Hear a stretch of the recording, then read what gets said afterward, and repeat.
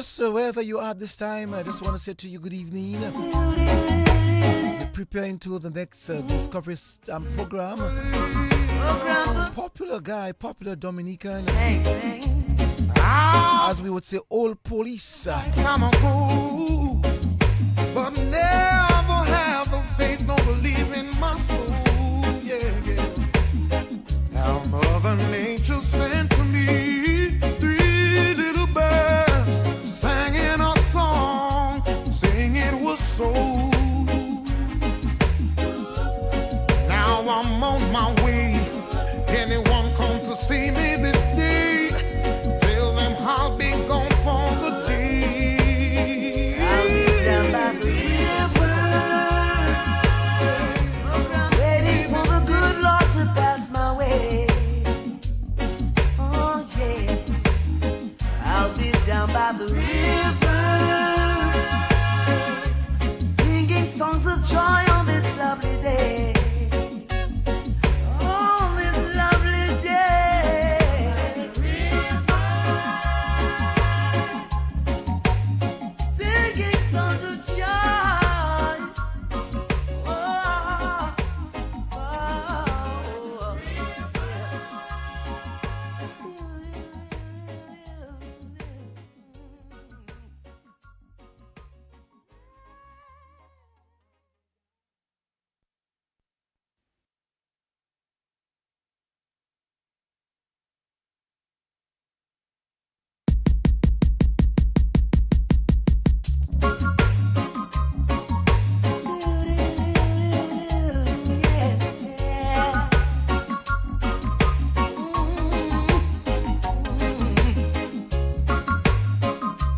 Well, as I'm about to start the program with Sogo, let me just send wedding anniversary to Dawn and Christine Augustine, celebrating their wedding anniversary today. for the good Lord to pass my way. Sorry about that, just got your message. And it's 7 o'clock, we start our program. Down by the So river, I really cannot play this music that you really want me to play for you. So singing just songs. hold us in your heart as we're about to start our program. Dawn and Christine Augustine, as we celebrate your wedding anniversary. 3 singing birds told me by sunrise he's always there in the morning, praying and blessing the day. I've heard about this little tale long time ago, but never had the faith to believe. Well, just want to say good evening to all the listeners of the Nation Station, DBS Radio, wherever you are at this time. And it's good to know that we have with us Sogo, Fly, as we would normally say. But his name is Peter Thomas, for those who are not aware of his name. Good evening to you, Sogo. Good evening to you, Sogo. Good morning. Good morning. Good evening, Cecil. You know that hang is in my mind. Good evening, Cecil. Cecil, it's a pleasure for me to be here tonight. You invited me here to honor, how do you call it, Lakou, to talk about how I was brought up, what I did in my life, and what I am doing today. And I'm very excited myself to have you on my program, the Lakou. And let's start with our chit chat as we normally would do, Peter. First of all, I know that you are from Vikas, but tell us your upbringing as a boy, as a little boy, going to primary school, maybe even preschool if you remembered, in those days gone by. Cecil, I was born in one of the best villages in Dominica. Vikas, its real name is Itasi. I was born and bred in the presbytery, Catholic presbytery in Vikas by my late grandmother, Mary Ernestine Royer, who used to call her Nenta, together with the late Reverend Father Leon Blanchard, a French priest. When I reached the age of 8, after I made my first communion, I became an altar server. We used to call it before acolyte but now is altar super. I went to school at the primary school in Viecaz under the baton of Clive Sorrento, Mr. B.A. Carbon,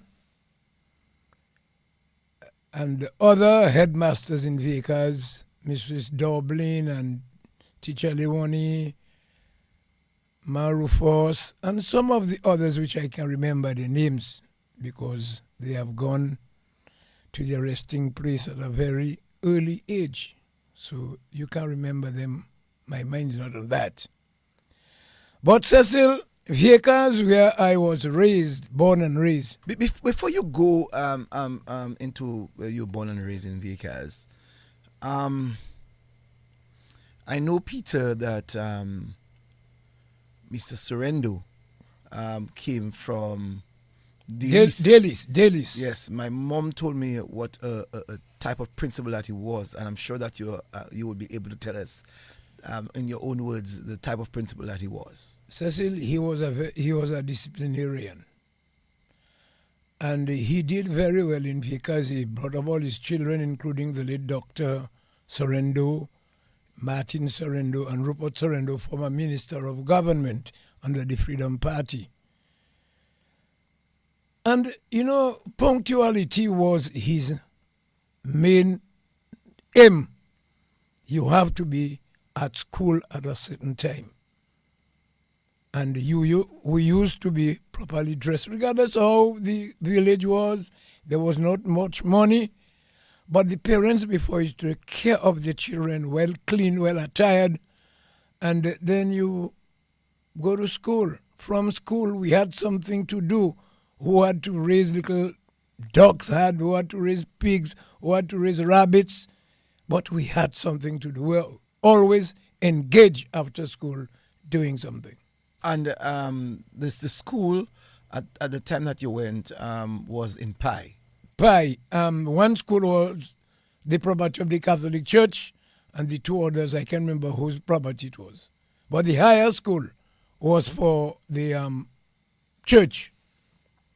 Okay, so you're telling us now about your upbringing in the community of Viecaz. So help us to have a better understanding, a better clarification of your upbringing in Viecaz. My upbringing in Viecaz was very simple, Cecil. I had a great grandmother there. Cecil, she was strict. Since you don't see me, something is wrong. I was taught by her not to eat at people's home.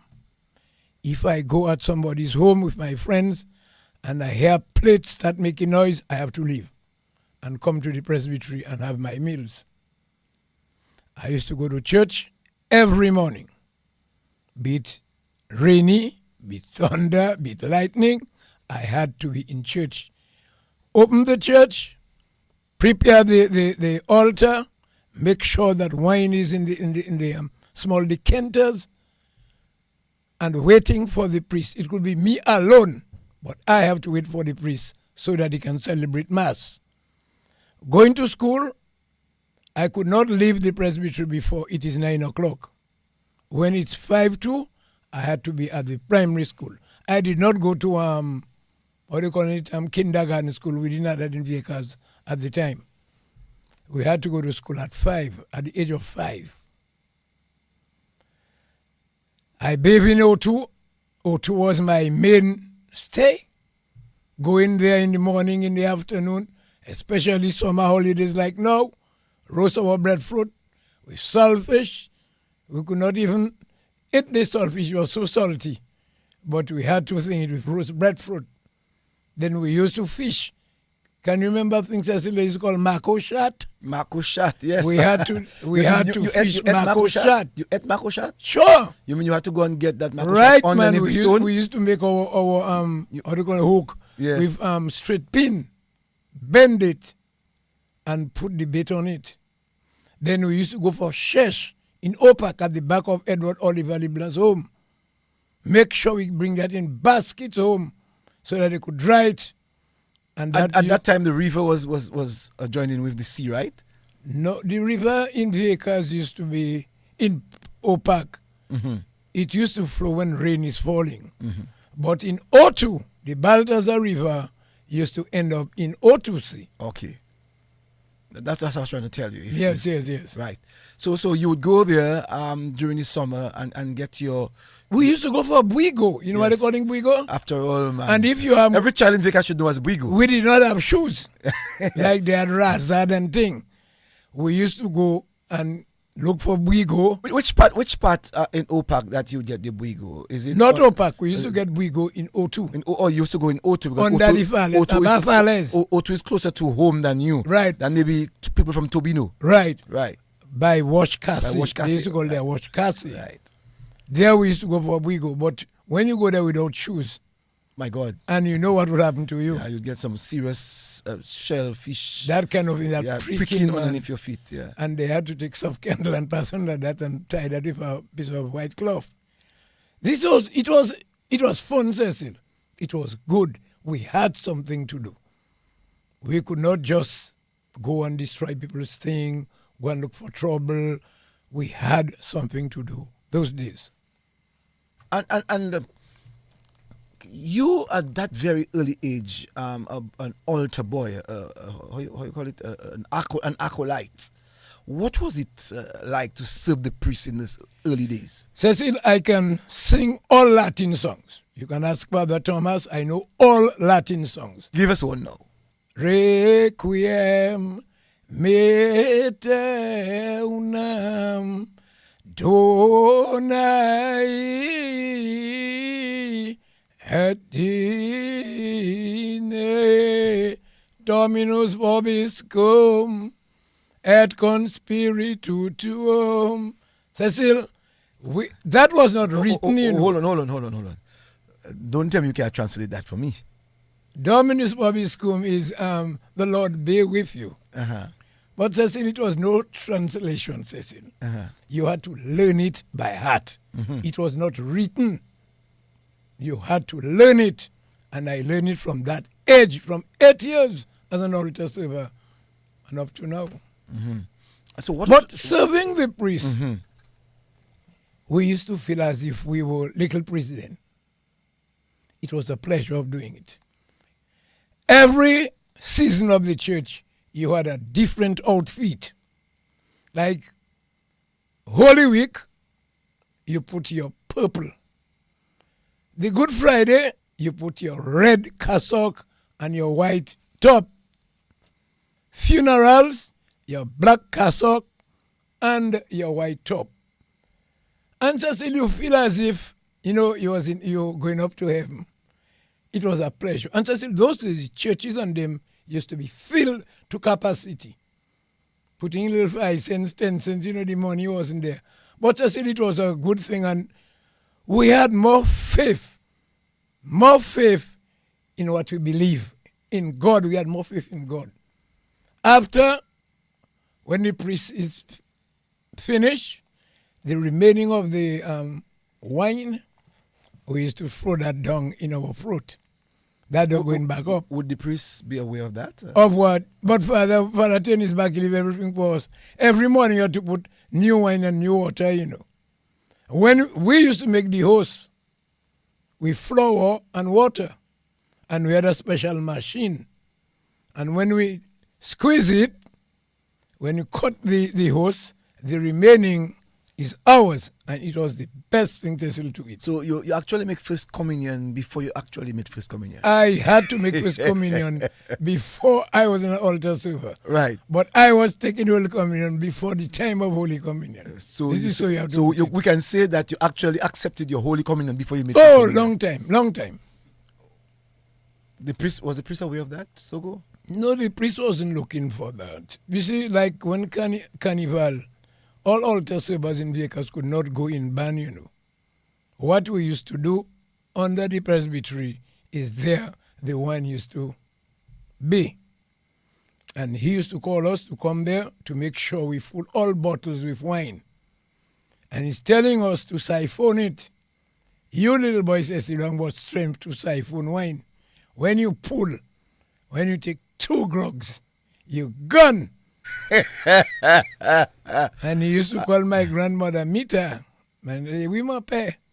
Venez voir la pitié au coucher. You knock out. Just sue. Knock out. Not knock out, just sue. Yeah, man. At that early age, but good. pay a party easy at So that early good. age. He don't want you to go in carnival because he used to call carnival bagay diab. But he was giving you more bad idea to make you knock out. No, but Cecil, we are Il a fait bouillir, il a fait sue Cecil, we avant too, we agree to, you know. Nobody priest no better than that. No, but he don't Just care. Father who? Father Blanchard. Father Blanchard. Leon Blanchard. He From was a Guadeloupe? French priest. He was from France. He's from France. Yeah. A white French priest. Right. Yeah. So we say bagay blanc fait so boy warm avatar so. Still, we children, we don't looking about white. What we don't know nothing about victimization or racism and thing. You know, we didn't know that. It was a pleasure too. I just want to say to you that Sogo, that there are some persons on Facebook saying hi to you. Willis Junction, as to Wizzy, and I'm so sure. Carol Angol, she said good evening to you. And Hazel Shillingford, she said that's a good program, and that she said things have changed. And Teresa Frégis from La Pointe, she too said hi Sogo, and Sandra Sayers said hi to you. So I know you're going to get quite a number of. Let me say good evening to them, and I ask them to continue to listen. Now, Sogo, your what relationship did your mother had with the church? Because I realize that you've been talking about your grandmother over that of your mother. My grandmother, she told me, she started working with the priest at 18 years of age. And she made 2 children while she was working there. My mother and my aunt. My aunt was Christina Leblanc, and my mother was Ellen Ann Thomas, married to my father.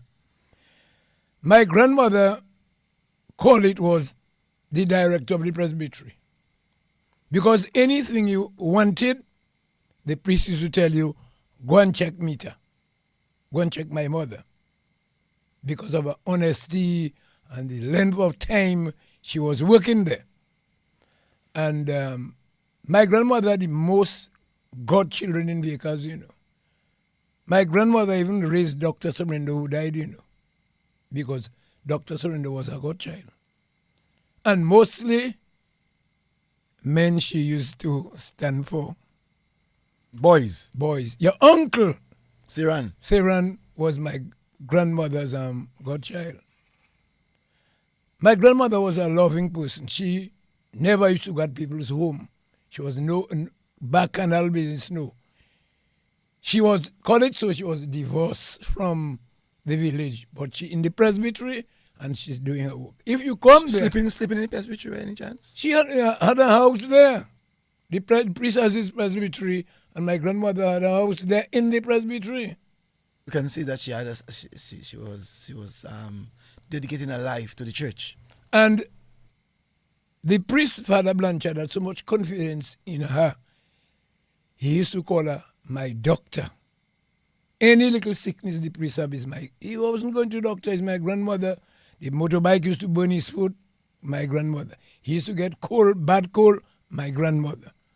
He had a lot of confidence in her. And mostly all the FMI priests, Visano, Guéry, Hay, Pavageau, Villeneuve, Mon, Batty, Barry, the last one who just left there, he went to France, back to France. Favalier, all of them worked in Vickers under the patronage of my grandmother. Bishop Bogart, who died, may he should rest in peace, had confidence in her. Bishop Bogart had loved Wigo. And my grandmother used to get Wigo from Old Park, O2, and prepare it and call Bishop Bogart in Roseau to come for it. He used to take his car and go in Vickers, you know. And he used to call my grandmother Pomte. You know what is Pomte? Irish potato. So French is Pomte. So the bishop used to call her Pomte. Now, Sogo, so much about the church. We leaped and we went into the church. But I wanted to get a feedback of you and school. I know that in those early days, that school was from 9 to 12 and 1:30 to 3:30. Give us a day in school as to how you went about it. Since in my days at school, at the primary school in Vickers, was one of the best things I cherish. We used to go to school from 8, it wasn't 9, from 8 to 12, and from 12 to 2. It wasn't free. Those days it was so. We used, like children on holidays, we used to scrub the desk. We had gardening. We had animals, goats, raising. Children in the higher classes used to do that.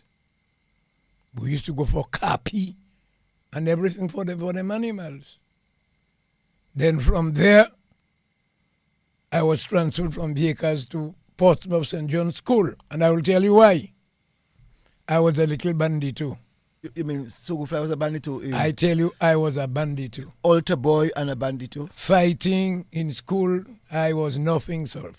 Your father somewhere? My father was from Penville, FlyThomas. Ah, your father's Moon Penville. Yes, and Vickers produces a Neglot Bar. Yes. And Moon Vickers. Vickers. Right. So I was transferred to Portsmouth, and the priest used to collect me every Friday afternoon from Portsmouth to bring me back to Vickers. Oh, hold on. The priest that was serving Portsmouth was the No. station in Vickers? No. So the priest had to come and get you in Take his motor car 512 and come and collect me in Portsmouth back to Roseau, back to Vickers. What was the road condition like then? Oh, Cecil, as people would say, it was a Casmaku. You had to be good to drive there. But praise God, since Roosevelt Skerrit took the helm of government, things have changed. No, but I'm trying to wonder, why would the priests come for you practically, as you said, every day? Not every day, every Friday, I said. Every Friday to bring you up. Why because he did not want me to get myself in trouble, Cecil. He didn't want me to go in no other. The priest raised me as if I was his son, you know. Okay? He raised me as if I was his son. He had his racism in him, you know. He had a racist ideology in him, you know. Towards black people. How did you see that? How did you determine Cecil, that? I could see it. I could hear certain things. Right? I'm not lying on him. He's dead. But not with me. Because of my grandmother, he had confidence in me. Okay? What did he display that would have made you say that? Cecil, some people used to come to the presbytery, and his attitude towards certain people. I used to tell my grandmother why he's doing that, why he's saying that. And my grandmother used to tell me, Femi Bushu, don't want me to bring that further. You know what I'm saying? I wasn't stupid, Cecil, so I could see, I could read. So what class would you have entered when you went to St. John's? I was from Vickers, probably I was 14 years, and I went to, and that man was in charge, Mr. Morris, you know Teacher Morris? You know Teacher Morris in Vickers? And I think Brain knows Teacher Morris. Brain is not there? Brain is right there. Yeah. One of the top educators. Yeah, Teacher Morris was the principal of St. John's. I went there, Cecil, they had stage 1, not stage 1, grade 1, grade 2, grade 3, till grade 6. But in Vickers it was standard. Standard 1, standard 2, 3, 4, 5, 6, and 7. So when you left Portsmouth, when in the Vickers you went to Portsmouth, by that time you have not been to Roseau. Cecil, I went to Roseau with the priest on his car 512. The priest used to do all his groceries from the Peanuts. You know the Peanuts? By Bridgewater there. trying to get the peanuts? Is it the peanuts you have the boat? No, man, Cecil, look, by Macmillan selling gas coming down there. The peanuts used to be there, close to Bridgewater, Cecil. I can remember the peanuts. When I came to Roseau for my first time, I slept from Vickers, I think, to Maho. When I reached in Maho, my head was like a top, looking up and down. When I entered Roseau, hey, Papa, I got lost.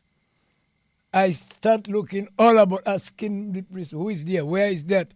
Country boy in tongue. And Cecil, it took me the whole day. I did not eat anything because I'm in a different land. Where I came from, and I'm in Roseau for my first time. I came to Roseau with the priest, my grandmother and myself. We came to do his shopping at the Peanuts. And I stayed there, Cecil. I never went out. We're going to come back to that. I just want to say good evening to some people that are actually listening to you and having fun listening to you. Clifford Joseph. She said, good evening, Sogo. Nice listening to you. And Victoria Williams. She's in Miami, Florida. And also Delma Ismail said that good night, Cecil and Sogo. And also Earl Hamilton and Ivinia Hill and Alicia Griffith. So you come to Roseau. Here you are in Roseau. And you said the first time that you came, you were lost. Lost for words or lost in terms of direction? Cecil, I was lost for everything because I came to a strange land. From Vickers, I'm in Vickers and Portsmouth all the time. Never come to Roseau. So when I come to look, country boy in town, and I'm looking all about, asking all sorts of questions. Don't want to go by the door in the shop. I believe somebody will come and thief me and go away with me. Because it's first time I come in Roseau. And you were at what age? 14, 15, 12? I was around 14 going 15. So you were in Portsmouth going to school already? Portsmouth, yeah, man. From Vickers to Portsmouth, and my first time in Roseau. How did you come to Roseau? You came via the sea or via No, Marigot? Cecil, I came from Vickers, passed through Marigot and Pocassé, and come to Roseau. And I had to leave Vickers around 2:30 to 3 o'clock. So that night you would have slept by your grandmother? Yes. And then the priest... When the priest was ready, told my mother... Would you remember what the priest wanted to go to Roseau for? No, it's there he used to do shopping. Oh, he's already shopping. Yes, buy things in bulk. Cod fish, smoked herring, his gallon of alky. He used to make his tea punch with limes and things. Yeah, there he used to buy his thing. And you said that you slept from Vickers to Maho. I think Maho, yes. Yes, so that means you passed into the Lakou Park area to get to Maho. Cecil, yes, Lakou Park, yes. Yes, that's what it was before, not the Kingfield. And them trucks, them Freeton trucks, when my daddy had his truck, I used to leave Vickers, make sure my daddy come for me at minutes after 3. Drive up, stop in Thibault, them fellas are drinking their little thing. From there, blame him. You go carry hold on. I want you to hold that back. I don't want to talk about your dad and his truck yet. I want to talk about you coming to Roseau for the very first time. I'm sure that your good friend Adams, who would have raised in Roseau, must be having some good fun about hearing what Sogo had to say. By tomorrow morning, he'll throw it on me. I know that he'll throw it on me tomorrow. I don't believe him. I'm not lying. I'm speaking the truth. Boy. Yes. Go ahead. Country boy come to Roseau, lost in town. So you said you do not even want to go and stand by the door because you felt that someone would have taken you. Yeah, man. Because Cecil, first time I come there, I don't know nobody in Roseau. Everybody passing there, busy, up and down. And my grandma said me, don't go by the door, stand up where you are. So when I see certain people, when I saw Rita, the first time, Rita? Who's Rita? Rita that used to drink rum? No. Black Rita? I honestly can't remember the Oh, person. but you silly, not from Roseau again, man. You forget Roseau, man. And Cecil, Rita was so black, and she had a pipe. When I saw Rita, boy, I rushed inside and I hold my grandmother's dress. So your grandmother came to get the priest? Of course, but she didn't know what to buy, Cecil. Okay. She everything in presbytery, she was in charge of it. If you want something and you go to the priest tell you in patois, go and check her. If she tell you no, no is no. No. Would you remember some of the supermarkets that were in Roseau at that time, or some of the shops that you remember? So I said, who tell I go in supermarket? I know. I said, how I can know that now? I don't know them things now. I come to Roseau for my first time from the peanuts, the priest pass in the presbytery there in Roseau. Collect what you have to collect. I sit down in the car, country boy in town. And from there back to vehicles, you know. You can't even remember the location that you came first. Cecil, how I could remember that? No, Cecil, I don't raise there, you know. You want me to lie then? I can't lie. Some people have to try to polish certain things, not me. Can you imagine the man come to Roseau and the man is telling us that he can remember the shop that he went to or the supermarket? I tell you, I know I went by the peanuts. The man was amazed at what he saw, you know. Right. I tell you, I went at the peanuts with the priest to shop. So what the streets like in Roseau was like? The streets? Cecil, you know how Roseau was, you know.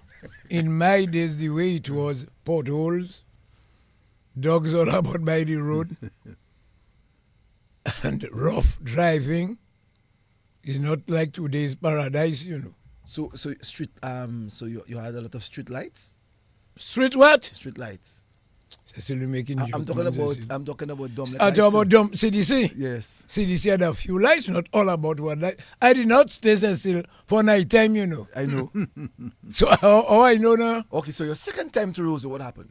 Oh, my second time to Roseau. Hold on, before that, when you went back to Vickers, what did you tell fellas from Vickers? Oh gosh, so when we reached in Portsmouth, by that man, the Mr. Robinson, he used to sell milk bun and them cakes. We stopped there, bought some cakes, man, and thing, and brought that to Vickers for my boys. And they started to question me, man, about Roseau, boy. I put some lies in their tail too. Because they themselves have been to Roseau. No! So I put some lies in their tail, man. What the lies like? Cecil, things I tell him I do, where I go, Cecil, I never go there. You know.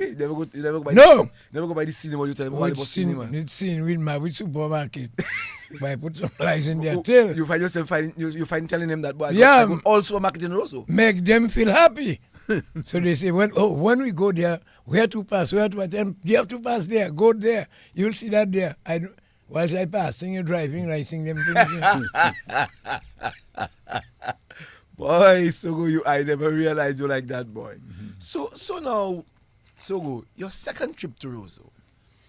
Well, when I came to Roseau, my second time, I was 16 years. I did not come on priest. I came on my father's truck, 153, big black three-ton truck, driven by Gilles, but I think he's dead Benjamin from Balthazar.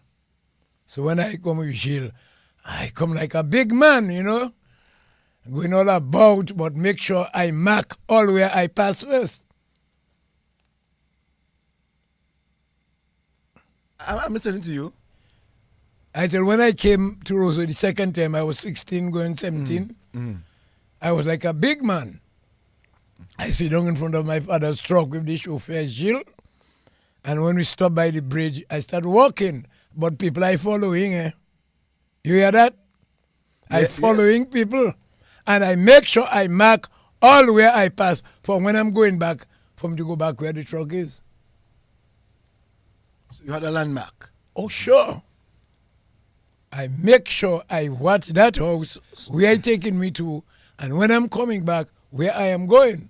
So your father took you, that time your father driving No, my father was never a chauffeur. Okay. He used to buy the trucks. Yeah. But he used to Gilles he used to do what? buy trucks. Oh, and give people to drive. Give it to Gilles to drive Right. and All other right. fellas. So your father from Penville Yes. Living in Vickers. No, my father never lived in Vickers. So My father lived in Penville. so the trucks that he bought, was it stationed in Vickers or in It Penville? was all about in the village. Vickers, Thibault, all about. But the truck was being packed by his house in Penville, close to door. So you're telling me that the guy, even if he's from Vickers, he had to bring down the truck to your father and He used to sleep in Penville. he used to live in Penville. Yeah. Okay. So you're saying that your second time in Roseau, I can imagine that you went with a number of adults. So again, you had to get up early in the morning. Yes, you had to get up early, Cecil, and pass through Marigot to come down. So at that time, your to eyes Bogus. open, not like the first Oh, time. no. My eyes open watching all about, seeing fellas carrying bananas, fellas walking with their cutlass going. When we reach in Maho, I see fellas by the bay catching fish and thing. My eyes was well open. I start coming to be a man, So when I reach in town now, when I saw Roseau on the bridge, I was happy. When I get down from the truck, I make sure I mark all houses, what color. From when I'm coming back, first place I entered, it was J. Astaphan and Company Limited. Let me give you a joke. Before you give me that joke, right? I just want to tell you that Yvonne Royer says, I don't know if I'm not so sure if you know her. Yvonne Roy is my cousin, Right, from she said, Emzol. she said, Sogo, you have me laughing. Very interesting program. and Ivina herself said, Sogo, it's not country boy in tongue.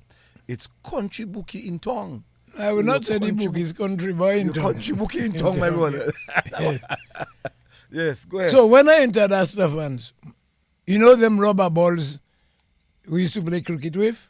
yes, The rubber ball? Yes. I went Kakarubber. to Kakarubber. Cecil, I saw a dummy. You see the dummies they have by Astaphan? Yes, in those days they still have them, yes. So when I pass, I don't know where to go. So I'm asking the dummy where to go for them Kakarubber balls. Hold on.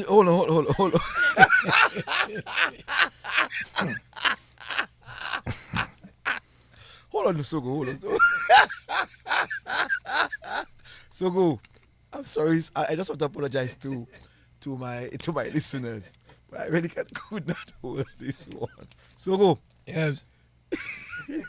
But Cecil, I have to live for now. repeat yourself for a minute, please. So when you're doing, You talk to the mannequin.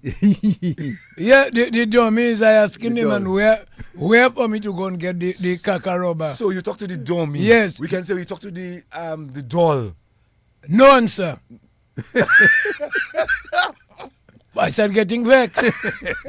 I said, well, I'm talking to the man working there, the man didn't want to answer me, man. So I went higher up, I saw somebody moving. A lady, I said, Madam, can you tell me you're selling them balls them children playing cricket with? She told me go upstairs, and I went upstairs.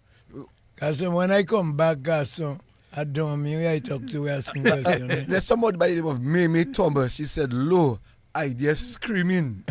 I don't know that me. Sogo, you're telling me that Yes. you did not realize that is. Let's put that. Cecil, a the big doll. dummy was dressed like a man.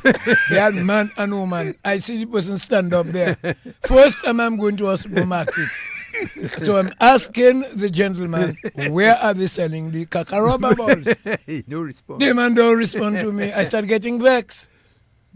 So Cecil, when you see you in a place and it's the first time you go there, you are tied up, I don't know, Roseau, first time I come to, that's my second time.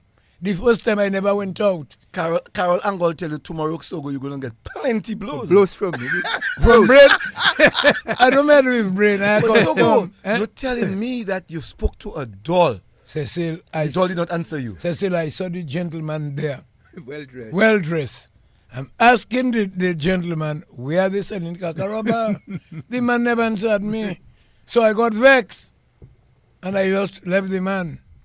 And so when I come back, I'm saying, is that doll we dress in people's clothes? So when you went back to Vickers, did you tell anybody about that story? No, sir. We went to the boys' next to my boy. Okay. Told them I boast again. Ah. Tell them I went upstairs, man. Endless Kakarubber balls, man. I brought different colors, man. At that time, Astaphan had a restaurant upstairs, right? Right on. It's there I got my My girlfriend, when I joined the force. Okay. From Collie, working in the restaurant. In the restaurant. Upstairs of Astafans. Yes. So Sogo, so when you left Astafans, you now have to work in Roseau. From Astafans, I make sure I know where to pass to go back by the bridge to meet my father's down there. Because I had to give me my money to buy my little snack. So from there, left Astafan, go down close to where Lakou was, and went direct to the bridge. Like you say, you're talking about you swing by Calabash. No, tell you Calabash what no man says. I tell you, by the Lakou there, the first Lakou.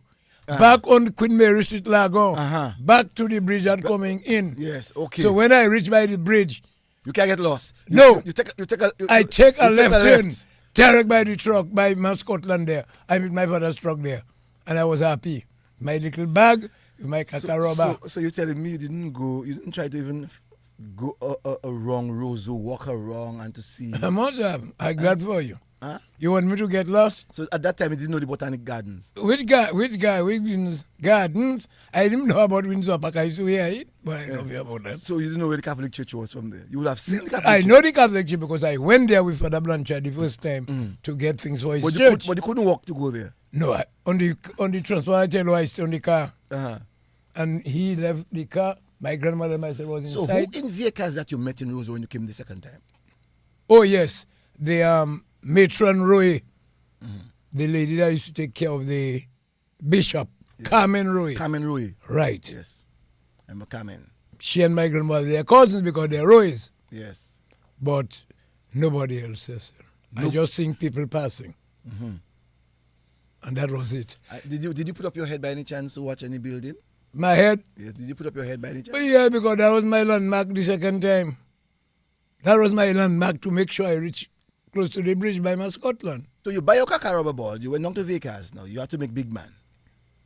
How did you make your big man? Did you remind the guys, my brother, say bowl moi actually Astafans? You never said that. When I reached home, it was around me to 6 because the priest stayed in, and my father stayed in Portsmouth, sorry. And did certain things, go and collect some money. So we reached late, and so we dropping people and things. Next morning, they looking for me. Bring my bag, I tell us my kakaroba, balls in that. We had a bat cocoa man says to play cricket. And I told them, I am opening bat, and I'm opening the bowling because that is mine. First ball, they bowl me. I take my ball, I take my bat, and I go. He said, come back, bat still. And we played our cricket. And when I was tired of batting, I just leave the thing for them. So tell us a little bit about you know in the community of Vegas, because you said that basically you were troublesome, you were a rebel, upate easy. Tell us your life in the community of Vegas. Just in my life was just like any other boys. But one thing, I couldn't take nonsense. If you hit me, I'll hit you back. A fella by name, I will not call his name on radio. I came from OPAC with my little guava in my plastic. He asked me for one, so I tell him, you sit down there, go OPAC and get your thing. He made a grab, and everything fall. I had my little fish gun, Zalin Power Sol. I just stand back. Clack! That stick in the eyes there by the thing there, They had to take him to Portsmouth to remove the spear. What the family members did to you? What did your mother? Nothing. My grandmother beat me. So she had to pay money, to take him to Portsmouth and thing. I said, nobody could put that on me. What about La Vijade? Oh, La Vijade. Did you go in the gardens? Did you have a garden to go to? Did your mother and father have a garden? No, man, Cecil. I don't reason going in garden, Cecil. My father was in Penville, and I was afraid to go there, Penville, because they used to say Neglod Bo. And I had a grandmother by father. They used to call her Lugau. When they tell you that woman is a Sukuya little boy, he was afraid of them. So I wasn't going there. All my things in Vegas. I used to go to Thibault Walk, from Vegas to Thibault, just for sports, young children and thing, and go back. I never was in gardening business. So Neg Lodbo, you would not have gone in Lodbo because were you scared of Neg Lodbo? I was scared of my grandmother, my father, because since I grew up in Penville, I must go there. So I used to keep away. No, any trouble ever when you went to Penville with anybody in Penville? No, man. No, my father was like my father, Do's father. They were like the big boys in Penville, So I come from a big boy's father. So nobody tell me anything. No, man. Penville are very nice people, Very nice people. Now, look, now Penville is well developed, More than even Viecas where I came from. Penville people never in trouble. They're looking for nothing. They believe in fair play, one thing I would say. And when they love you, they love you. No, you would have seen people like E.O. Libla in your young days as a young man growing up. I mean, let me tell you something about E.O. Libla. When Mr. Libla was coming to Viecas, especially Friday afternoons, he used to live at Pi. Libla used to talk to us about politics, it's Libla that changed my mind, make me believe in socialism, Mr. Libla. Mr. Libla used to keep lectures with us, young boys in Viecas, about the country, about the outside world. Very articulated man in his politics. And that motivated me today to be in politics. Libla was the father of the nation. He was the father of Viecas. Everybody looked Mr. Libla as a guiding light. Would you remember Mr. Libla as an extension officer of the area? I can remember that. No, I can't remember that. I can remember but that. you remember him as a boy involved in the whole social issues dealing with politics? I know Mr. Libla when he won election. John Livingston Roy was the PAL rep for Viecas at the time, and Mr. Libla used to contest Collier. But to say that I met Mr. Libla in his agricultural field, no. Okay. No, Sogo. What are you able to say now, growing up in Viecas? I heard a little bit of Penville, but growing up in Viecas, what about that of Thibault? So you have Neg Lodbo, you have Moon Viecas, and what would you all call it? Jean Thibault. Jean Thibault. Right. So each of the areas you would know. So You know why they were saying Moon Viecas? College Viecas was the capital. You had the big church there. You had the schools there. You had the police station there. And the Viecas people, the YII, BK, Pigeon. So they find those days they were above the other villages because the other villages was not so well developed. And you know what I'm saying? And Viecas was more like standard. And Edward Leblanc comes from there. And So it's what they say, Moon Viecas, Neg Lodbo, Jean Thibault. So we know when you hear Jean. But I don't believe they're saying that again. These things pass, man says it. But still today, when you speak to people from Viecas, they will tell you, don't call me Jean Viecas, call me Moon Viecas. Today they still say that.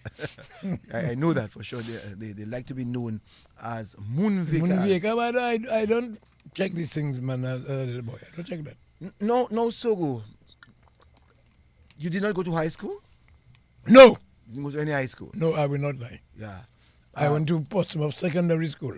No, I'm saying Portsmouth School. primary St. John's yeah, School. St. John's Primary School. Yeah. No, Sogo. You then have to take a turn in your life to determine what you want to do because you're coming to be a big man. How did you determine that you're going to become a police officer?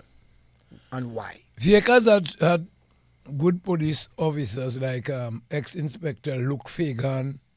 You had the late Jerome Pierre. They were in Vegas, and as a young boy, I used to go there.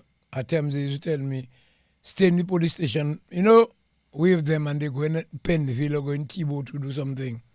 And tell me how to write in the diary for them. If any report, write it on a paper. When they come, they'll put it in the diary.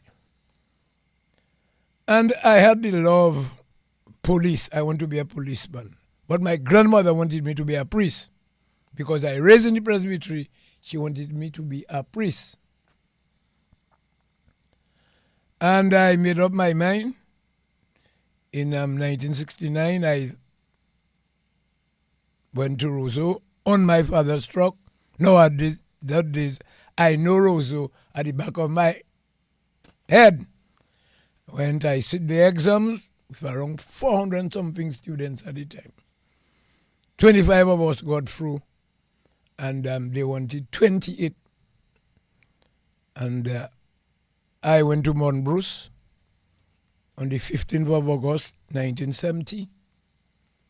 I left training on the 23rd of June, 23rd of March, 1971. I was trained under E.L. Pierre,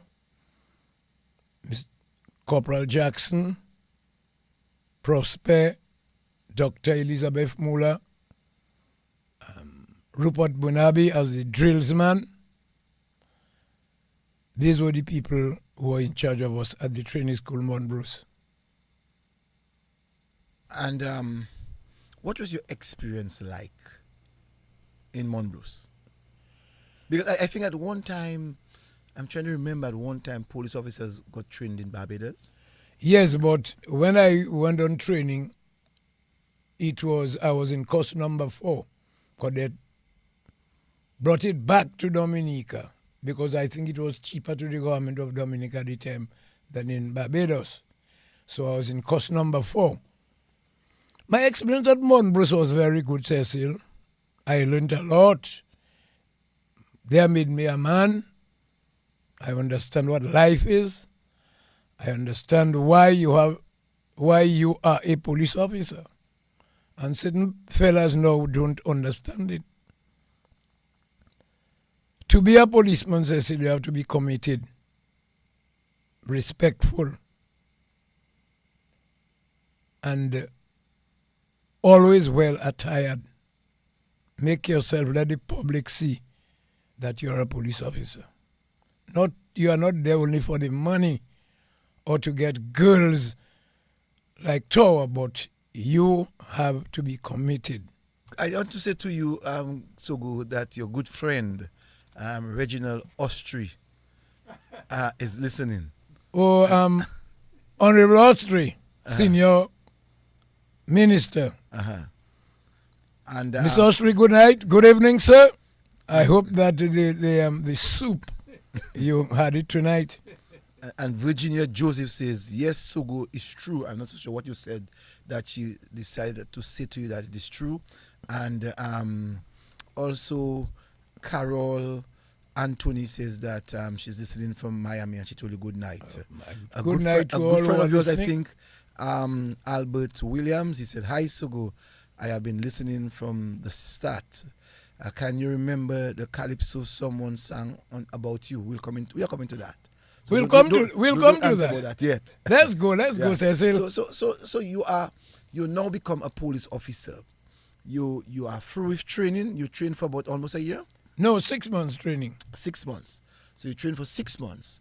Now you are at the headquarters. Did you stay at the headquarters or did you stay at someone's home? No. I was at police headquarters. Then after a certain time when I become a big man in the police force, had plenty girls, I looked for my own apartment in Jolly's Lane. There I was living with my lady. So now, Sogo, you are living within the perimeters of the police station. Is it the same location that we're talking about? No, I was at the old Roseau police station before they constructed that one. What's the location? Same place, But the charge office is different. The charge of office was on King George V King Street George V Street. by Astafans. Right on. Right there by Astafans. But now it is on Bath Road. All right. So you know, as a young police officer in Roseau, excited about being a police officer? Oh, Cecil, I believe, man, Cecil, the whole of this country was on my shoulder. And when I well-dressed, man, Cecil, your shirt, your pants well ironed, your boots glazing, and with your black cap and the white top, and you're walking down the street, man, for everybody to be watching you, you feel great, man. Not joke, you feel great. As if you don't even want to remove the uniform money for the day. So who's the first person you arrested? The first person I arrested was Boise Fielding. A man, around 11 o'clock in the night, I saw him with a wooden box of catfish on his head. So I approached him and I asked him questions concerning the box of... He could not give me a reasonable answer. So I asked him to accompany me to police headquarters. And there I arrested him. Oh, hold on. So did you take the codfish, or you allow him to hold the codfish and you held him and No, he had to carry the codfish on his head. I'm not going to carry codfish.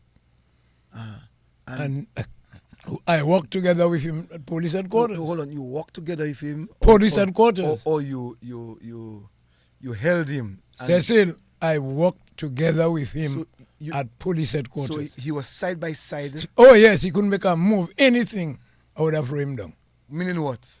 Meaning what? You had a gun? No, man, just, why I trained for no, Cecil? You want to run, I just trip you, Cecil. Yeah. And then if you fall, then I'll put the handcuff on you. So when you brought him to the police station, you said that you charged him? Yeah, I arrested him and charged him for the offense. Uh-huh. And next day he was taken to court. So what did his family and friends have to say about you? Family and friends have nothing to say about me. So you did your job? I did a job and that's it. Okay. Who hate you, hate you. Who like you, like you. That's not my business. I'm sure that you'll also remember the second one that you arrested. My second arrest, it was from Marigot, Calibishi. I arrested a fella, was by the bridge, and he had defective tires. So I asked him his name and address. He told me to look under the truck, I'll see his name and address there. What do you mean by that?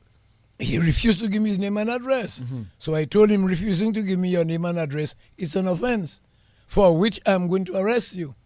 And he told me, if I arrest him, it blows today. I arrested him and we started to fight. Uh-huh. But luckily, they had some plainclothes police officers. Oh, luckily for you. For him too. Not for me, for him. Not for me, for him. And we took him to police. So what you meant when you said luckily for him? You mean you give him a lot of blows? Cecil, you question me too much on my police work here. No, I'm asking I said luckily for him. Luckily for him. And I closed my case. So where was that place? By the bridge. By the bridge.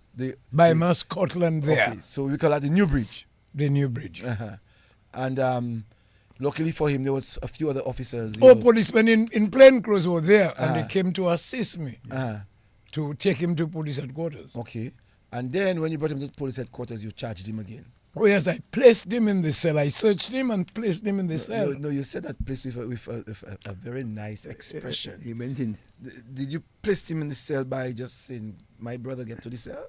No, I opened the cell. I opened the door. You rough him up to No, I opened the cell. The cell, and I said, "Sir, may you go in, please, sir?" He made no hesitation. Because he's in my backyard, so he cannot do anything. So, let me ask, when you saw him for the very first time after that, what happened? We were never vexed. We were all right. Cecil, I was a police officer, and I always used to say, if you have an inch above me if I'm investigating you, I leave you in peace. I do not want to be a joker. If I have an inch above you, I report you or I arrest you. So now you were A corporal? I was a corporal in Granby, not in Roseau. You were a corporal in Granby. Being in Granby as a corporal. Don't go to Granby Yes, yet. go ahead. Don't go to Granby yet. I have to question him. Mm-hmm. Is it true that you arrested your father's truck? I did not arrest my father's truck. I reported my father's truck. And I will tell you why. I was on duty by the bridge. And that same chauffeur, Gilles Benjamin of Vickers, he came with defective tires and without the partition between the chauffeur and the passenger. I warned him, I told him next day do not come to the city with defective tires. And he must get the separation between the chauffeur and a lady stood in the truck and said, don't meddle with him. It's his father's truck, he'll never report him. I said, okay. Next morning, my dad was sitting down in front and I stopped him. And I went to him, I said, Gilles, did I warn you yesterday about the defective tires and the thing? Yes. I said, I'm going to report you now. Took up my pocketbook, asked him his name and address. He said, my address is Penville, Fairwillis, Thomas. I said, in my mind, could be Bishop Thomas. Charge him, clip his wings. My father didn't see anything. Later he told me, Peter, you mean to say you report your own truck? I said, I didn't report the truck, I reported the man.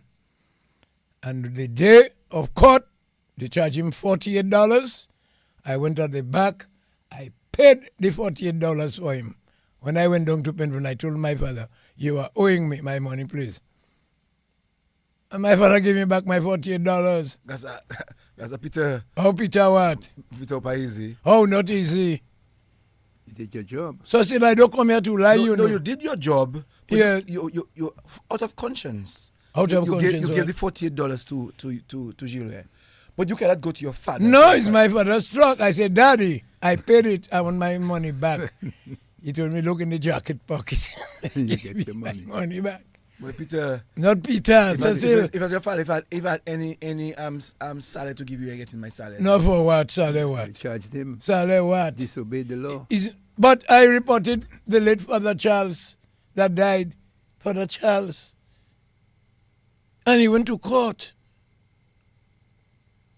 I reported, so Patrick John was Minister of Communication and Works, driving a vehicle without rear lights. I reported him. But I'll tell you what happened with PJ. When I reported PJ, so I asked PJ his address. He told me I was living Conroll Street. You can remember, Cecil? Yes. Yeah. So he told me, officer, you have something to do for me, So you can come Conroll Street. I'm my old labor, right? He's my minister. So I go Conroll Street. He put a bottle of scotch on the table. Cecil, bottle of scotch with some cold water. And that was the end of the day. Up to now, Patrick John don't charge. So Patrick John literally buy you then? Oh, man. And so we became friends, eh? So we became friends. So you gave the man a ticket? I just wrote it in the pocketbook. He didn't get a ticket. There was no ticket yet. But so you're not easy, eh? There was no ticket yet. All reports you make traffic was on your pocketbook. Mm-hmm. Now they have changed it. So and when you make the report in your traffic book, what's next? What's the next move? From the pocketbook, you transfer it to the diary, Roseau diary, in red. And then it goes where? Then you write your statement and your complaints. And how the person pays the government? They pay the government in court. They pay the government in court. Okay. No, Sogo. You would have been a very popular police officer. You spoke about girls. You spoke about arresting people. What is your biggest fame as a police officer? My biggest fame was giving evidence in front of Judge Windsor Bruno in the case of Algernon Murphy and Desmond Trotter and the rest. Winzy Bruno recommended me to be a corporal and further training for the evidence I give on oath before judge and jury. What was that information like? What was that information? Sorry. Can you remember when they No, had this? I'm not. You're not talking to me. We're talking to the public. Right.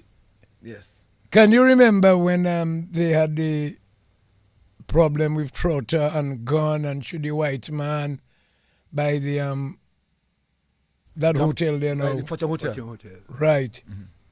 So we were in search of Desmond Trotter, the gun, and everything.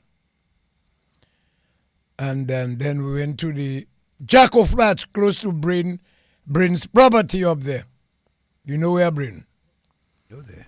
And it's there we got Algie Murphy and the rest of the fellas. And when they called certain officers in the police force to give evidence, it was a joke. The late Abraham Joseph, who was the deputy commissioner of police at the time, called me and said, Chief, I have full confidence in you. And I believe you will turn the proceeding of that case now. I said, sir, don't be frightened. I am going to do my best. Claude Bruni was the chief of the jurors. And they called me, saluted the judge, hold the Bible, took my oath, and I started. As a police officer, when you are giving evidence in front of a magistrate or judge, you watch their hands when they're writing and when they stop. When they stop, you continue. I gave a brief picture of what happened. And Brian Allen was the defense counsel. He asked me only 2 questions. I answered both questions. Do you remember the 2 questions that he asked? Can I? Can you remember the 2 questions that he asked? He asked me whether I beat Algie. I told him no. Or did you place any gun in any of them pocket? I said no, I was getting the I have an SLR. How I can have other guns now? The judge told him, Mr. Allen, you must ask the officer these questions, you know. Don't repeat the question to him again. When I was finished with them, I can go. While summing up the judge, he said, this officer Thomas gave the court a clear picture of all what happened. But you were not there. How would you have known? No, you can stay in court, you know, after you give evidence. No. I'm saying, how would you have known of the incident that happened at the Fortune Hotel if you were absent? I told you we went in search of Algie Murphy and the others to get the gun that was used, you know. That I say. Mm-hmm. And I was in the searching party. Okay. So we went there to look for gun and to arrest Algie and the rest in Jacko Flats close to Bryn's property. I get that. So I had to give evidence on oath because I was in the search party. Mm-hmm. So I am telling you, I gave evidence on what the judge said. Okay, on the questions asked. Yeah. And the judge said that I should be a corporal. No, he asked me first, what was my service in the police force? I told him 5 years, 4 months, 3 weeks, and 2 days. He asked me where did I took my initial training. I told him at Monbros. Have you been to any other courses? I said, no, my lord. So he said, I am recommending now that you are promoted and you are being sent to anywhere, Hendon, or anywhere for further training. Must have. Did that happen? Oh, the Granby. So you arrived in Granby. What was the experience like? Oh, Granby is my second home. I had a good time in Granby. The people in Granby are very loving. and they treat me as if I was one of their sons. But it was said in the early days, Sogo, that Granby wasn't an easy place to work. How were you able to? I did not get that. Cecil, when you are in Granby as a police officer, you have to be straight. You have to do your work. Don't crook people. Be straight. Be honest. And you will succeed as a policeman in Granby. Granby are loving people. And I had no problems.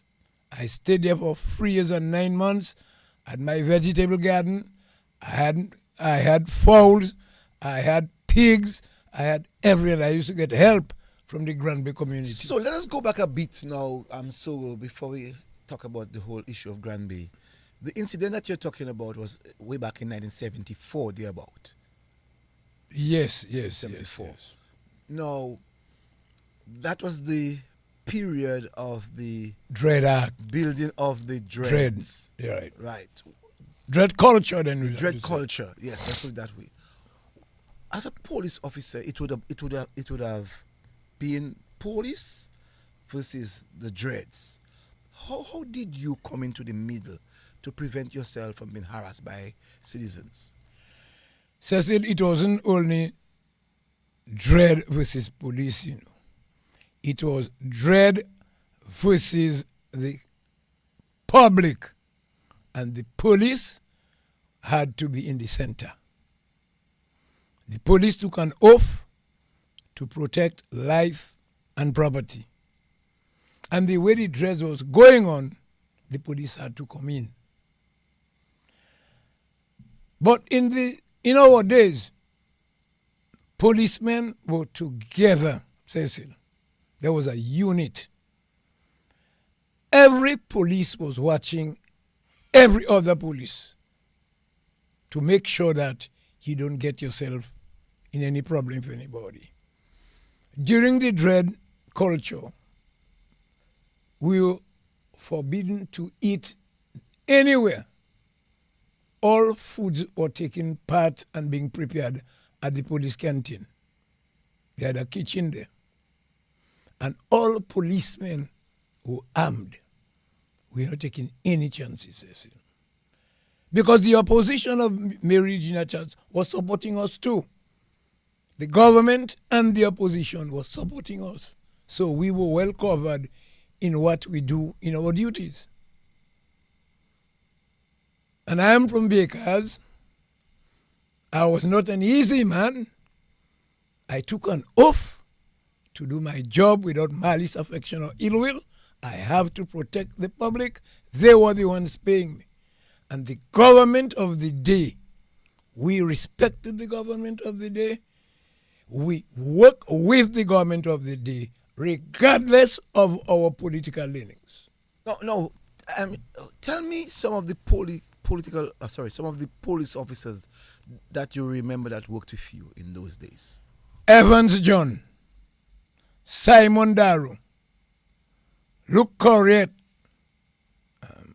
Philip Paul, Angelo Allen, better known as Groovy Bat, Hildreth Johnson, dead.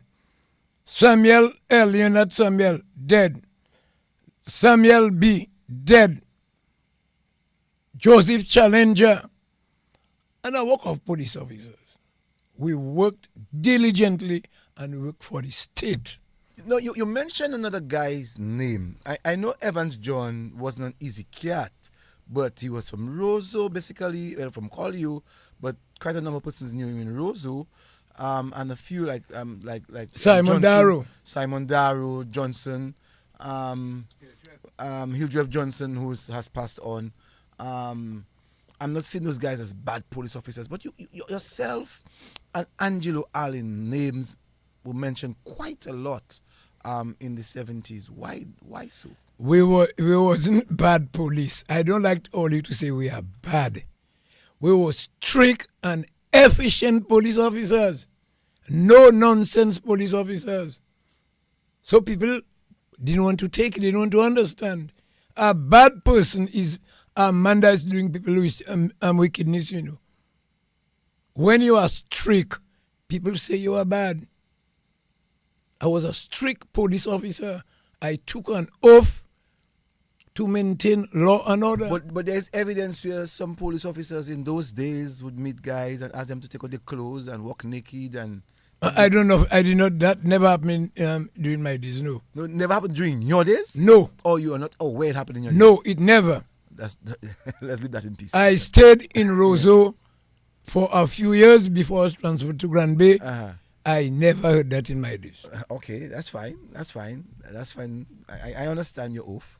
But I am saying to you, Sogo, that yourself and Angelo Allen, whenever you all would pass in Roseau, that a high level of regard and respect was given to you because it was considered, you were considered as the tough police officers. I told you we were efficient and effective. Well, what do you mean by efficient and effective? Stop playing. Cecil, we were doing our job and we were not slack then. We were not slack. We were doing our job. We make the public respect us and respect the law. Did you have the experience to go at Four Corners, Sogo? Oh, that was my days every night in my black uniform. They used to call us Babylon. I always in Four Corners. Nobody troubled me in Four Corners. I used to pass going cinema with my girls and thing. Nobody never troubled me. They used to say, boy, the bad police from Baker's coming. You look him up there coming down. Be careful. But nobody never troubled me. You never had the experience having to run behind guys in Roseau and having to pass in Kuwes? Oh, Cecil, on several occasions. Cecil, once I run behind a partner from Cochrane, you know. He took a lady's purse and I passed in a Kuwes. Next thing, Cecil, a bucket of water in my face. The lady didn't do it by purpose. She was washing. And when she does the water, pour me that get it. And I never see the partner, you know, Cecil. I had to go and change my garments. Yes. Uh-huh. Give us some more experiences that you would have had in Roseau Kuwe. Yeah, Roseau and Kuwe. You was in Roseau running behind fellas. I already jumped, you know, Conga. Yes, Conga is my brother's brother. I bet there was a white fella from Canada and his wife. They were living at Fort Young Hotel. And I think Conga snatched their wallet and thing by the Roseau River. And Conga fell in the river. In full uniform, I jumped behind him. Up now the crong, I haven't seen where the crong passed. And I held him there. And I called assistants and they come with the police jeep and things. So I went through a lot in the police force. I was not a coward man. And people can tell you, and people still asking, where are the Sogo flies? Oh no, Sogo, let me ask you, at any given time performing your duties that you found yourself questioning what you did? To say if I did something wrong? Mm-hmm. No. Cecil, let me tell you. I, Peter Thomas, as a police officer, the cases I had before the court, it beat Maho Police Station, 36, beat Point Michel Police Station, and a lot of police stations. And I always tell policemen, you see the police headquarters they're living there? I, Peter Thomas, paid the loan Edward LeBlanc bill took to build that police station. And you can ask them and they can go for the thing. I never, ever lost any case as a police officer. Never. You know why? You have an inch on me, I leave you. I have an inch on you, I proceed. What about close calls? Close calls. How close calls? A guy with a gun in your head, a guy threatened to kill you. That never happened to me, man. The only person he did not like Evans, John, and we were looking for him. Is that fella in Maho? He was a bad fella going in drugs. He buried the other day, man. Mal Esprit. We were looking for Mal in Poncase up there. And Mal was on a tree. Well armed, you know. And Mal met me after he told me, officer, I know you. When I was arrested the first time, you were the one that go and check my little things for me. Go on in the bank and go do that for me. Give my family my dirty clothes and thing. Man, if you see you was Evans John, all now you'd be a dead man. I know they would kill me, but you would be a dead man. He was on the tree and I didn't see the man. And the man was there, thought it was Evans John. That's a close one. Yeah, very close, man, Cecil. Very close. And once a fella in Granby, Cobb, used to rape women, do things in Granby, beat a policeman, they call him Robin. And women had to go inside from 6 o'clock because of his attitude. And we went for him. He went in a house in Hagley. And when I called him out, he came with a cutlass. Man, if you had seen that blade, if that passed close to your shirt, it would cut it. And I had to do my job as a police officer. And we apprehended him. That was another close thing, you know. So, Cecilia, I'm going to be frightened of people. It's one thing, you know, that if they miss you, they're not in it. But if you miss them, you might get yourself. So people like yourself, Riviere, Angelo Arlene, and those guys that you told me about, have you all sat together to think all over again? When we meet, especially we would meet and make our little jokes and say, boy, you can remember, you know, there's all things that. Up to last week, I was talking to Evans John in the bank, and Evans John shook his head, I shook his head. Evans John told me, boy, Sogo, boy, that is not how it is. It's a different picture, and it's a fact. It's a fact, Cecil. No, I found out that yourself and Angelo Allen, 2 police officers, were actually in some misunderstanding. Yes, Angelo Allen, I'll tell you why. Mm-hmm. You can remember when St. Vincent was playing football with Dominica in 1974? I would have been a little boy. Okay. Oh, you was just born the other day, man. 74, yeah. And Tit was at the merry-go-round playing dominoes or drinking his grogs. And Angelo Allen, I was there too, firing my little thing too. Angelo Allen came there and arrested Tit. For no reason, he said Tit was the one throwing. So I said, no, boy, Angelo, the man was there drinking, it was the man not in that. How you can arrest the man? So Miss Charles asked me to be a witness, which I did. I'm not going to lie. I have to save the man, you know. And I went to court, and the case dismissed. Tit walked free, but I speak the truth. And one night, fire my little grogs, going up to my barrack room, I just feel a lash above my eyes there, you know. Glory Batu did it. I was going to get rid of him. But a certain corporal spokesman told me, let them investigate that. When you read before the commissioner of police, because you can't assault another police officer, told the commissioner of police, forget it, so I finish with that, just leave him alone. And we are friends up to today. He's on the other side, and I'm on that side. We have never discussed politics. We have never kissed each other concerning politics. We remain friends. The way you're saying to me, like, you know, you let that finish and so on, but I was told that you all had a banter, a fight. No. It's not, no fight. That never happened. He hit me. It was with a 45 revolver.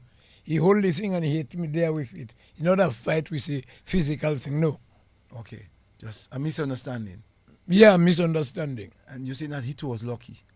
Who? He too was lucky.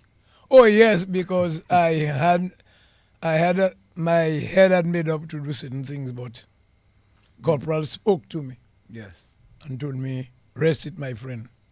Let them investigate the matter. I'm sure you have something to ask Sogo. Let's go. Your life in I would like to take it to his life in Granby. Yeah, your life in Granby. How many years you spent there? 3 years and 9 months. How was it? Very good, as I said already. Paradise. Well, I'm sure that you would have met UNICEF in Granby. Oh, for sure. And- I was loving UNICEF first cousin. Susie. And You mean Susie? Yes, Susie, you like to call that. and UNICEF, as the UNICEF that we all know, did not confront you? No, I had no problem with UNICEF. No problem, I will not lie. Okay. College, I was in his family. I had no problem with UNICEF. You're a lucky police officer, man.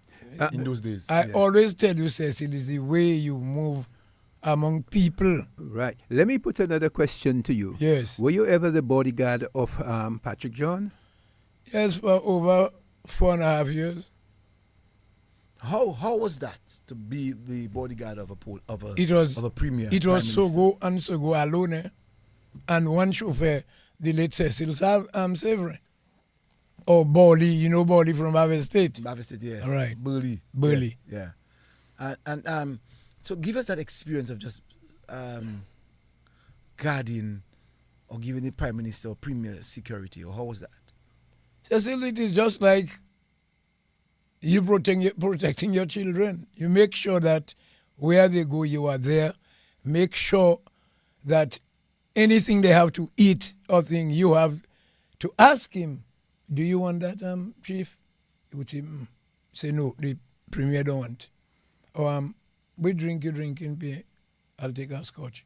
I will not open the one. I will not give you the one that open. I'll take another. You know what I mean?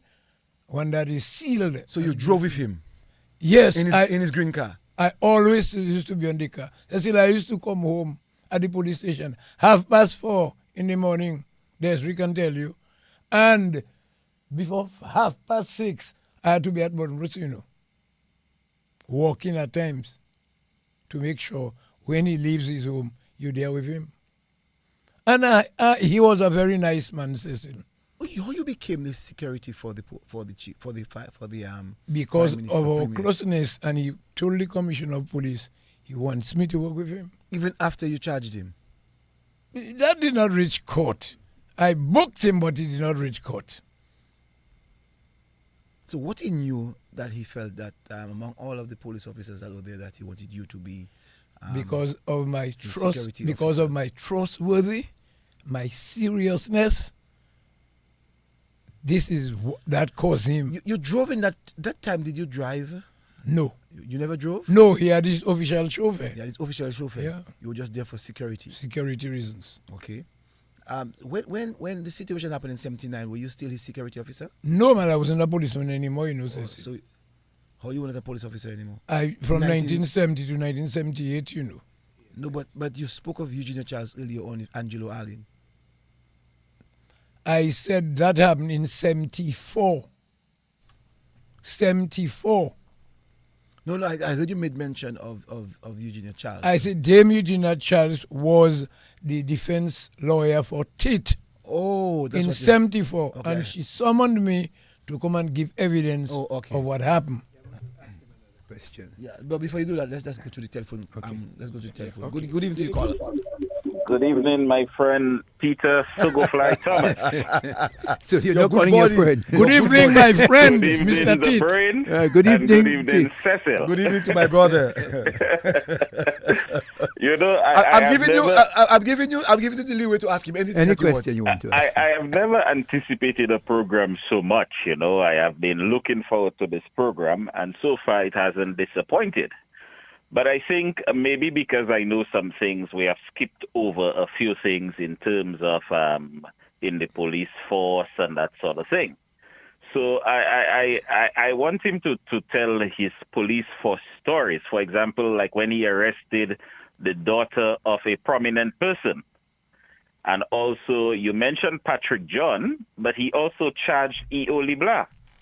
I reported him, yeah. He also reported E.O. LeBlanc. And also, we should delve more into his days at Grand Bay, arresting guys and ordering them to go up to the police station and wait for him. Serious? And that sort of thing. So and guys would go up to the police station and wait for him. And also as a policeman, when he did certain things, for example, because I know him, I know he repaired the vehicle in Grand Bay on his own pocket. And, as a policeman, I guess we'll get to the time as to why he left the police force and what transpired after. But over the last couple of years, I've gotten to know Mr. Thomas, Sogo, as a very, very good friend. And in particular, I am always grateful, and not because he's there listening, for the advice he has given me, more particularly in recent weeks. The advice has been timely, almost like a father figure talking to me, And I'm always grateful for that. And you always have to give your friends their flowers while they are alive. But I think one of the important things we also have to learn about this evening is, how did he get the name Sogo Fly? How did that name come about, and what have you? And I think we all should also go in depth into his days after leaving the police force. And while I'm not like Brain, but he should tell us a little more about Susie as well. Susie is my personal business company.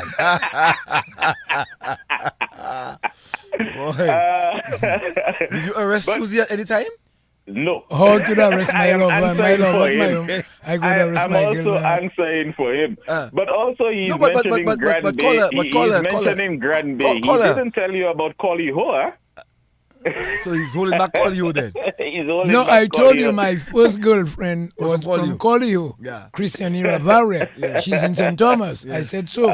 She was working in Astapan's, the restaurant upstairs. Yes. I said so already. Mm-hmm. I did not hide anything. Before he was Sogo Fly, he was also known as a cock sparrow. I'd like him to explain what that meant, and that sort of thing.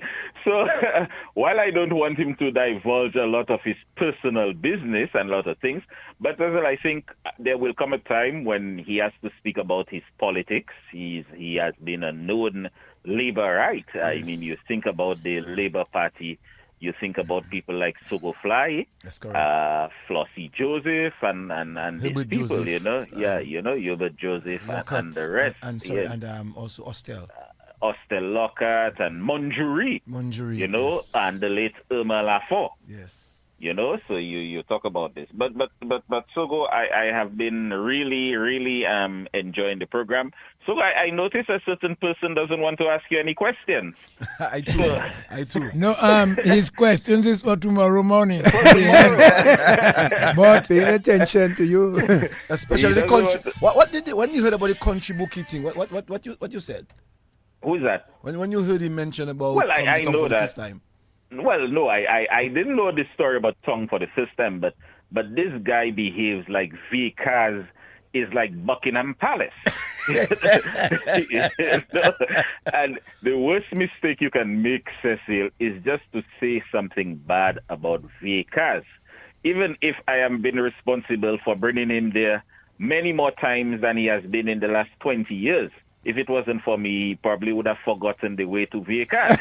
I meant to ask him that question. No, wait, I'm waiting for him. No, but he is also. Did you know that this guy is one of Dominica's major landowners? You see, there are many things you don't know about Sogo Fly, and you probably will not know throughout this program, because to go in depth in Sogo Fly, you might need 2 or 3 programs going up to about 2 o'clock in the morning. So he has to tell us a bit more about Grand Bay. He has to tell us how he got the name Sogo Fly. How he got the name Sogo Fly. He has to also give us a couple more police stories. Yeah. One, E.O. LeBlanc, charging E.O. LeBlanc and what transpired after. And he also arrested and charged the daughter of a very prominent person. I don't remember the name, but he will know what I'm talking about. Where are you getting And then after... The After daughter of the director of Social Security. Yes. And then he needs to tell us about his life after the police force and also his political work, being a member and supporter of the Dominica Labour Party. And also, before Sogo Fly, why was he known as Cock Sparrow? Thank you. All right, thanks. All right, thank you, my friend. Have a good evening. Yeah. Let's take the first one. Yes, let's take the first one. Iolibla. Yes, I was on duty on Great George Street. France, you know France? Yes. Opposite Bullets Orchard and Bullets. Restaurant. Okay, Bullets. opposite, you're right, opposite Orchard. Then I saw Adjacent to the Bullets. Vauxhall. There was a no parking sign there. The Vauxhall came and parked there. Then I walked to the person. Then I saw it was the premier. I saluted him. I told him, "Good afternoon, sir." He told me, "Good afternoon, officer." He's from Viecas, I'm from Viecas, so he knows me.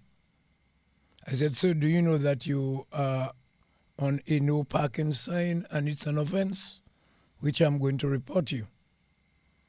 "Your name, please, sir?" He said, "My name is Edward Oliver LeBlanc. I live at Mon Cottage." Now they change it to Monbruce. You know that? Then I made my note in my pocketbook. After my tour of duty, I reported to police headquarters and I made a note in the diary where I charged Edward Oliver LeBlanc for parking on a no parking sign.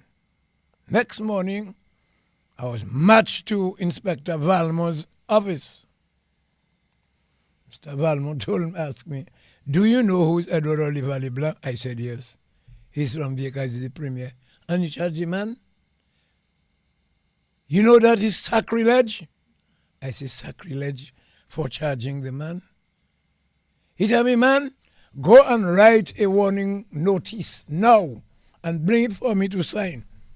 To send it to Edward Oliver LeBlanc." I did that because you have to take orders. Then we had a meeting with Edward Oliver LeBlanc at police headquarters. And Mr. LeBlanc came there. And he said, "Where is P.C. Thomas?"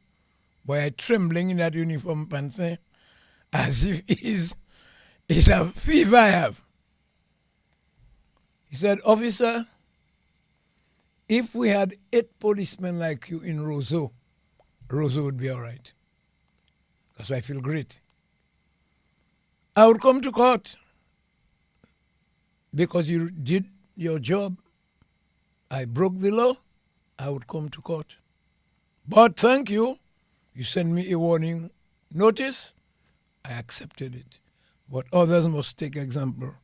All policemen stand up and clap, man. There was no victimization. He knew he was wrong. I did my job. And that was it. And what about the daughter of a prominent person? Oh, yes, that is Jocelyn. Jocelyn, how can we say Jocelyn? Yeah, Mr. Jocelyn. Social Security, you know. Social Security. One of his daughters came up King George V Street, parked the vehicle in the middle of the road. I am coming from police headquarters in full uniform. So I waited for the person. Then I saw her coming back. I said, "Miss, do you know you're obstructing traffic? See the amount of vehicles that is at your back?" She didn't want to answer me. I said, "Miss, I'm talking to you as a police officer. I'm dressed in uniform. I'm going to report you." She said, "Who are you going to report?" I said, "Your name and address, please." She refused. I said, "Madam, you refuse to give me your name and address? You know it's an offense also." Pap, I held her. Headquarters, and I make Eric Joseph. You can remember Eric Joseph? He was from Calibishi, corporal. He drove the vehicle to police headquarters, asked her to sit at the charge office, and I put my note in red in the diary. 20 minutes later, the father come. "Who is that policeman who arrested my daughter?" I said, I am the one. And I said, let me tell you something. You are committing an offense right there. You come here and you're committing an offense in a riotous conduct, which you know it's an offense too. And if you fail to stop, I'm going to place you in the cell, sir. You told him so? Sure. Well, what's I say? He said, I'm going to get the commissioner. I said, you can call the governor if you want. If you don't conduct yourself properly, I'll put you in the cells. 10 minutes after, Fingrich, Owen Philip. He said, who is the police officer who arrested the young lady? I said, sir, I am. What is the offense? I told him, I say this in the diary. Then he called me, he called Jocelyn in the investigation room. And he said, Mr. Joss, the man has done his duty, you know. He did not beat your daughter. Your daughter should give him her name and address. And she should obey the police orders. I can do nothing for you. And she went to court and she was convicted. But the father law, if you had continue, He's still in the cell. Of course, still behaving in a riotous conduct in a police station, it's an offense. You cannot go police headquarters and start making noise in the charge office, you know. They'll place you in the cells. I see people going to police headquarters, taking out pictures in the charge office, making noise with police, and nothing is being done. In your time, Pala? No, never happened. I wouldn't even dare come for camera there to even... Where? Decide to take a picture. During the dread, there's a certain lawyer, I will not call his name. I was sentry at the gate, entrance gate, police headquarters. And they arrested some dreads and they brought them to the CID. For persons who do not understand the word sentry, he's talking about he was basically the security officer to the gate. So a certain lawyer came, just coming in the gate, tried to open the gate.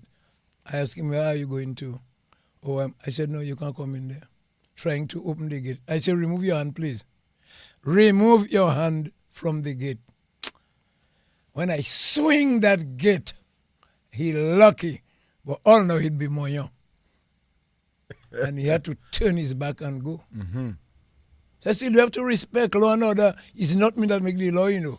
I am arm of the law, and I have to maintain it. So why, oh Sogo Fly, why you arrest me? You put me in prison. Do you know Sons, Sylvester Sons? Sylvester Sons. He was a cadet sergeant this year. I didn't meet him. When I joined the force, he wasn't there. I was walking up Kennedy Avenue, and they had a shop just below the Arrow House of Culture. You can remember? By the popo there. And he there firing his alky, cursing and misbehaving and things. So I went to him, I said, That's Sylvester Stone's doing that? Yes. I said, man, I hear you was a policeman. Don't do these things. Stop it. Oh, you want to show his thing. And I didn't like that. Don't come and prance on me, you know. I said, if you don't want to stop, I'm going to report you. Oh, he don't want to stop and thing. I said, man, I'm going to report you. Give me your name and address, man. And he refused. I had no alternative, no other ways but to arrest him. Brought him police headquarters, placed him in the cells, made my note, and I go into my business. I met him a few months after that, and he told me, Shaw, you can buy Shaw? Short Shaw? Short Shaw. Yes. Shaw that gave me the name Sogo Fly, you know. Because Alfred Augustine is from Viecas, and he had his restaurant. So I used to go there and enjoy my little pilau. So Shaw say... Calabash. No, man, by Mrs. Roye yes, in Millsboro Street. Yeah, I know. Yeah. So Shaw say that I am Sogo Fly because I always there. So Sons take it and make a song. I gave Sons all uniform I had for a fella to perform Sogo Fly. Hold on. So Sons We never got vexed for that. So Sons was the one who made the song on you. Yes, also go fly and buy your boy. So okay, you know the song also go fly. Let me hear you. Me? Yes. I am got a good voice, you No, know. it doesn't matter at this. Also go fly, why you arrest me? State of emergency, use your powers on me. That's the story. I think all you have the CD or cassette, something there. Also go fly, why you arrest me? And he got King. Yes. And the road march is Bayo Bayo Bois. Bois. It was a good song. Yeah, man. So I would have liked someone to call me to tell me a little bit more of that song, Sogo Fly. Great song. Performed at the Arawak House of Culture. That's true, Brain. I was there, you know. And actually, right, I gave him all uniform, all cap, police, so that a fella could perform as Sogo Fly. And when he got his crown, we fired all Alki. So go fly. No, but I don't understand the Sogo. I understand fly. You always there, coming there like a mush.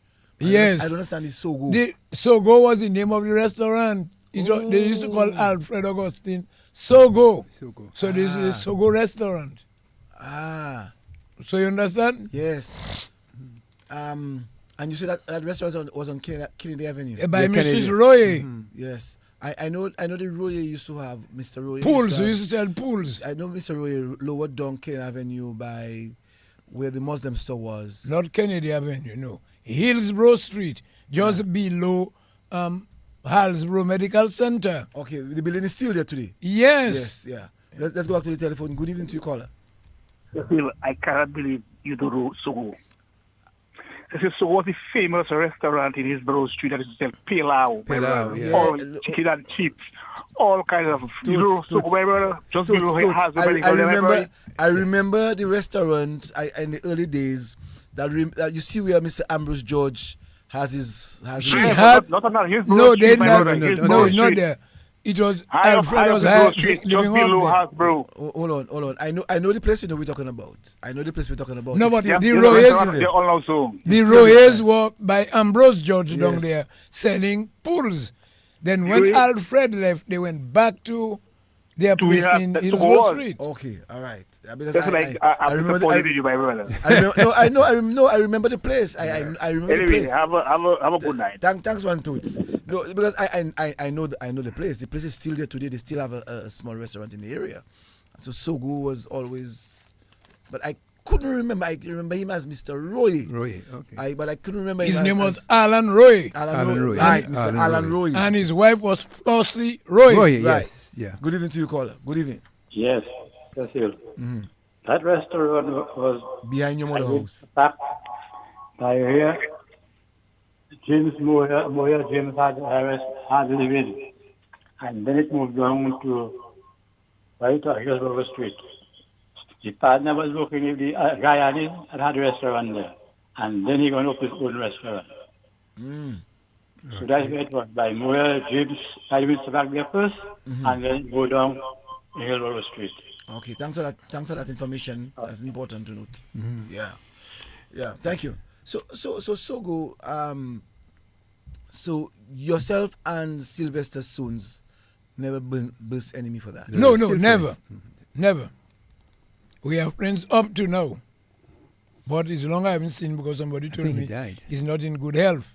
Is he dead or is He's because still alive. He lives in Wharton Waven. Yes, but I think he was in England. I don't know if he's back. Okay. If he's, I need someone to give me direction to Sons' place. I know he has some children. I know the children in Yeah, because Wharton Waven. his father lived where they had the ETB at first by housing. That's where he is. His father was a fisherman as well, Mr. Sons. He worked on the port. He worked on the also. port, yeah. I want to meet Sons for sure. Because Sons himself also became a teacher at the State College. So, he's a well-known guy, footballer, athlete, Calypsonian. Calypsonian, That's a great time. By the way, coming back to your poll. Before, let's take that call quickly. Good evening. Cecil. Yes. Soon is still under medical treatment, Oh, okay. He's not in Dominica. All right. Okay. He'll be here soon. Yeah. Okay then. Thanks, man. Thanks. Yeah. Yeah, I would like to really meet him when he returns. Yes, you're saying? Yeah. Now, as a police officer, your patrols, did you ever go on the beat? Of course, man. The beat was in, I think, 3 categories. What were 6 they? to 10, 10 to 2, and 2 to 6. And we used to fall in at the charge office, and the corporal, the NCO you call that, used to detail us to the different beats in Roseau. Beat number 1, beat number 2, beat number 3, 4, 5, 6, 7, and 8. What was the location of the various beats? Beat number 1 was the Bayfront to Bayfront to Great George Street, and Great George Street to Queen Mary Street was beat number 2. Beat number 7 was Newtown. Beat number 6 was Pottersville. Beat number 7 was Morton Bruce, and Goodwill was beat number 8. Wow, you remember that like yesterday? And whilst you're on the beat, you had to check all padlocks Of buildings? to see if it's properly locked, and check all windows. And they have a thing called point. You stop at a certain area. At a point, your NCO come and visit you to see whether you are not sleeping or you're on duty. And you make a note in your pocketbook, and he signs the note. Did he ever Did they ever catch you sleeping? Not me. I was an efficient police officer, you know. Never. Or when NCO pass, fellas Always, inside? always on the alert. Someone's on the telephone. Let's see what the person has to say. Good evening to you, caller. Yeah, good evening to Mr. Joseph and Mr. Sogo and Mr. Brain. Good evening. Mr. Sogo, I in something 100 years, and I well want to know because based on you saying that you're Mr. Roland Patrick John, which I know was a great man. He was always close to him. Now, the incident, that much I'm a Rasta man, not no dread, because you know, dread has been different direction, and the Rasta is a different concept from dread, you know what I'm saying? But based on the incident with the Rasta with the dread, it was a thing that PJ created himself, or somebody send that for him to go with the protocol. Create what? What PG Like- create what? Like fighting down them dread, or how they call them. How a government can create a thing that is against society now? No, but so it been that what was really against society, being a Rasta, being against society. So what you they were don't doing. you don't know what they were doing then? No, I wasn't there. I just trying to find out. I was He's a young young boy, man. tell me He's a now. young man. That's why I'm telling you about dread. Let and me tell Rasta. you what they used to do. Prevent people from going in their garden. Right? Killing people. Believe that all what they do was right and thing. So the government had to take action to stop it. No, well, that is terrorist thing because Okay. that Rastafari can be part of No, them but kind what of they stuff. have That's today the now, question. what they have today now is a different thing. No, we have the correct concept. Right. Because first I'll be chosen because I tell you that it's terrorist thing. You can't prevent people from going from the place Yeah. and doing that kind of arrogant. Then that is dread. That's why a lot of dread get confused. The next question, people will not know. Yeah. I hear your partner now was cutting fellas here, machete. That was real old story. Who is that groovy band? Something like that. I heard that, but I did not see it. You keeping your oath? You keeping your oath? Yes. But then You before keeping I your go oath? You into keeping your go- oath? Yeah. Hello. I Yeah. heard that, but I did not see it. Are you keeping your oath? I'm not lying, Cecil. I'll ask you a simple question. Are you keeping your oath? Yes. You keeping your oath? Yes. So which means it happened? No, I don't. I did not see it. If it had happened, I would tell you. Yes, I see it happen. But while you were in the force, did you hear that? I heard it while I was in the force, and before I know roll the out boy to who go- made the complaint, but I did not see it. And before I roll out now, based on the police system right now, as in the security of the state, and I hear so much ups and downs about them, how you find the habit or the attitude, how they find the operate? Do they have the right concept or they don't have the one as they feel and playing? And I don't think before I roll out, I find too much politics in the police station. Up and running, fireman will call when the hot topic starts. Give thanks for life. Thank you, caller. Yes, Andrew. I am calling you Angelo already. Sogo. You were going to ask a question. Yes. So we finished with the beat. Basically, the did any complaints come about certain individuals who, instead of being on the beat, found themselves in little kuwe by woman? That happened on several occasions. I'm Hello? Okay, let's go to the telephone quickly. Good evening to you, caller. Hello, good night. Good evening. Good night. Good evening. Let me ask you a question. I don't know if you can remember that. So go, you know the Arcadia in Port Michelle? Of course, and I know who was making a break behind you. May his soul rest in peace. All right. Yes, yes. And, Blocks, you came blocks. there.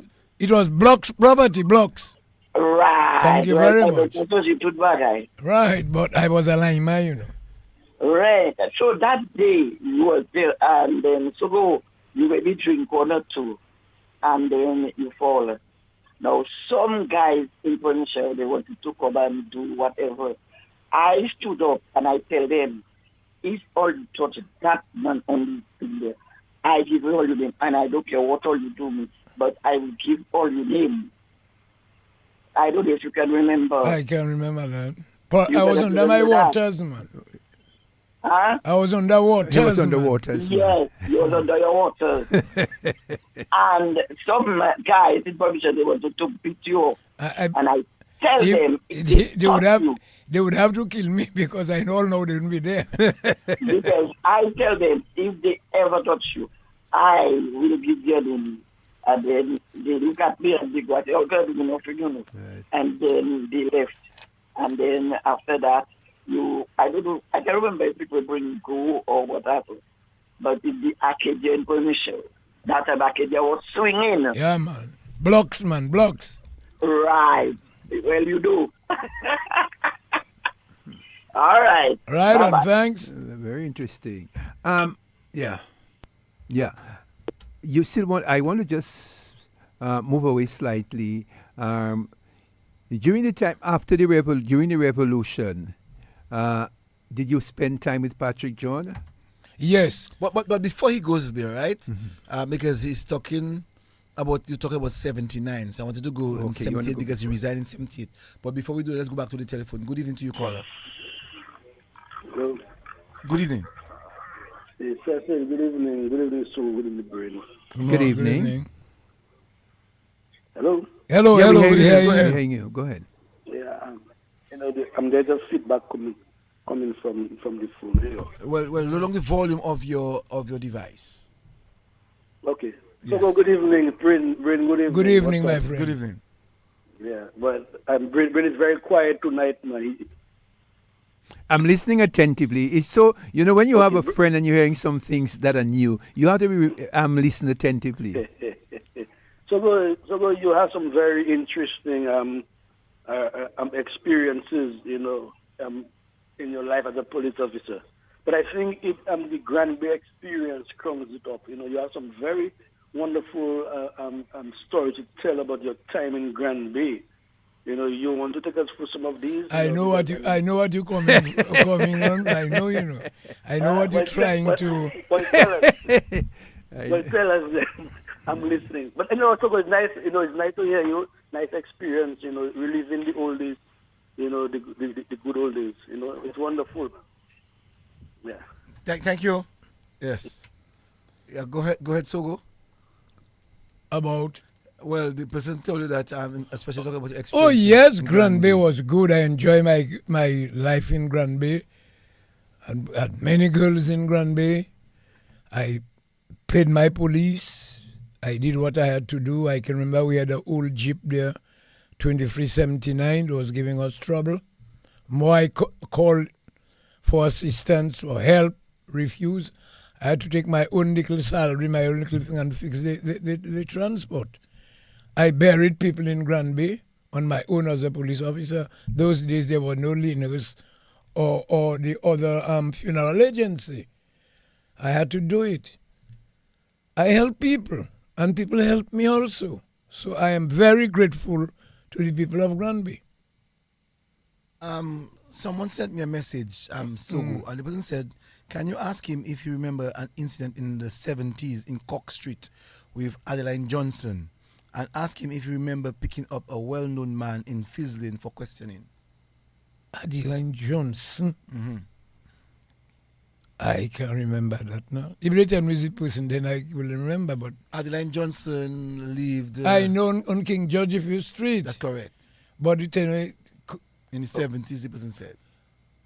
if I brought somebody for questioning, And the person asked, can you remember you bringing someone in? I someone can't in understand question? that. A well-known man in Fields Lane. Well-known man in Fields Lane. Mhm. If the person call you and give you the name, then I will say. But I can remember that. Okay. So the person advised you to call in to ask him of that well-known man. Yes, Sogo. I think you had something to say? Let's go back. The revolution. Patrick John is now incarcerated, and his children, his wife. What role did you play? Let me tell you something. I am a man. If I am with you, I with you till death. Okay? Since you don't cook me. When Patrick John fell, if all his good friends he had, they turned away from him, Cecil remained, and the rest remain. And I see PJ wanted somebody, to be with him. He asked me if I could come and stay home with him and thing. I agreed. Desiree. I stayed with Patrick until Patrick went to prison and came back. I cooked for them. I brought Neri to school. I took care of Neri. Desiree used to go and work in Portsmouth. When she comes back, her lunch was there. Patrick John, lunch, everything. I helped him. But what had really caused me to drift away from PJ was when PJ said for us to make one with the United Workers Party. Let's come back to that PJ aspect. Let's go back to the telephone. Good evening to your caller. Yes, good evening, gentlemen. Nice. Peter, my boy, what's happening? Cool. Family, we're doing it good. All right. Let me ask you that question. I wanted to ask you personally, but I take it publicly now. What drew you so close to PJ that you seem to appear like his anchor man among all the other police officers? Because I see after many years it's been something that's been done. You find people in certain positions and you find people get so attached to them. If you were more than a bodyguard, you were like a family man. What about PJ that draw you so close to him? Thank you. Nice Well, question, as I said before, I booked Patrick John as a police officer, and he asked me to come to that place, Conrad Street, where he was residing at the time. And from there, our friendship grew, and Patrick John had liked my policing, that I was an effective and efficient police officer. And we came close, and after the revolution in 79, we continued. I stayed with him. That is what that brought us so close, and I stayed with him like an anchor. All right. And also, too, I think Brain was asking you about your relationship with Well, Patrick John. he told us And that he you- looked you- after you- Nairi, yeah. bring him to school, cooking, making sure everything was there. What broke your friendship? Well, not really your friendship with him, but what separated all you in a particular way? Let's say politically. I can remember after he left prison, Rosie Douglas asked him to run for Labour Party in St. Joseph. Then after the results, the United Workers' Party won the elections. We had a thank you meeting in Gotha. And I heard him saying that we must give support to the United Workers' Party. That turned me off, that had me going. And I just left, and I said, no, I am not going to be part of the United Workers' Party. We weren't vexed, but I just kept far from him, and I stayed with my Labour Party.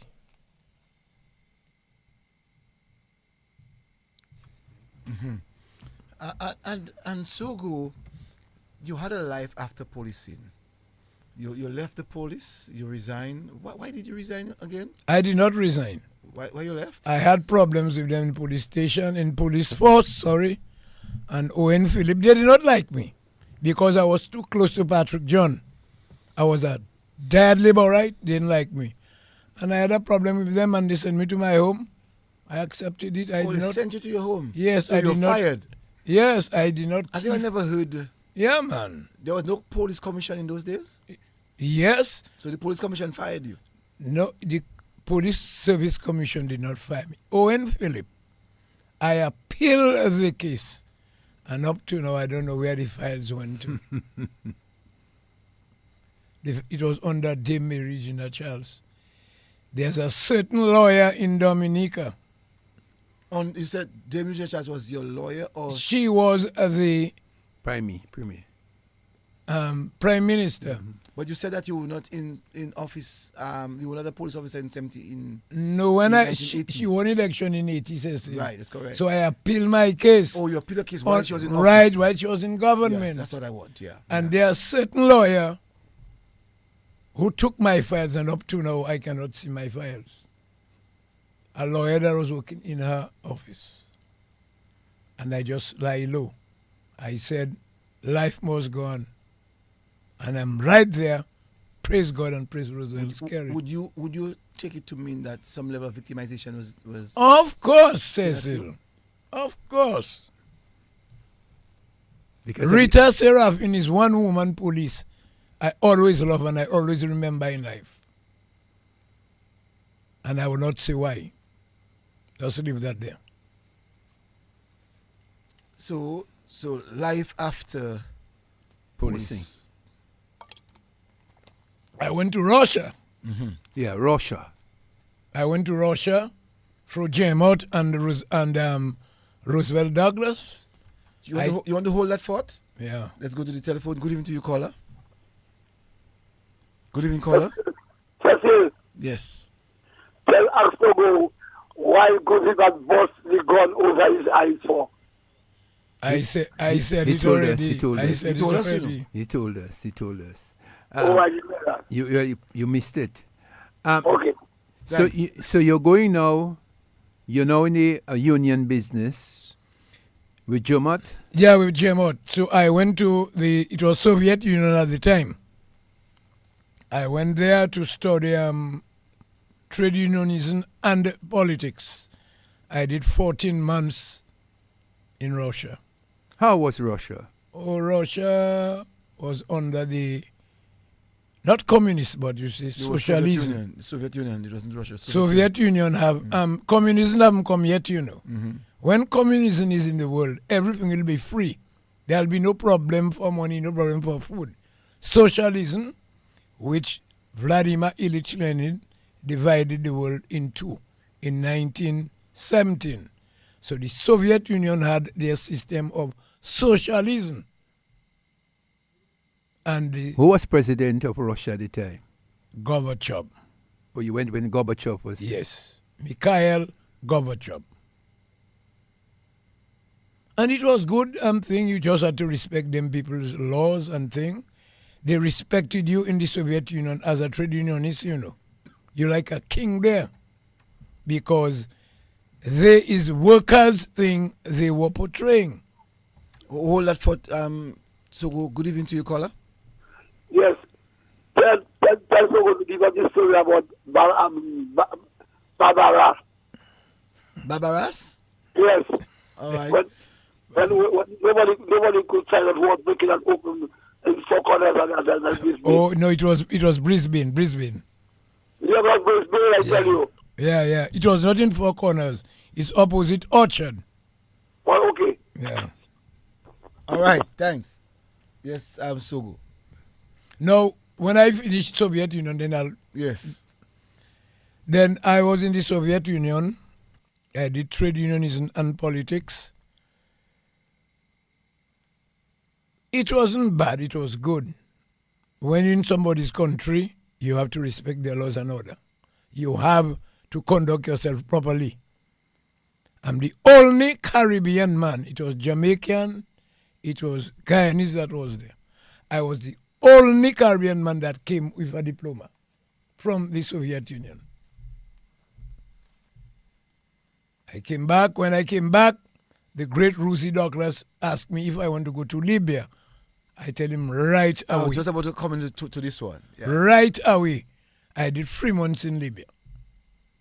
When I came back from Libya, they asked me if I want to go to Brazil. I said yes, I gone again. When I came back, they asked me if I want to go to Cuba. I said yes, 3 months I went there. So I was a traveling pope at the time.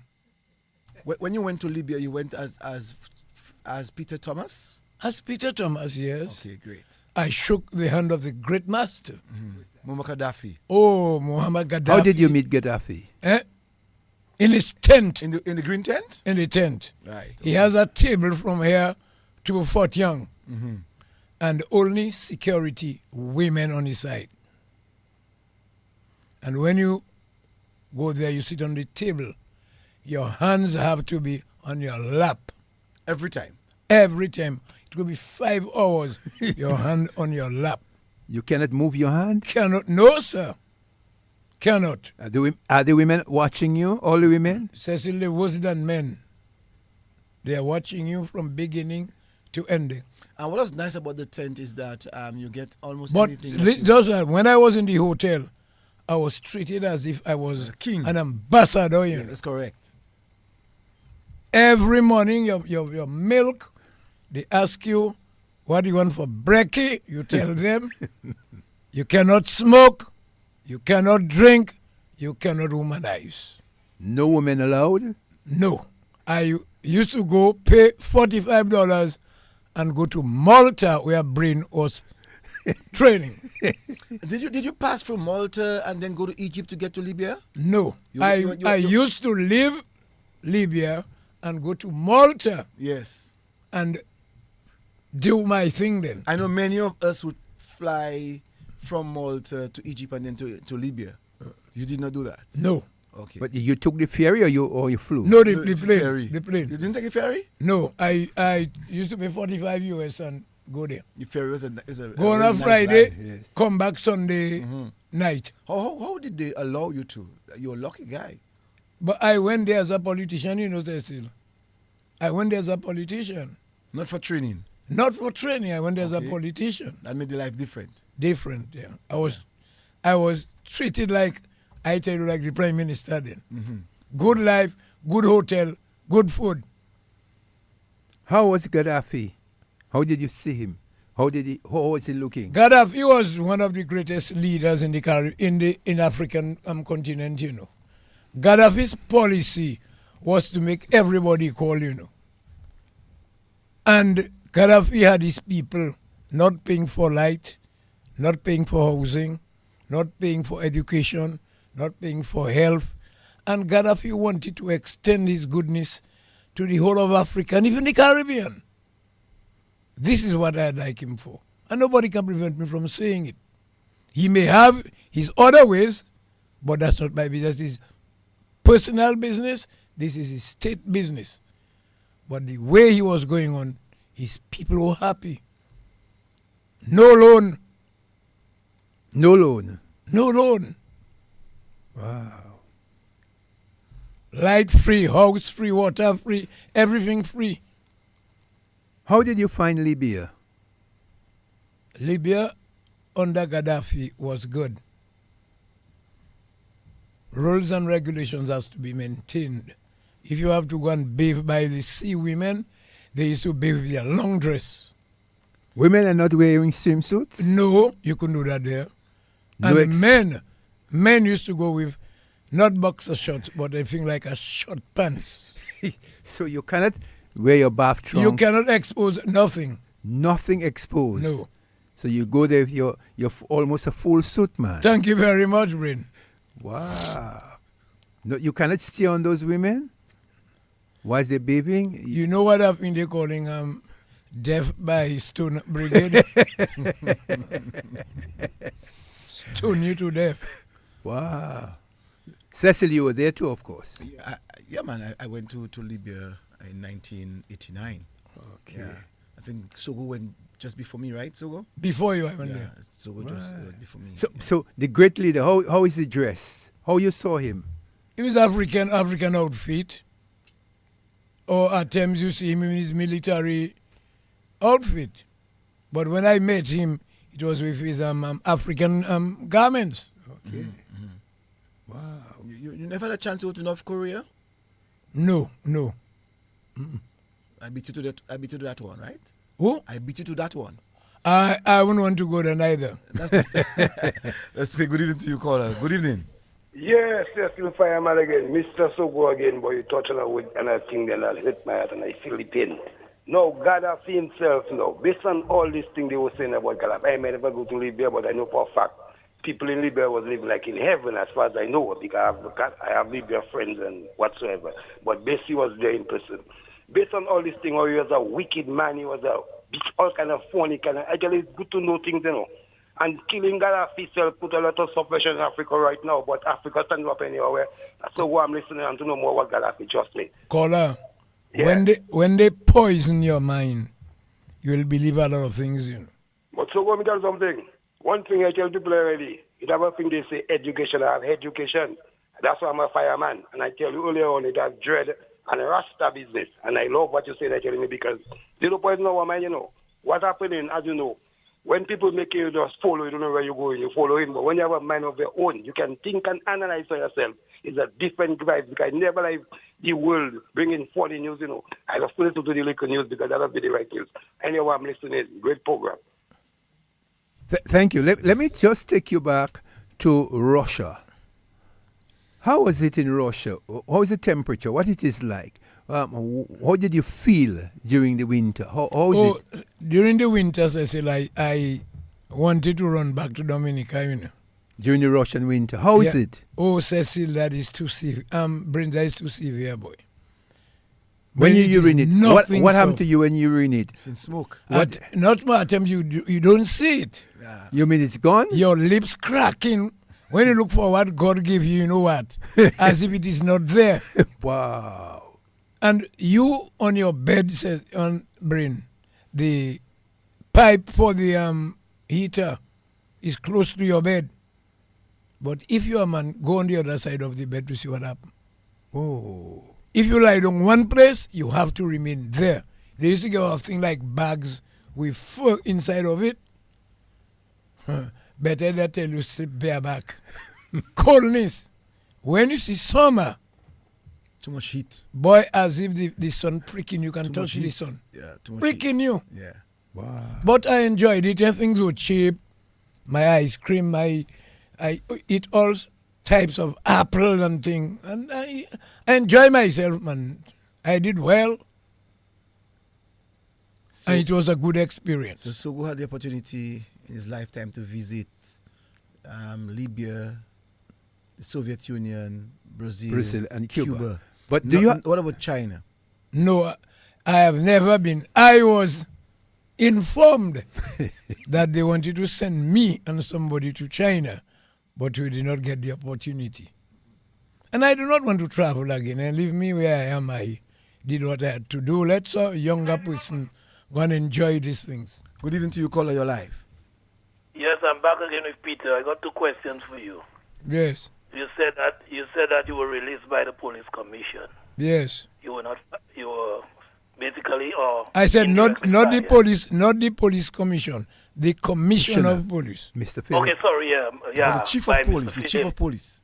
Yeah. If you were granted an opportunity to return, would you have accepted that offer? And secondly, for a little bit of humor, we are looking for a police commissioner.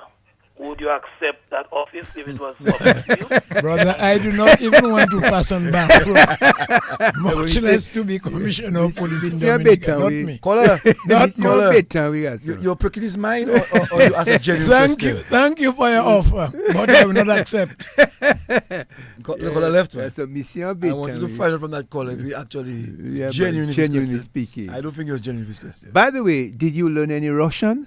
Sure. Can you? Brain, you have been hearing me several No, but let the times. audience hear you, man. Как дела, товарищ? What's that? Puchi mu ya apasdal. Ochin ploka. Das bidanya tavarish. Did you understand what I said? I didn't understand the word. I ask you if you are working today. I ask you, how are you? Where are you going to? Wow. That's wonderful, man. Another caller, Sogo. Good evening to you, caller. Sogo, Yes. we will deal with Mr. tomorrow. Don't worry that. What Don't worry that. caller, what Nie he's doing, problema, Sogo. Nie problema, comrade. you know what he's doing? Yes. He said he's gathering evidence Yes, he's taking to you hit me know tomorrow. This guy, you But know. I spoke to somebody tonight, Uh-huh. and I will tell you what the person said. So So let him come.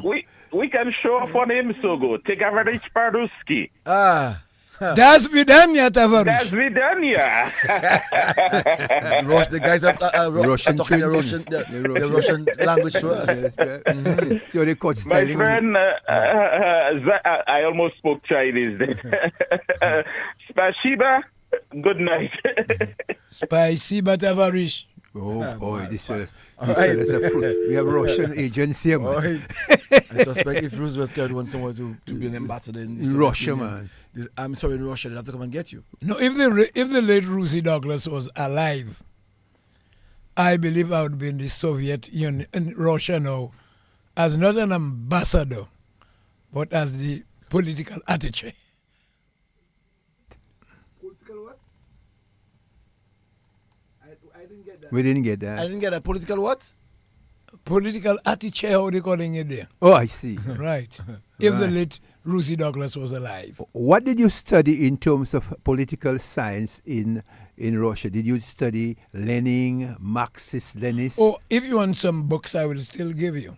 Karl Marx, Lenin, I have them things there.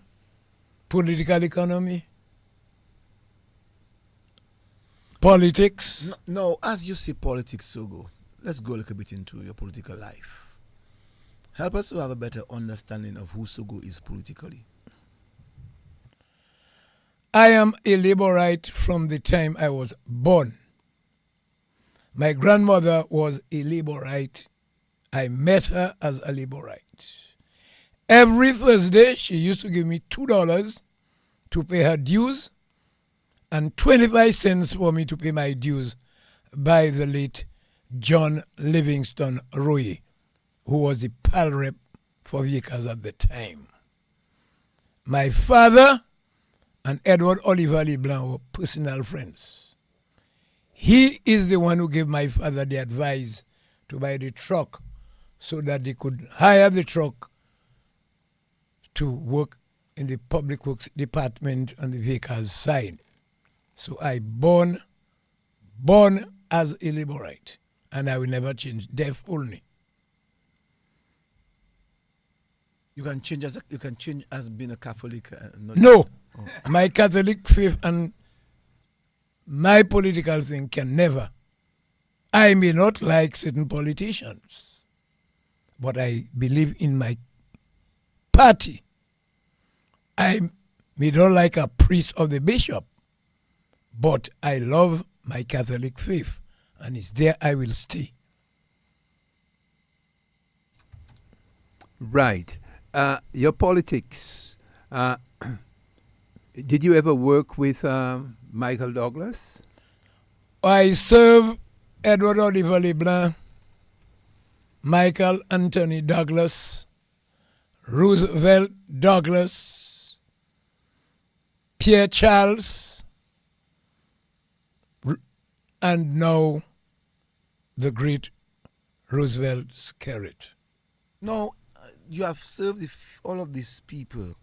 I'm sure that there are things that you would see different in each of them. Let's take Edward Oliver LeBlanc. Let's call it that he was in the old school of politics. Then Patrick John came. Patrick John came with a different idea. Probably want to develop Dominica in a different way. Probably he did not have the funds, or probably he did not have the vision then. Roosevelt Douglas came, he came with a different idea. And his policy was, his vision was to educate Dominican young people, to make sure that people live a decent life. That was his aim. Pierrot did not stay long. He tried something. He tried to remove Dominica in the black hole. The United Workers' Party had put them debts and things. There comes the great Roosevelt Skerritt. Skerritt now came with a bang, and all of us enjoying it. Health, Skerritt. Education, Skerritt. Housing, Skerritt. Elderly, Skerritt. Many things, roads, everything, Skerritt came with an idea, and Skerritt has his vision. And nobody can beat Skerritt on that. And again, what that make me like Skerritt? When you have people who have worked all their lives under the lime tree, workers made, them bourgeois used to take them as if they were animals. They never paid social security or national providence fund for them. Roosevelt Skerritt, a man with a good heart, make sure that the people can get a small donation that they can buy their sugar, pay for their lights, and live a happy, decent life like you and I. Skerritt again knows the problem Dominicans were going with housing. Housing leaking on you. Before the month come, they want their monies. Skerritt say, no, I am going to change that landscape. And Skerritt make mostly all Dominicans today have a decent home, over $300,000 house living. This is what he did for them. Skerritt make sure that every child in Dominica, has a university graduate. People used to leave Roseau and go all about for health care. He has built so many health centers and wellness to make sure that you can live in your village and go to your health center and take your medication. Right. Before we go further there, I would like to know how was life, because you're so close to him. Rosie Douglas, what kind of man was he? What was he like? Being you spent a lot of close life cooking for him, traveling with him. What kind of man was he? Roosevelt Douglas was a father. Roosevelt Douglas had a big heart. His hands were open to everybody. Regardless you support him or not, his hands was with everybody. And he always used to tell me, Sogo, or Fue, he used to call me Fue, when I am fed up with politics, I want you all to elect Roosevelt Skerritt as the next leader of the Labour Party. I used to say, I'm Skerritt, a little boy says, Skerritt. What joke you making like that, no, brother Rosie? When we launched Roosevelt Skerritt in Vickers, the late Julian Giraud, myself and somebody else were on a car. He saw us, he came there. And the Skerritt was talking. He said, look, the next leader of the Labour Party. See, I told you so and you tell me no? And Jesus Christ heard his voice. And Roosevelt Skerritt became the leader of Dominica. It was there for him. So nobody have to be jealous of him. It was written. And you know what again? I always believe in prophecy. God saw that we were in the dungeon. We would have civil war. Civil servant would migrate overseas. And God sent Roosevelt Skerritt as the savior of this country. Nobody can prevent me from saying it. I will say it anytime, anywhere, under any condition. Right. How was he when you spent time? How was it to put the Labour Party into power? How was it? Election going to call 2000. Things are happening. Rosie's out of state. How was it? Rosie had this cadre of workers. You had Cecil Joseph. You had the one in Bathurst, what's his name? Erickson Romaine. You had Sogo. You had Austell. You had fellas from Grand Bay. You had Pierrot. We were working like we were poor boy. Nobody knew what we were doing. Registering our people. Let me tell you, we won election in 2000. We had money, you know. Take your time. Cecil, you know. Take your time. You know Rosie Douglas crook people. When he said we had so much money, we didn't have money, you know. We were broke like 10 commandments. But the Dominican public believed in Rosie. They saw what Rosie meant to Dominica. And they were fed up with the United Workers' Party policies. And scared, Rosie said, we had thousands and thousands of dollars, man. And we are going to win. And we fall for the bait, you know, and we didn't have money. You were broke. They were like 10 commandments. Wow.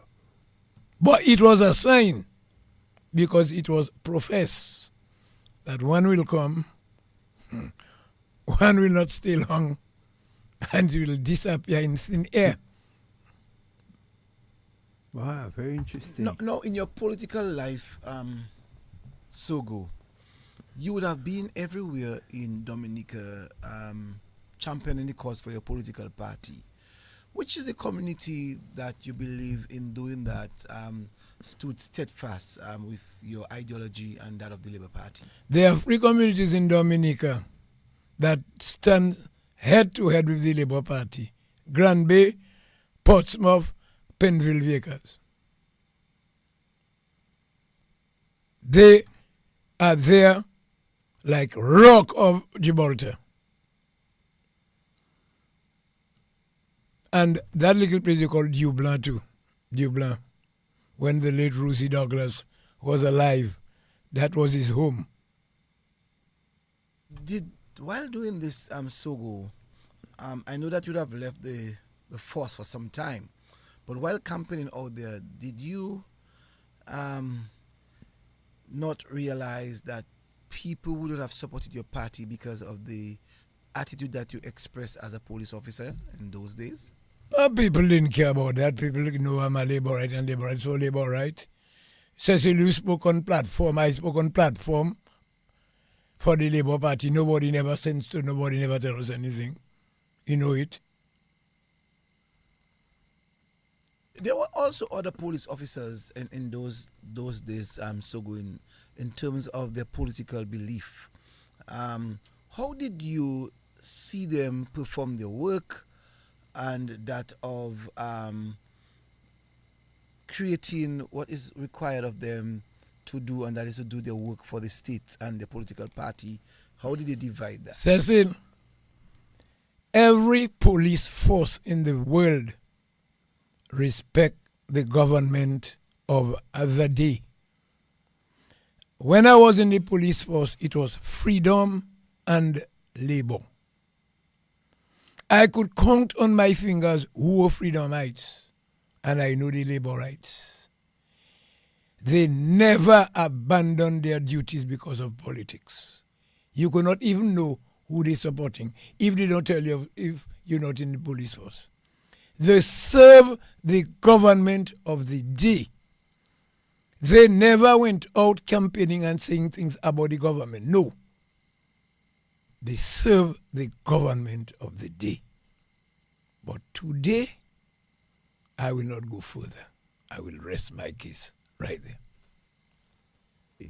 Very, very interesting. Yes, very interesting. Now you have a new life. You run your own security firm. Archibald Etal? Thomas and Archibald Security Service. Right. You're running that security firm. And how is it? How is that going? There are ups and downs in every thing you have in Dominica. Be it business, be it politics, be it teaching, be it nursing. But you have to keep a level head. You cannot just watch somebody because they do a little thing and fire them. No. You have to call them in, talk to them, give them a warning letter. Because you see at times a woman may have 3 children without father's support. That person is working with you.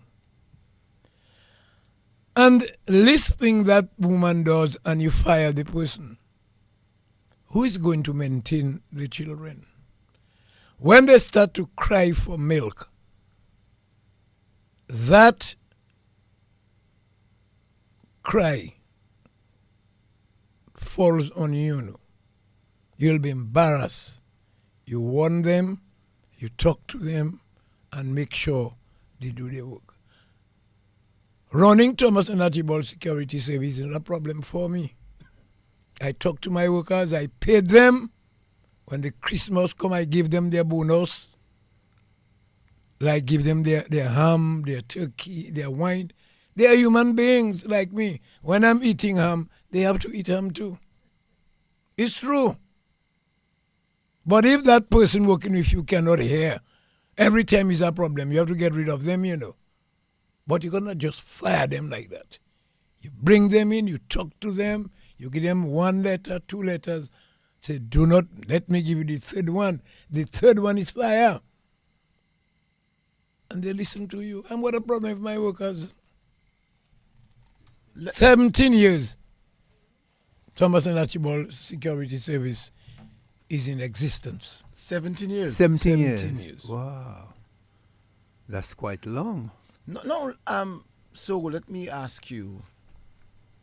Let me tell you, it is costly, to maintain, When you have to buy clothes by bill and the tailor asks you for $17,000 to build them uniform, it's not joke, It is costly, but you have to use your head.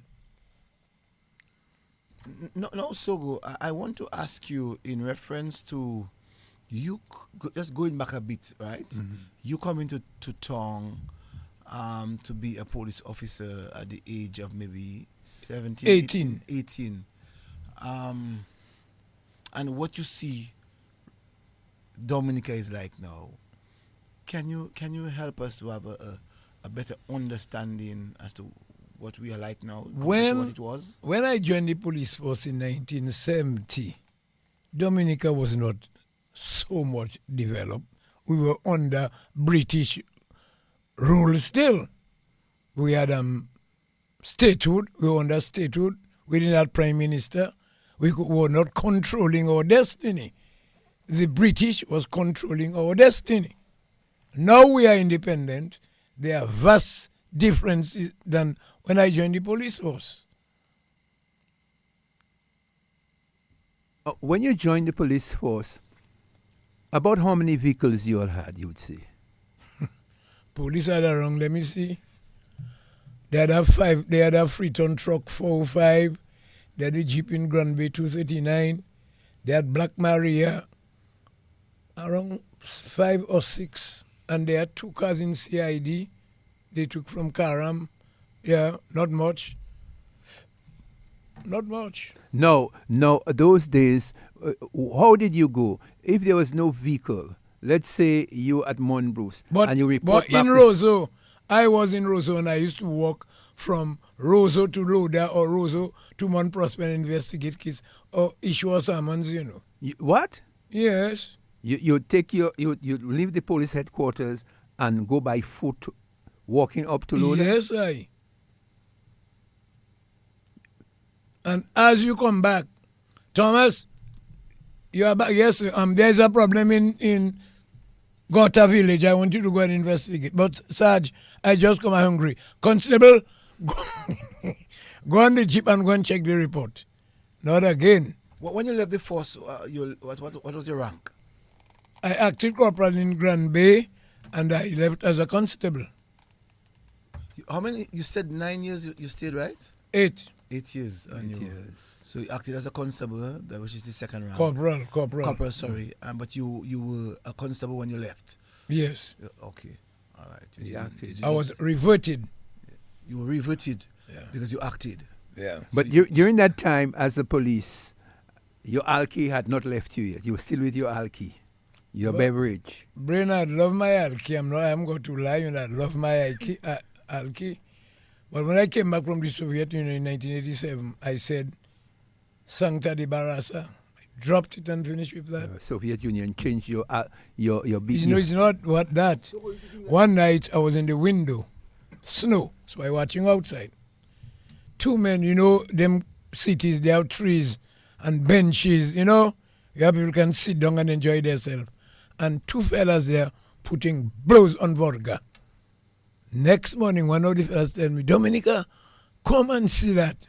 When I went outside, I see the two men there, dead under the snow there, under Alki. Snow cover them. Wow. I say, what kind of life is that? I say, me, comrade, not my finish with that, Papa. But Sogo used to drink that bad, I love my Alki, man. Said, I'm not lying. Most times you'll be drunk or just plain drunk? When I was in the police, I used to play drunk at times.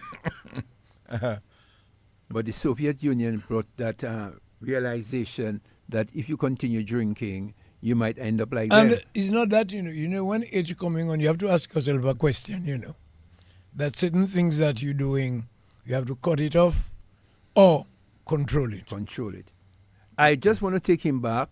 So we're just going. You went to Brazil. How was it in Brazil? Brazil has two sides, the rich and the not so rich, the poor. I saw people made houses with mud. In Brazil? Yes. Mud? Yes. The great Brazil? I told you there are two things in Brazil, the rich and the not so rich, the poor, We went to a certain village and they asked us to leave all our belongings, like watch, chain and everything down, because they will take it from you. But when you're in Brazil itself, in the city, you're like a king. So what will happen is, one country in the world that have poverty, America have poverty, There are people sleeping on that bridge and by the roadway, and now it is worse. No, Sogo, someone asked me to ask you, tell them about the beating you took by Windle with the axe handle in Granby. By who? By Windle. Me? If an axe. Axe? Axe handle. I don't go to the hospital, no way, I do nothing about that. That's a make-up story. Yeah, man. Sogo said he enjoyed his entire life. I never heard him tell any of us that he had a hard life in Granby. It was a great life for him. Very great life for him. So in Brazil, basically, there are two sides. How long did you stay there? 3 months? 3 months. All right. Now let's get to Cuba. How was it in Cuba? How long did you stay there? 3 months. How you found Cuba? Cuba is like any country. Cuba is under severe sanctions and things. But the people are all right. There are certain basic things you want, you wouldn't get it because of the sanction they have on them. But Cuba is just like any ordinary country. Very, very, very interesting. Very interesting. I find the story very captivating in terms of, the way he laid it out, put it all together. But in the police force, were you a part of the elite squad? For instance, I know in the 1970s they had developed an elite group of policemen. He mentioned a few of them: Tony Falcon, Evans John, Simon Darrow. So it seems to me within this police force there were a certain specific There were group. fellas that working in the CID. Did you all have the SSU, the No. SSS? What you all had? No. Anything that happened, they select men from any section of the police force to be part of the operation. But it would be strange though, Sogo, that you ended up as a constable after all of those duties that you would have performed as a police officer. And that you did, you acted as as you said, As a corporal in Granby, yeah. Yes, as a corporal. When the person came back, they had to revote the Revote you back thing, to yeah, constable. and did not have a chance to be a corporal, much as to be an inspector. But there are policemen who are close to 31 years of age and they're still constable, you know. Wow. You have to kill a lion at times to get that promotion, you know. And you must get people to pull strings for you. 31 years right now. Right now. Right now in the police force. And they're still constable. They're still constables? Yes. What do you think they're not doing? What are they not doing? They are doing their job. 31 years as a corporal? A constable, tell me corporal. My goodness me. So they have to kill a gorilla. Kill a lion. Yes, well, that's something else, man.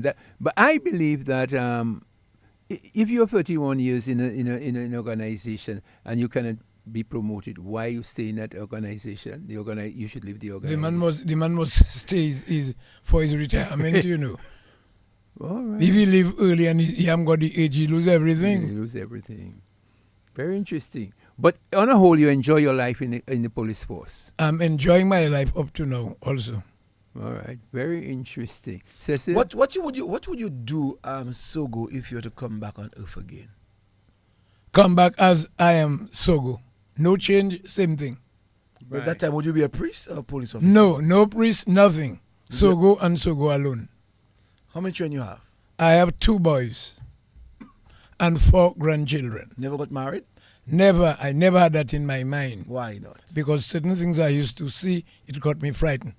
See, or you did? Which one? Certain things I saw, it got me frightened. But you know, I'm still... Ask the question again. Certain things you saw or certain things that you did? Certain things I saw, it got me frightened.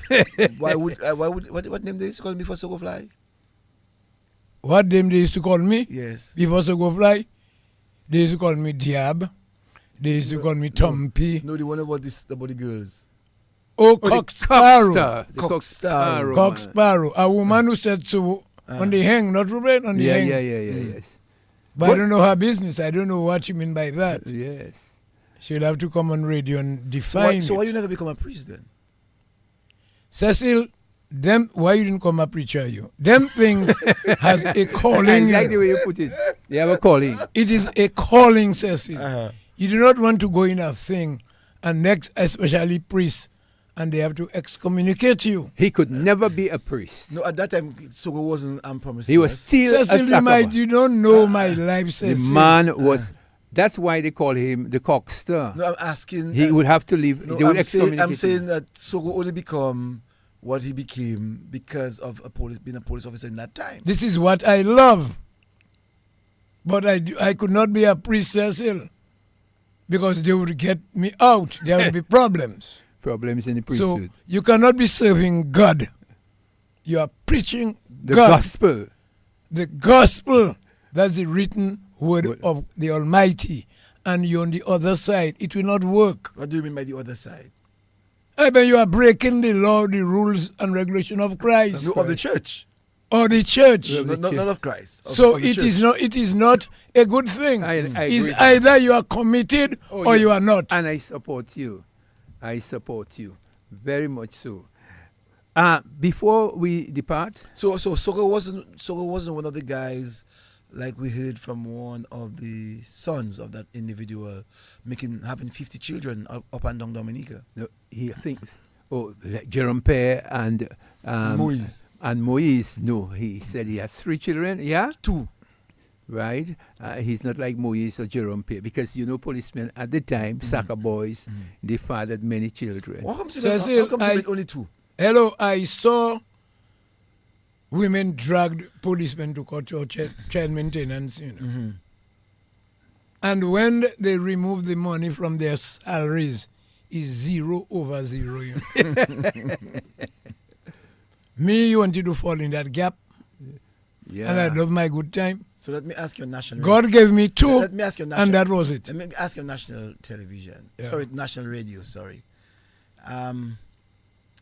Did you not take any? Take children? Yeah.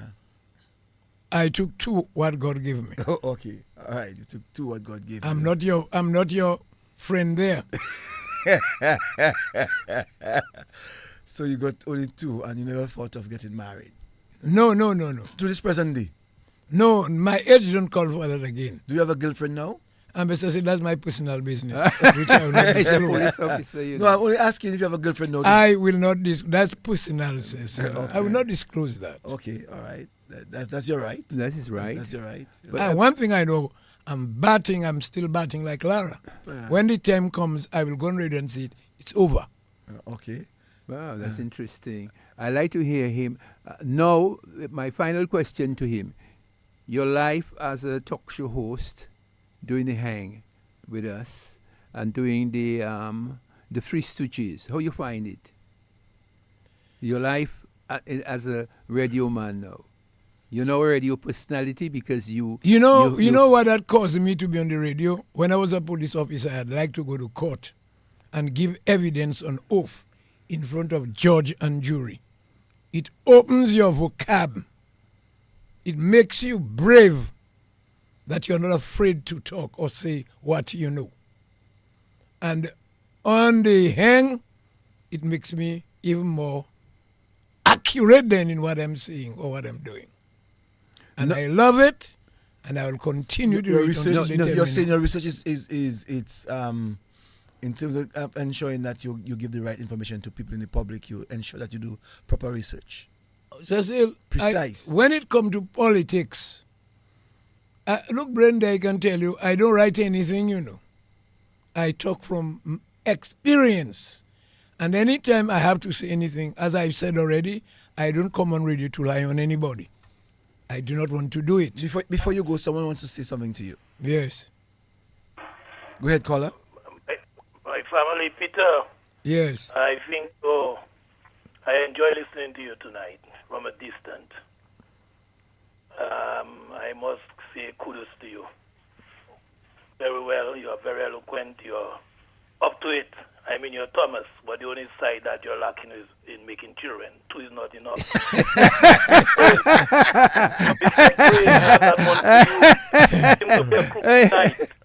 Because both Cecil and Sogo were in the red, and you're in some kind of lime green or yellow. Yes, I'm in green. Just sell out. I expected you to be all free, as you said, the Three Stooges. So what does that say?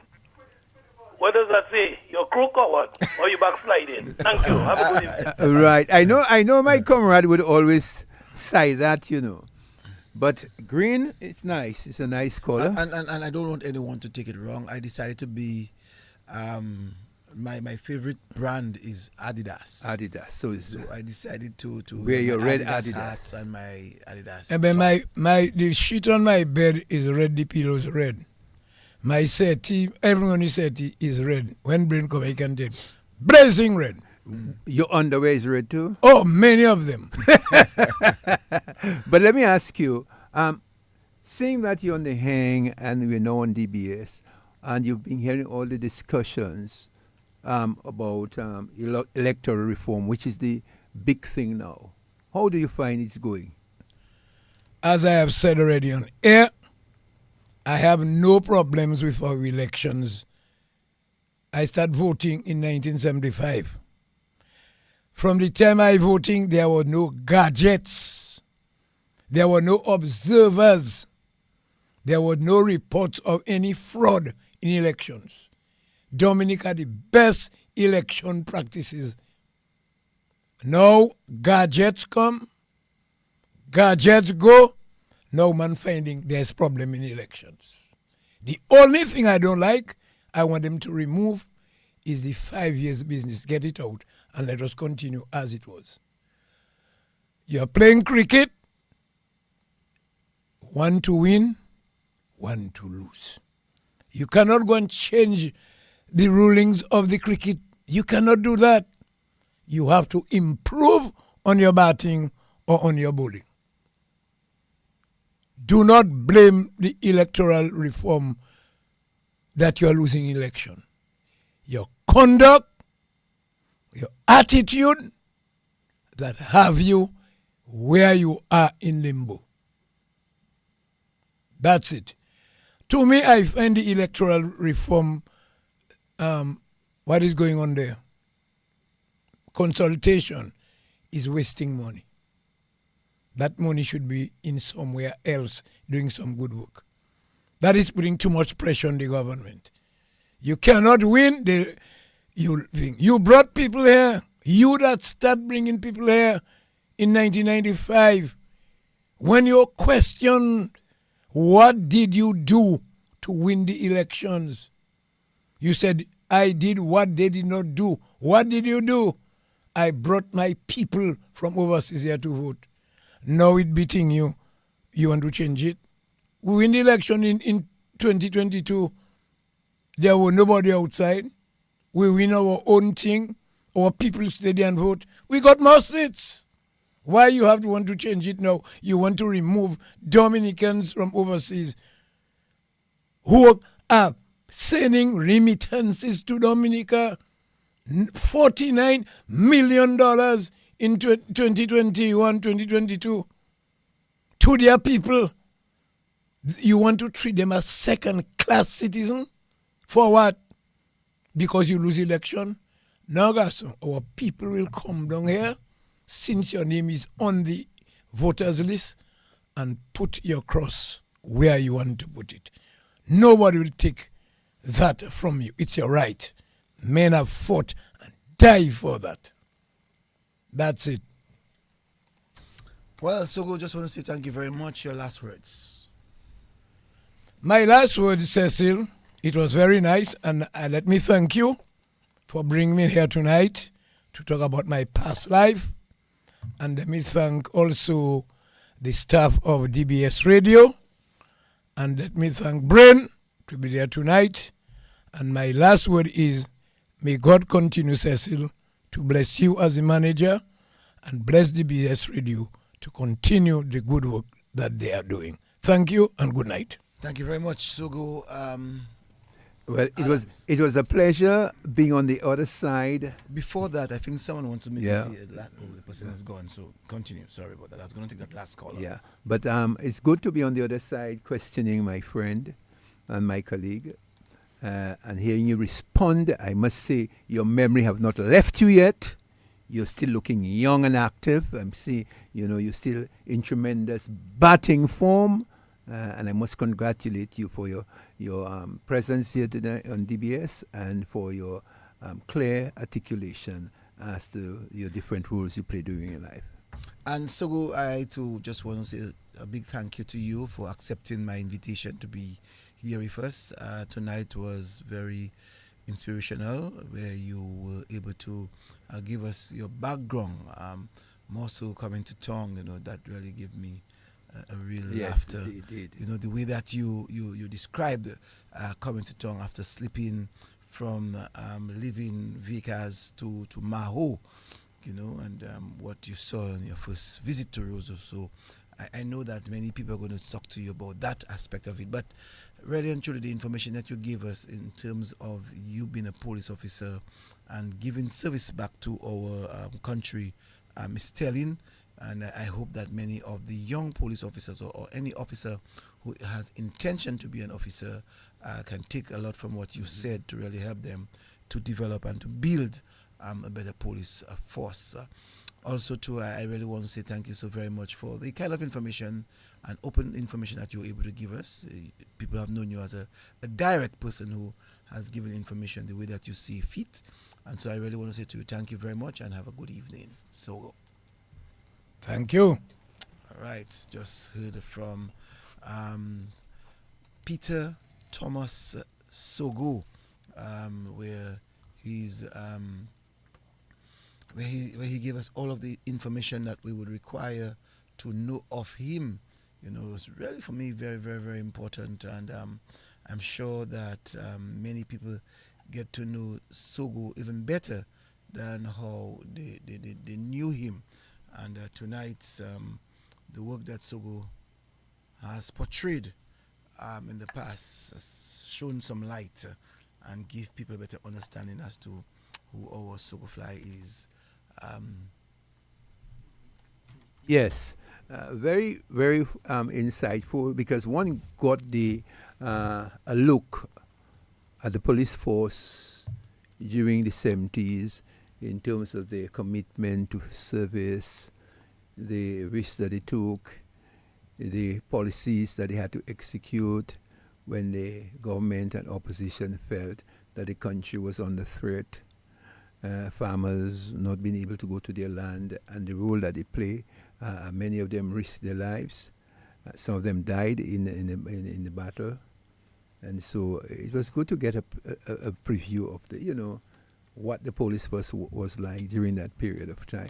And in his service, he was fearless, and one has to, give kudos to what he gave us. Also, the experience which I like was coming to Roseau for the first time and sing, Roseau at the age of 14, 15 years? At the age of, the first time 14. 14 years. And coming to Roseau at 14 years and sing Roseau. And that is telling, That was telling. For a young man coming to Roseau for the very first time and not understanding what Roseau was like. And when he arrived, the things that he saw, really sent him wax. That was interesting. I really find that was very much interesting. Very interesting. And you yourself, Cecil is also a man from the area because, so it was very interesting. Yeah. And it was well put together, I must say. Yes, and it looks as if Sogo was very much prepared for the program. Yeah, he was prepared. He always well prepared, I can tell you that. Let's take something still as before we get into the other part of our program. Yeah.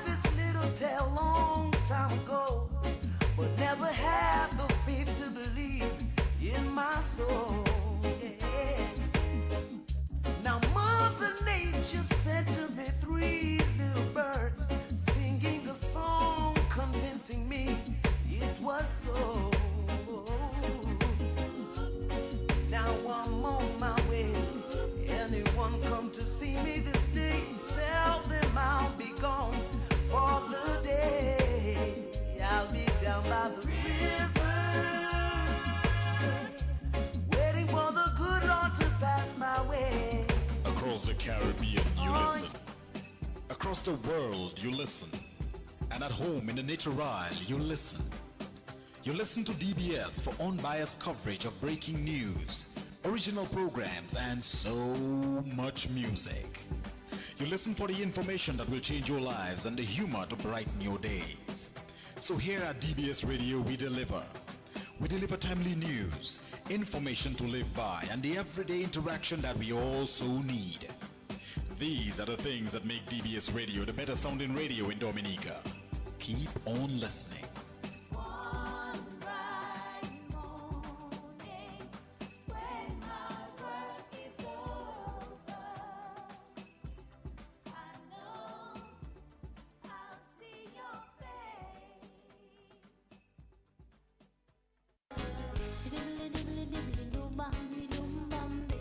Find peaceful ways to resolve any differences with someone else.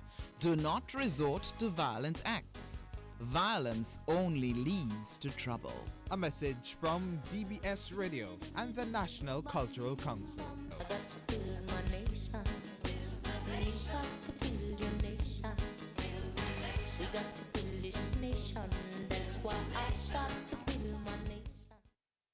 Imagine an institution that has come to us 40 years ago, shaping our lives, our aspirations, our past, present, and future, Imagine voices in English avec Creole that have guided our way, informed, entertained, soothed you, moved you. Now make imagination your reality. It's yours. It's DBS. 40 years at the mountaintop. DBS Radio has now upgraded its online internet radio. We can now accommodate unlimited online radio listeners on all our official locations. DBS Radio website at www.dbcradio.net, on radio.garden, on onlineradiobox.com, and TuneIn desktop and mobile platforms of DBS Radio with over 38,000 subscribers and growing. Be sure to follow us on our social media platforms such as our official Facebook, Twitter, YouTube, Instagram, and TikTok. DBS Radio, the nation station.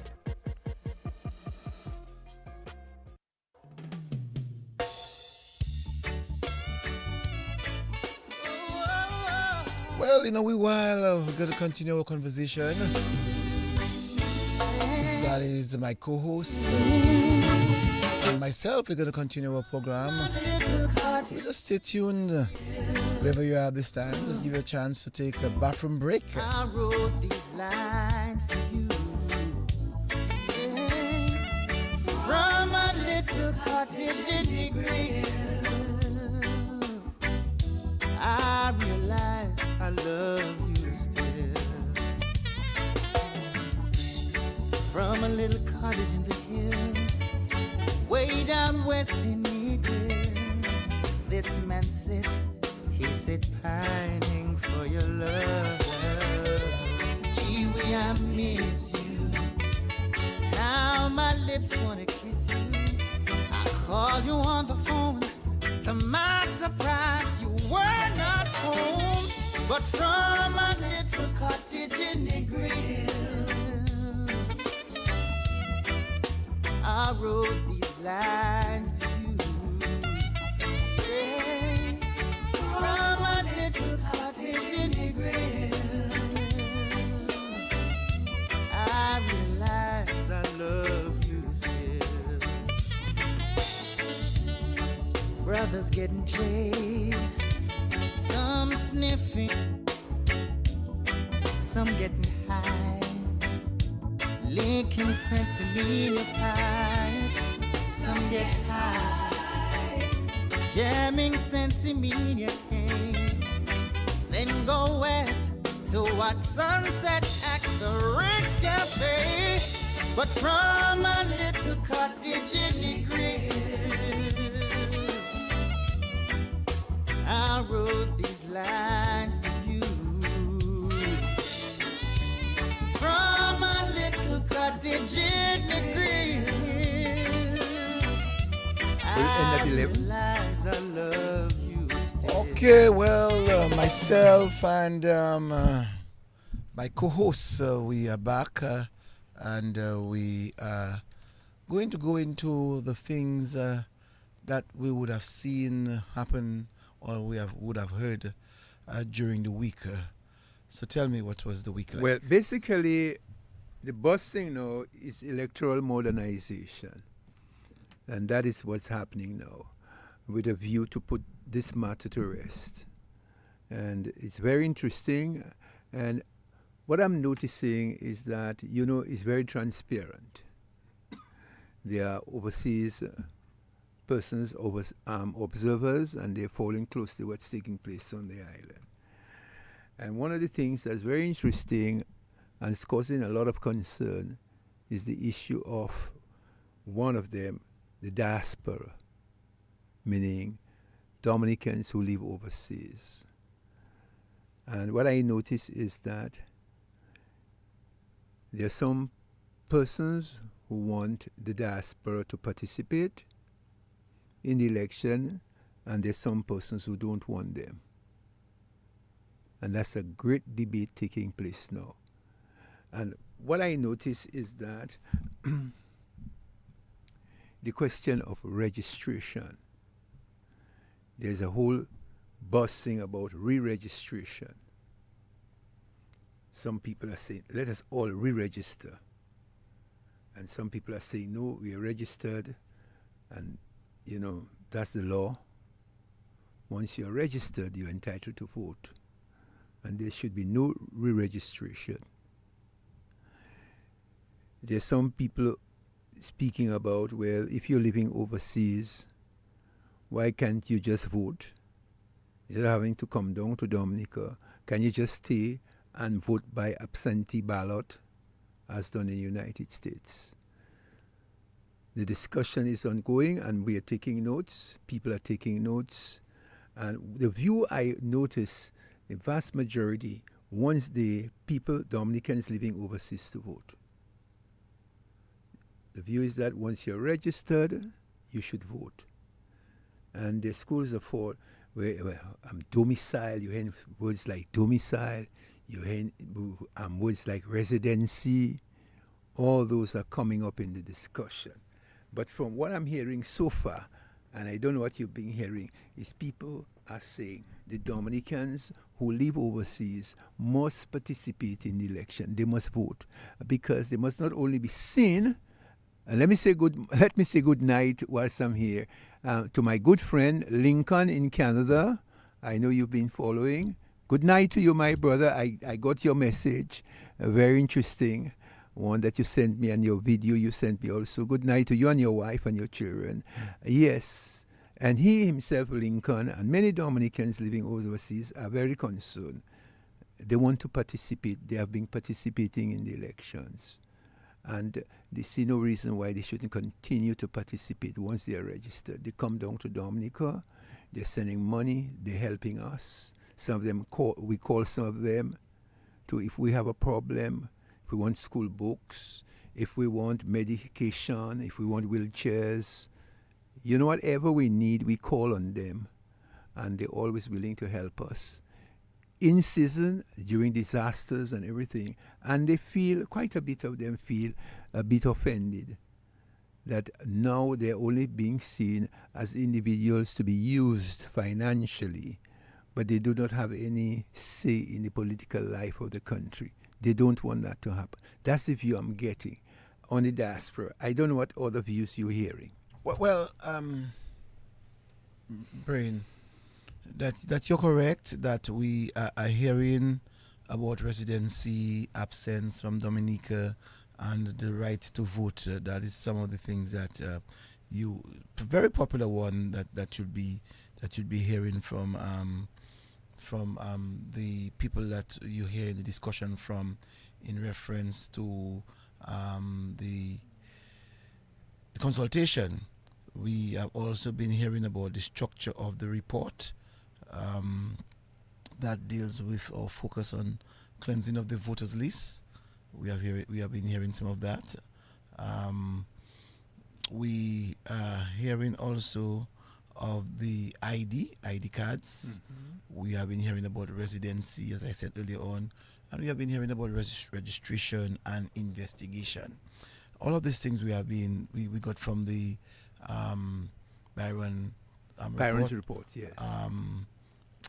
And we know we can go through the whole process of Byron's document, which is a very good piece of document. Let's put that. It's quite big. I have seen it in terms of it's quite intensive. A lot of work was done on it.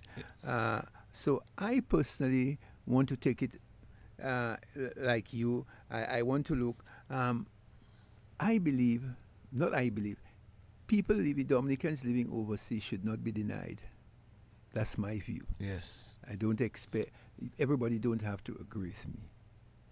You're there, and the reason why I'm saying that, I'm old enough. I've participated in all elections, with the exception of one. Since I attained the voting age, let me put it that way, I've never stayed away from voting. Because I believe it's the right of Dominicans to take part in an election. Do not say that you're sitting there and you're not voting. You should participate. If you feel grieved about something, you should still go and vote. Because that's the only time you have to change government, because we don't have the latitude of changing government by coup d'etats. We have to vote. Because even in the issue of absence from vote, clause 26.1 proposes from the document of the consultant to abolish the existing rights of a registered person living abroad to remain registered as long as he or she comes to Dominica at least once in the relevant 5-year period. So that is on the document. And also too, in reference to the absence from Dominica, the document has indicated to replace the existing requirement to have been in Dominica at least once within every 5 years period in order to avoid being deemed absent from Dominica, with requirement that a person must spend 90 or alternatively 50 days or more in Dominica in that 5-year period in order not to be deemed absent from Dominica. Very good. Well, the issue is that, for instance, people working overseas, some of them don't have the privilege to be able to do that. Yes. So that's one of the views coming. Or they're tied up, they're in work, and they probably cannot come. And some people who attain the age of 18 years who are registered may be studying.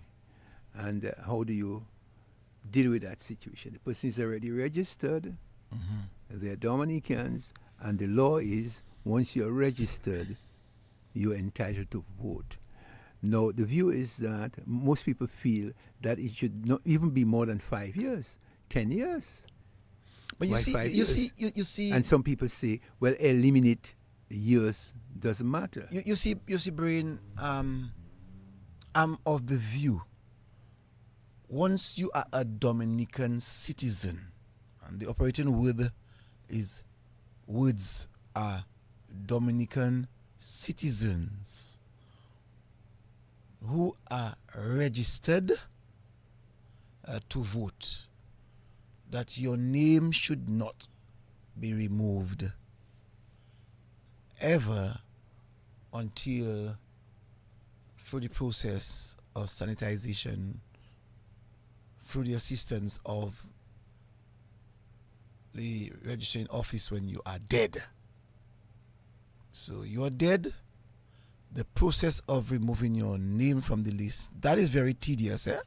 I want us to have an understanding of that it is very tedious. So people tend to say, okay, remove the person's name when they are dead.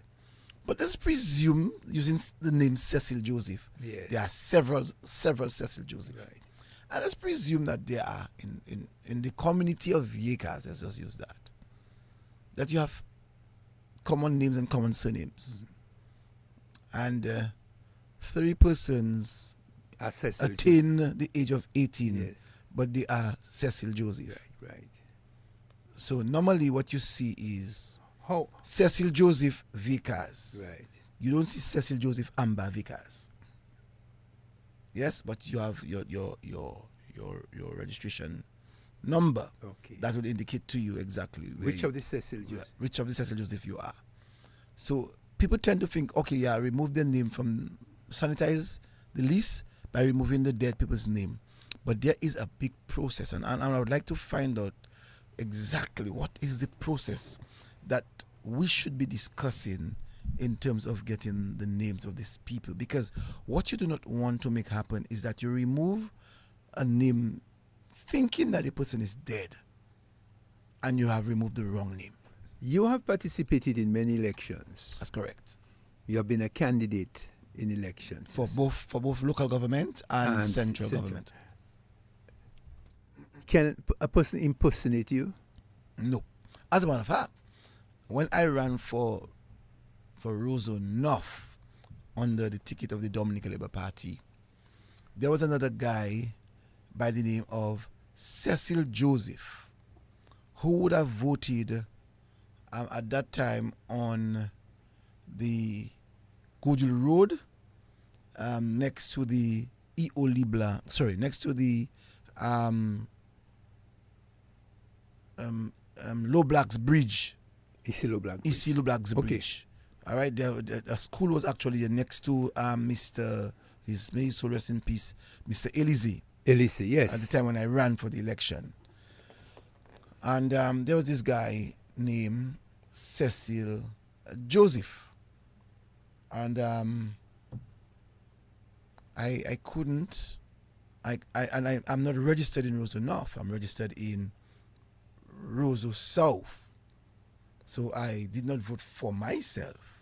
Ambrose George ran Roseau South, but he is registered in Roseau North. And Ambrose and myself swap our votes, let's put it that way. And so no person could impersonate Cecil Joseph or another individual. So that's not possible. So I do not know how people tend to think that someone will impersonate another person who is absent from No, you're from- running Roseau North. You have different polling stations in your area that you're running, Roseau North. Do you have your agents posted there when the election? And that is the interesting thing. No. When United Workers Party contested when you ran, tell me what happened. I run against Julius Timothy. So we had polling stations in about maybe 15, between 15 and 20. They just can't stay in my mind now. But we had polling stations. One, we had at Fonkole, at the Fonkole Community Center. We had one at the time. We had one in Mount Daniel at the time. Yes, I think so. We had one in the Red Cross. Red Cross had, well, I should say, at the polling station in Fonkole, there would have been about 2 or 3 polling stations in Fonkole. At the Red Cross, there was about 2. In Stock Farm, there would have been about either 3 or 4 polling stations. At the time, we had one for Upper and Lower Goodwill, and so in a total of maybe about 15. And every polling station where you are, prior to the polling station, before we get ourselves prepared for the polling station, we have to have our agents, one, know that they're registered in the constituency, so we don't have to have movements, and 2, that they would be registered, but also in the polling station that they are sitting to look at the election day. The individuals, my agent, would have voted in that same polling station. Okay. So if you are in, I'm just using that for example, in NO1, yes, your name must appear. That's what I did. Your name must appear in NO1. yeah. Why? Because I want to ensure that you know most of the people that are coming in to vote in NO1. So you have NO1, NO2, NO3. And if it's Hartley Adams, A would be most likely in NO1. Okay. So Hartley Adams would be in NO1. But what would have also happened is all of the various agents for my constituency, we would have sat and discussed not just the day of election, because the day of election is just for people to go in and vote. You can either lose the elections the day before or days before or on the set day. And so you have your agent sitting. Let's forget about sitting. Before the sitting, let's look at the training. And the training would be to look at all of the names on your voters list. So you're scanning. And it must be said that every 3 months, I think, if subject to correction, maybe 6 months subject to correction, that the voters list goes out, I think it's 90 days, goes out so that people can find out if their names are present on the list, or if their names are absent. It gives people that opportunity of the constituency to find out who is dead, all right, who is out of state, right, and who is in state. So you look at that list. You must look at the list. So you have to look at the list. Now your agent, the day of election, will have that same list that every one of you all looked at. Okay. So the probability in looking at the list, you would know, Brain, that if I have to get Hartley Adams, someone in the group would say, you know, Hartley Adams, Brain, we know him as Brain, is that same Hartley Adams from Stable Street.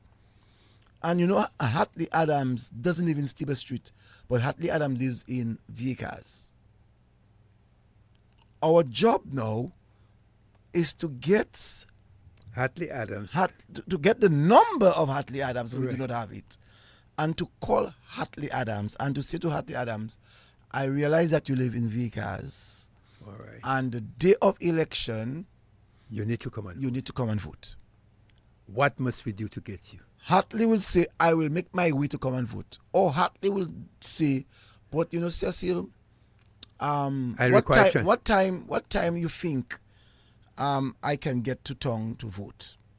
I'll tell you the time is between that time and that time. And you will now ask me most times, do I provide transportation to assist you to come in and vote? Right, good. And my answer to you is yes. When According would- to what the conversation that we're having. Yeah, when would you like me to pick you So my question would be, at what time would you like me to pick you up? Exactly. So I have to make provision for you because you live a distance. And I have to know that I am an agent for Cecil Joseph. So I have to vote before I go and get you. Yes, yes. So yes. I vote. And then you go and pick me up. And most times you find the agents of that client, of that agent for that candidate will go in and vote, will be in the line by 6 o'clock, 6:30 Right. No, to you- vote. Right. You're representing, so that people understand, you're representing the Labour Party, you there, and you have your plan. Mm-hmm. No, Julius Timothy also have his plan. He's right. So I was coming to that. Yeah. I was coming to that. Right. So I will have what I normally would call runners. And that is, I will say, you know what, let's just use Pottersville. Yes. Pottersville has, one of a better term, 600 voters. My job is to know who are my Liberites. And my job is to get my runners to, one, have my Liberites come in and vote. And two, that I also have to have agents outside of the polling station, which is normally beyond 100 feet. Okay, so you plan. So when that client, when that voter comes in to vote, my agents outside, not one.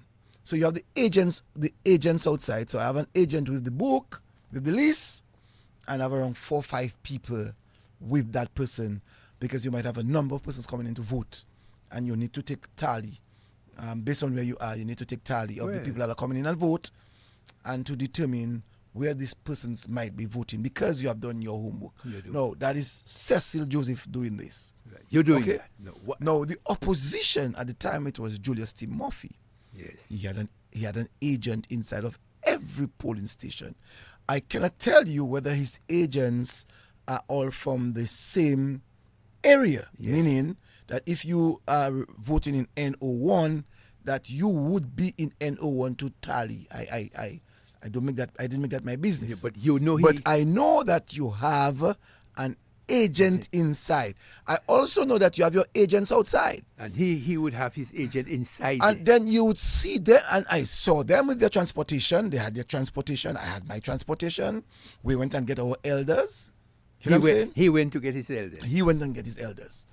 There are people that I know came from Guadeloupe. I know that for a fact, and I'm talking about when I ran. People who came from Guadeloupe, who were living in the Gota community, and from the stock farm community that I saw in Dominica, And I wasn't going to prevent these people from voting. Right. He brought his people. So he brought his people in to do what is required of them to do. And you saw that. And I'm not asking somebody. And that is something that I saw as a candidate. No, that was not an issue for me. What was the issue is to get my work done and to be the chosen person among the both of us. The people chose him by some 300 and odd votes over me. And I did not call foul. I did not say I saw people coming from. I did not say that I saw. Did you say you saw dead people voting? I did not say that I saw dead people because I know that dead people did not vote. You know what I'm saying? He didn't bring no dead people. And he did not bring dead people, and dead people did not come to the scene. So that is. And that's based on your own experience. And from my own experience, I cannot say that somebody came in and said that they were Adams or Hatley Adams. Because anyhow that would have happened. If your agent is not sure of that individual because of the size of the constituency, 5,000 plus persons to vote, you have people that you may not know, my agents may not know. Amidst the fact that you do your work, there might be a 0.1%, there might be a 0.1% or 1% or 2% of the people that are coming in to vote that you may not know of. No, it is not your business to know from inside there whether the person is going to vote Labour or the person is going to vote Workers. If you have a query of that person, you can launch it. You can launch right there to the presiding officer. Okay. All right. And the officer inside there, you inform the officer that I would like this person to vote on oath. And you give the reason. They take that note, and the person will vote, but will vote on oath. And we have to remember that. And that what that does for you in terms of managing your campaign and managing the day of elections, as I said to people, a lot of people get blows in the election the last day. Why? Because they did not do what is required of them to do. They do not have the strategy. They do not have. And I always tell people, one of the reasons why the Freedom Party beat the Dominican Labour Party in those early days is because the Freedom Party was very much scientific. They were very much scientific. And we would have seen the very first election in 1990. And I want people to go back and look at this. The first election of the United Workers' Party in 1990, I'm going to call just one constituency. And that one constituency is the Wesley constituency. When you look at the numbers of the people who voted between the Labour Party and the Freedom Party, you would have seen what the numbers were like. And I'm not giving the numbers because I want you to go and do the homework yourself. And in 1995, the United Workers' Party won in 1990. And 1995, the United Workers' Party won the Wesley constituency. And what you would have seen and proven is that people from that constituency came from Tortola, St. Thomas, U.S. Virgin Islands, and the British Virgin Islands, came in to vote in numbers in the Wesley constituency. Burke, he had American citizenship and he left. But Burke, who had very good contact with the Dominican Labour Party, chose the United Workers' Party to run for the United Workers' Party. And it is evidence. I'm saying that I'm only talking about one constituency. There are much more that we can speak about, but that's not what we're here to do tonight. But the point is that in 1995, a great number of people came in from overseas, supported by their political parties, or political party to come in to vote. There are also evidence when Rosie Douglas lost in Peebush that he lost because a number of people came from Guadeloupe to vote for the then Ronald Amo. I'm sorry, not Ronald Amo, but what's his name again? The lawyer. Yes, Mr. Amo, Right. Jenna Amo. Jenna Amo. All right, Jenna Amo. And we have seen that in the past. It has been evidence of the Dominican public that Dominicans living overseas is not the first time coming to vote. They have been doing that even before 1990, and we know that. I mean, every one of us are aware of that. I know in 2005, 2009, not 2005, 2009, the United Workers' Party went to the States to have people to come down to vote, and they organized it among some group of people, and the people that they met, or the organizers that they met, requested that their people come down to vote in white and blue pants, blue jeans, white top and blue jeans. So it's not a mistake why they have white still today. White top and blue jeans, and they collected them at the airport in Menvin Hall at the time to go out and vote. So it's not the first time that we are seeing people coming in to vote From overseas. But the thing about it, Cecil, is that during that period of time, there was no complaint. I never heard the Labour Party complain. No. And it is rather weird. In the last election, we remember that a particular candidate came from Peebush, who lived in Antigua for many, many years. Some person said that they didn't know who the person was. A young lady came in as a medical doctor, as a candidate for the opposition political party. And the Labour Party did not object. Right. Did not object. We know of a particular person who made himself available to the Soufriere constituency, and that individual had dual citizenship. I don't think the person at the time had dropped the American citizenship, and the person ran the election, and they lost the elections. So a lot of the times, you see that men and women do things that are, according to them now, to the contrary. I want to find out why would they have done it. Is it because, as you talk about strategy, if they use it, let me just take it back to dominoes. Mm-hmm. Long ago, people played straight dominoes. Then, persons brought signs in the dominoes. So they had sign dominoes. And then persons perfected the art of sign dominoes. And other persons who were playing sign dominoes couldn't beat them. Are you aware of that, Cecil? Yes. Right. So is it a complaint that certain strategies that were used before has not been perfected, and the opposition feel that they can no longer beat them at the game? Is it a question of sour grapes? Well, I don't know if it is sour grapes. Some persons just have the tendency of flip-flopping. It says that if you ask them of the ideology today, they tell you one thing, and tomorrow morning they change that ideology.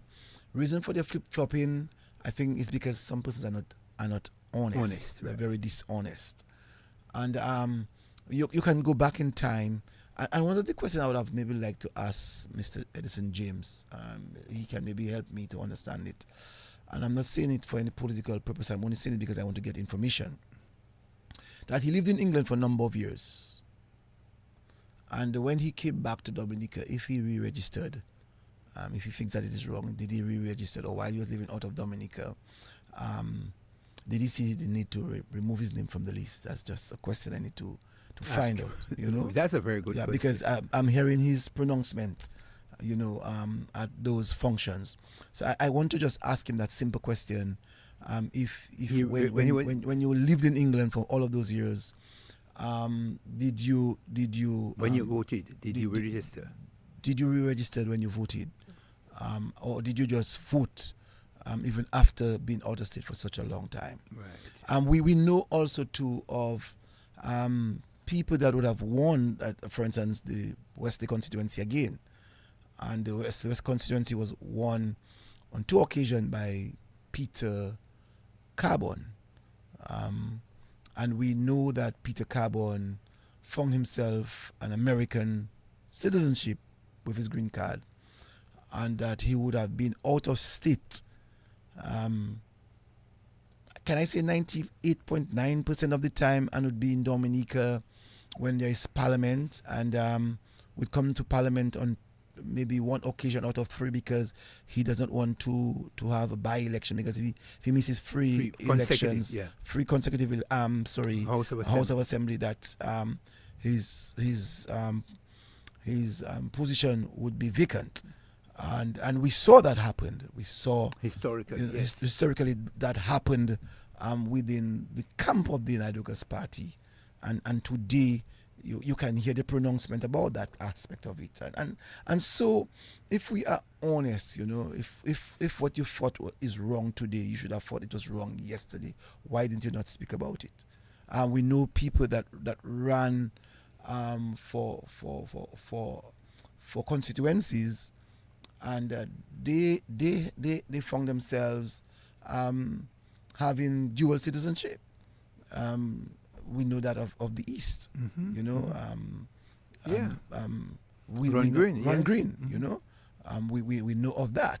So I do not know why some of these things that have been said, right? And the way it has been said, that we almost anti each other, right? Because the point, emotional. No, the point, and let us think about it logically. If, for instance, I did not hear during that period of time the Freedom Party complain about that, no, I did not hear the Labour Party complain about that, no, right? Because the Labour Party, and I still didn't hear the Alliance complain about it. Yeah, because I'm saying, because if you were in opposition, the Labour Party was in opposition for 20 years, and all these things were happening during that time that they were in opposition, and they never complained about it. Why now persons who use the same strategy complaining about it? And we saw, and I think that's one of the things that I realized that they're not talking about. We saw, and I know because I've been involved in the machination of getting people to come in and vote in whatever part of the world or wherever you are in Dominica. My job is to scout, to look for people, to ensure that my Labour Party people are given the opportunity to vote. Yeah. So, and my job is to reach out to you. Yes. To call you up and to tell you, hey, your name is on the list. You need to vote. What are you up to vote? You need to vote. You need to. You know what I'm saying? So you do your work. So you have to do your work. You must do your work. But let me just take something whilst you just stimulate my brain. I found it rather interesting. Here it is. Ambrose George wins the election by over 1,000 votes in Newtown. A young rookie by the name of Joshua Francis is coming up against him. All my friends tell me it's an impossible mission. Joshua cannot beat T-Papa. It's impossible. I myself say it's impossible. I go by Julian Giraud, the deceased, may his soul rest in peace. Good friend of mine. I said to him, But I'm hearing news that Joshua Francis going to beat Ambrose George. He tell me, but brings you madman. But you's a mad fella. I said, no. A friend of mine, Patrick Jeffers, tell me as though he hanging out. He's a principal, former principal, and he's telling me those kind of things. He said, my impossible, 1,000 votes, burn. You madman. Joshua Francis, he's a mad fella, man. You got 1,000 votes. You crazy? The question is, Joshua Francis beat Ambrose George, right? What did he do? How did he beat him? A mission impossible. Well, I came to the conclusion that he went on the ground. When I do the evaluation and I did the investigation, what did he do? He go on the ground. It's on the ground he was. On the ground he was. He went around every voter and gave them $1,000. Nah? And I take in my mind back to after Hurricane David. The candidate is O.J. Serafin. Fellas tell me, Brain, O.J. Serafin can't lose Salisbury. Money. I say, comrade, cannot lose Salisbury. Plywood going down there. 2x4 going down there. 2x6 going down there. A galvanized going down there. Money spending down there. Money spending. Yes. The purse is heavy. How can OJ lose? Papi running. I say that's one seat them have. Kisa. Got a bad beating. Kisa. OJ got a bad beating. So OJ lost. OJ lost. The political leader of Demlab lost with all the resources that he pumped in Salisbury. How did he lose? But not only that, when you look at the Roseau Central constituency itself, we know of a candidate that had the largest. He had the war chest. And he had the war chest. He had enough money to buy everybody. We saw what happened for at least 4 elections. And he spent his money. But he happened to constantly lose or losing the election because, as I said, on the day of election, you can literally lose the election. And I agree with you totally. And it is about not just about money. So telling me I'm just using a figure, to tell me I have $100 million, all right? Mm-hmm. And I spend it, that doesn't say that everybody who receives... will vote for you. Everybody who receives $50,000 will vote for me. Not necessarily. You know what I'm saying? No, not necessarily. That's the point. Because you hear the point, Gaston, let's eat them, eh? You hear that? You hear the road boy, Mr. Giving money, but I hate in by the bay. We just eating them, you know, but we're not going to vote for them. Right. So some people have the tendency to eat your money and to vote for you. That's correct. So the question is, when people talking about money, them fellas have money, and because you heard what our partner tell us, the Labour Party did not have money in 2000. Sogo Fly tell us. As a matter of fact, if you have to revisit 2000, and those of us who are old enough to realize that in 2000, the amount of money that was spent, as a matter of fact, the first big billboard we ever saw, exactly. It wasn't the Freedom Party. It was that of the United Workers Party when right. Rosie Douglas saw the billboard in front of him in Newtown. Rosie Douglas said, "But everywhere I go, Edison, you're just looking at me. What you want with me now?" I'll never forget that. Yeah. So while Rosie Douglas is on the northern side of the park, on the southern side, the size of that billboard, close to the Warners by Suki there, this big billboard. Yeah. You know, Pottersville had another big one. You know, we saw New Margot. We saw blue chairs being purchased, and it was a real flamboyant type modernized form of elections. And money was spent. And money was spent. I don't think it's nowhere close to $1 million. But money was spent. Good money was spent. Yeah, it was more, for me beyond. So money doesn't cut it close. No. And one of the things I tell people, and I going back to Cassie Bruce. In Cassie Bruce in, I think, 1995.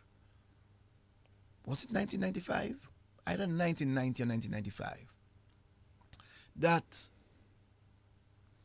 it was said that an ordinary farmer with a long beard, Silver Fox, beat two doctors. Yeah, Silver Fox. Right. Beat, Banis. Mr. Banis beat two doctors. He said, I beat two doctors, man. Silver Fox. Right.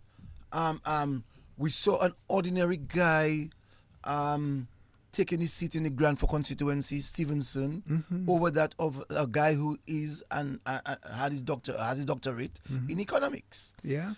So at the end of the day, it is not about your profession. It's not about your largesse. Your largesse. It's about the work that you do on the ground. Your work. And too many times that we are looking for excuses for losing. We are like some students that when they fail, they go back and go home and blame tell the their teacher. parents and say the teacher is not a good teacher. The teacher don't like me. The teacher didn't mark me well.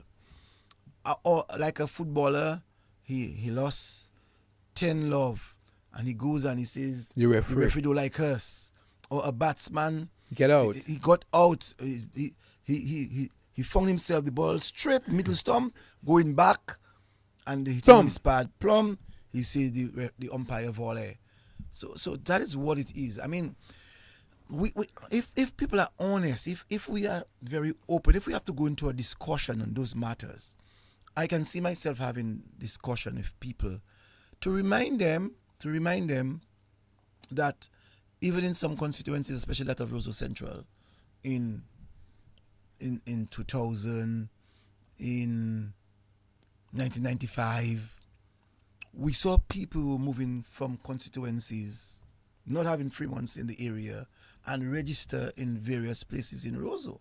Yes, yeah. Where you would find more than, for instance, you have empty spots in Roseau that you would see people. Right, because people moved people and even had them in the Labour Party housing. Yeah, yes. I remembered when running for Goodwill, Roseau North. There were people living on the address Lindo Park. Lindo Park. And I had to make it my business to find out who were these people. But you would have had first-hand knowledge because you ran. Yes. So I wanted to know who are these people living in Lindo Park. Lindo Park. Lindo Park is not a dwelling house. So and one of the things that we would have done is, if you are a very good canvasser, you would go through your list and know all who is out of state. Because take it or leave it, when you talk about polling stations, you have a comfort zone, meaning using again Pottersville. Pottersville is an area most persons would know who lives in Pottersville. Yeah. Most persons would know that. Of course. Good evening to you, caller. Good evening. Yeah, that's DBS. Yes, that's DBS. Sorry about that. You're live. You're live. Okay.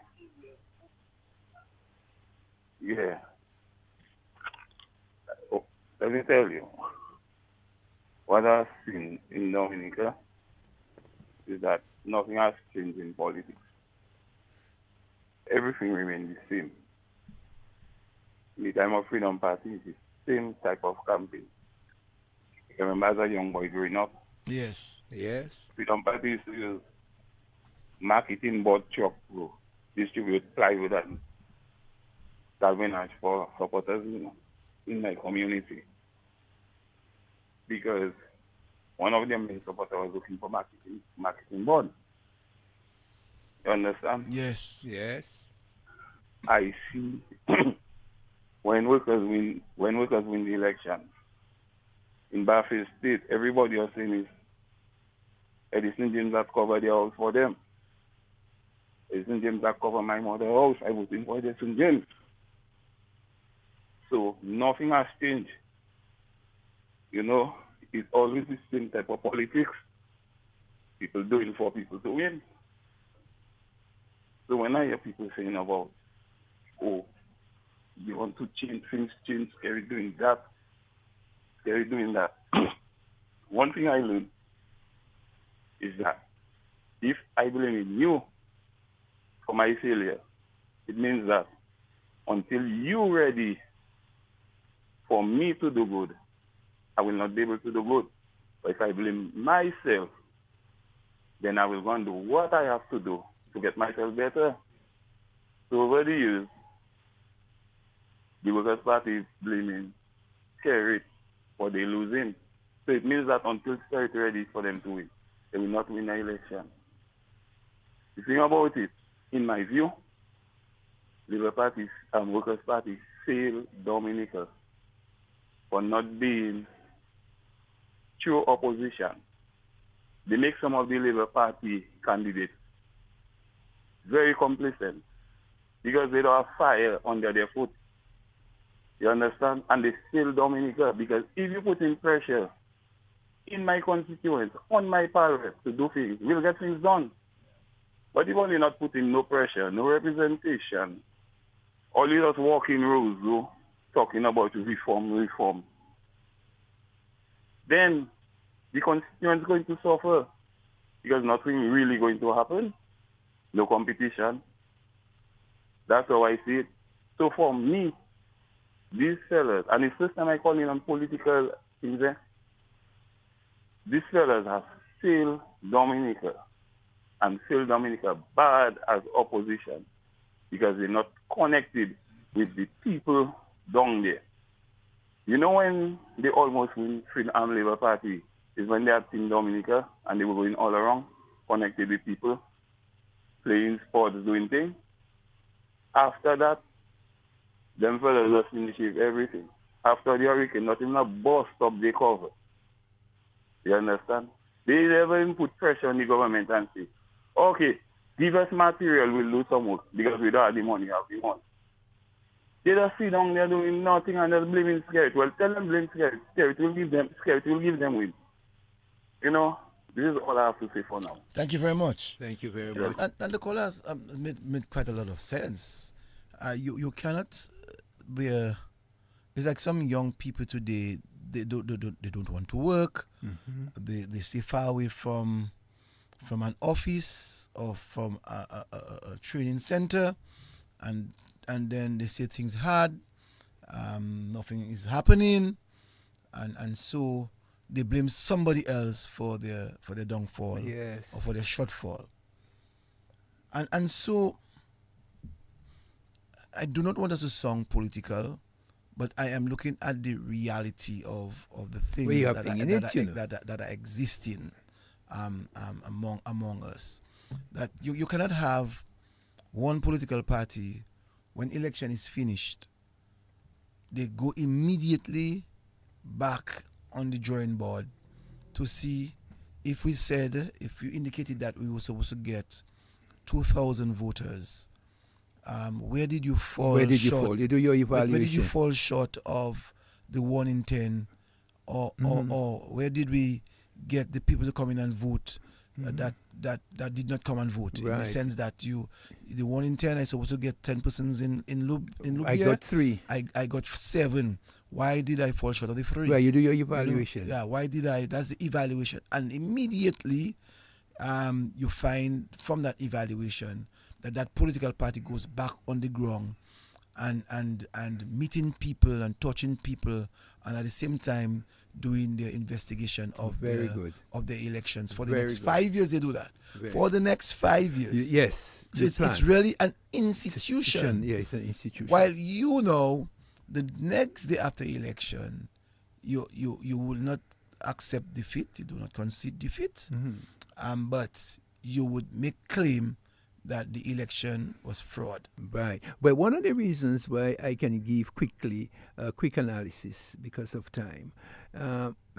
For instance, if the party itself is disintegrating from within, there is internal struggle within the party itself. It weakens their focus. One, they struggle for leadership within the United Workers' Party, created bad blood among their followings, even within Lennox Linton and his leadership. People felt he was not doing what he was supposed to do, and his brother himself said so. So there was internal wrangling, disintegrating within the party. You see, for instance, this guy who is now Speaker of the House moving across. He wrote articles to say, well, I directed them. Isaac he wrote to leadership, guy asking leadership to take certain action which they were not prepared to do. Then you saw that even now within the leadership of the party, you see. I think it is distrust from way back, because if you look at the history of the United Workers' Party and its level of distrust, it started with the Dominican Labour Party when they informed the Labour Party that they were going to come together, like the Freedom Party did in 2000. That the Freedom Party kept to their promise. Yeah. Like the United Workers' Party said in 1995 that they wanted to 1995. They said that they wanted to get rid at Londonderry. Yes, they wanted to, no. In the party came together in 1988, October of 1988. Yeah. And they ran in 1990. Their first election, they won 6 seats. Right. They requested of the Labour Party to join them, and that the Labour Party will send something like 16 seats to contest the election, and they would have done 12 words to that effect. And what happened, that the United Workers' Party, the day of nomination, elected all of their, I think, 19. Yeah, 19. So the promise, they didn't keep to the promise that was actually negated, made. yeah. And so the Labour Party had itself, I don't want to use the word to be blamed, but the Labour Party at the time had to scramble for candidates, because here it was that the promise that was made was not kept. So the promise in terms of keeping good faith in party politics from the ground point of view has never been a fair or honest one by them. Michael Douglas, may his soul rest in peace, felt that it was important that he would work together with the party. After coming from a meeting by Judge Karam on Cork Street, I remembered that Mike came back and reported to the huge crowd that was at Lago. Right. That, yes, guys, we just came from a meeting. We have agreed that we're going to be one party.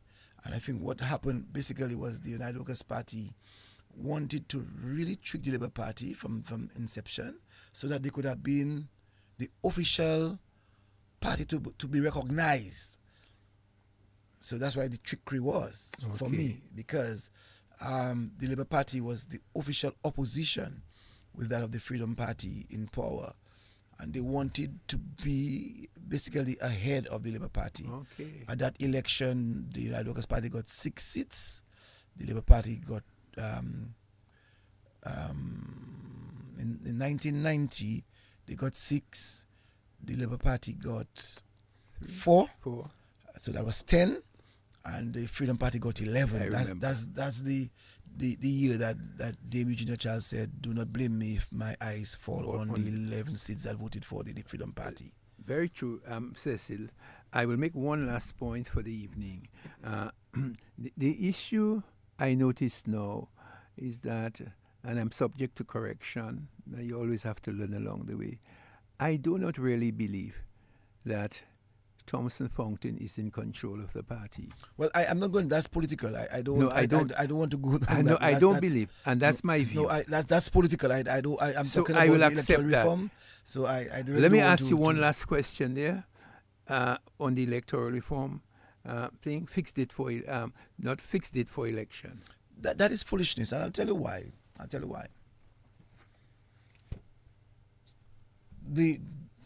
For most of us, we call England the mother of democracy, and they have what is called the Westminster system, and we model our political system under the Westminster system. In 2017, Theresa May was the Prime Minister of Great Britain, and she called the elections 2 years prior to its date, which meant that she would have called the election within a 3-year period that she was in her first term in office. 3 years she was, and she called a snap election, and you can go and you can Google it, and you will see that did happen. In Canada, some time ago, no more than 2 years ago, that we saw Trudeau wanted to have a greater control of Parliament, and so he called a snap election that would have resulted again he winning general elections.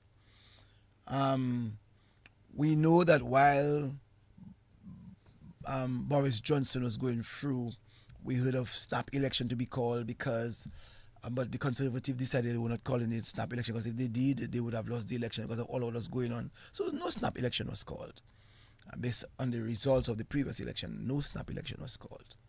So we know Barbados had a snap election itself, and Antigua had a snap election that was called within 4 years, I think, and a half.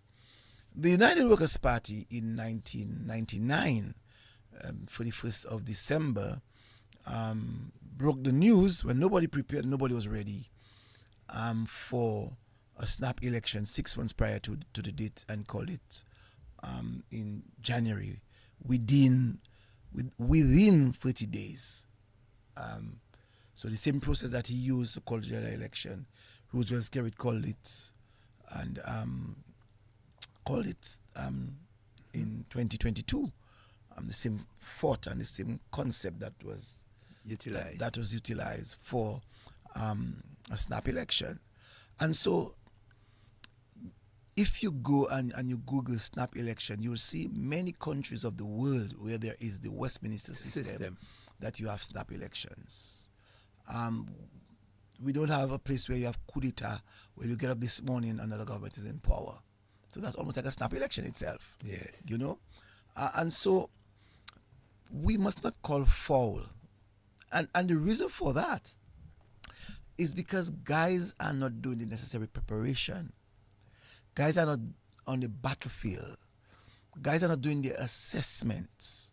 Guys are not being real to themselves and honest with themselves to ask the question, am I eligible to be the next government? Am I ready? Do I do what is required to be the next government? When you can answer yourself that question, then you can determine where your future holds in national politics in Dominica. We saw the Labour Party in the 80s. We never stopped campaigning, but we never campaigned as vicious as we are saying today by calling people names and so on. We did our campaign by going on the ground and doing work and doing work and get people to understand your policy. At the time when we were doing this, the Freedom Party in the 80s called us communists. We accepted the name because why?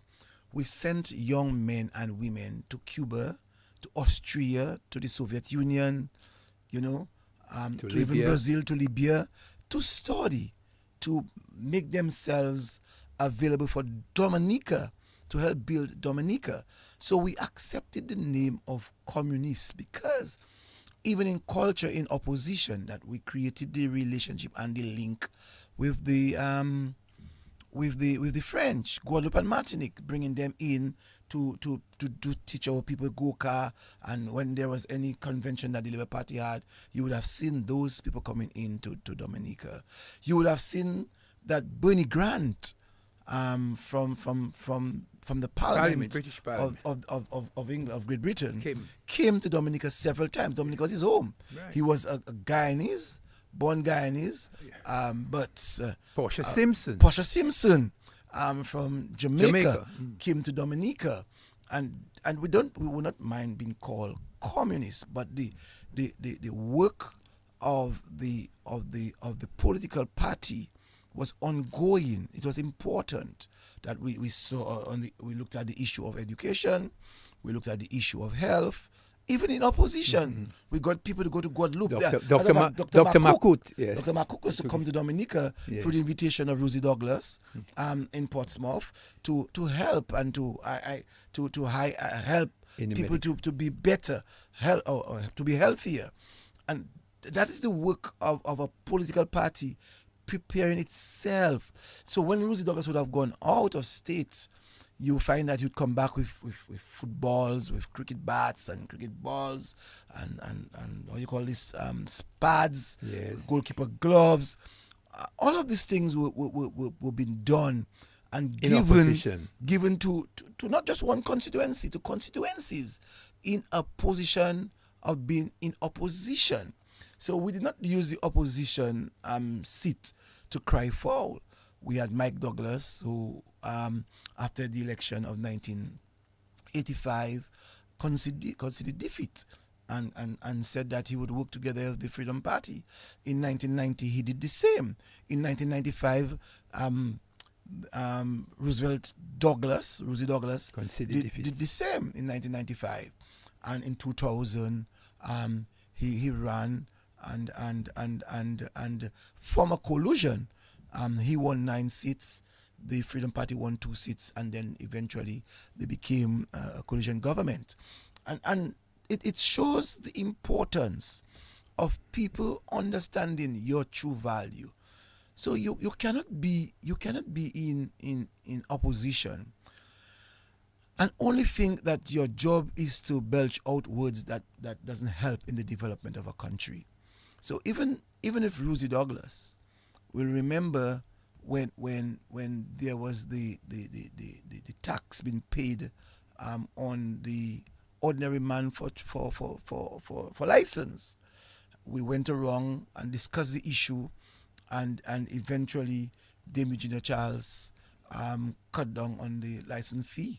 We remember too that under Michael Douglas's opposition, that the Freedom Party wanted to put a 1% levy on the farmers, and Michael Douglas went around the country, talked to the farmers, did not revolt, did not say there's Justin White and come in Roseau and tell the farmers come. No, he went from community to community and discussed, and then the Freedom Party removed that levy. To this present day, we have never heard of a 1% levy on the farmers. Yes, the Labour Party agreed with the Freedom Party when they were very much aggressive towards helping the banana farmers, and we saw by that $120 million in 1988 was made from the revenue of bananas. And so the Labour Party did not look at itself as an enemy of the state, but basically worked together with the opposition. And people used to say that Michael Douglas, Dame Eugenia Charles, was Michael Douglas' godmother. I want us to remember that, you know. Yeah, that's right. All right, that Dame Eugenia Charles was Michael Douglas' godmother, and that Michael did everything that Dame Eugenia Charles would have done, that Michael would endorse. But that's not what it was. As a statesman in Parliament, he made them understand what is required of the government to do for the state in opposition. And so we found the Freedom Party and the Labour Party were better engaged. They were better engaged for the 5-year period that the Labour Party would have been in opposition and the Freedom Party would have been in government. The name, the Iron Lady, was dubbed from us, the Labour Party people. But we did not say it by virtue of the fact that she was not an astute leader. We saw what she did as a government, the Russian Potemkin project on the roads. The Labour Party complimented Eugenia Charles for a tremendous project.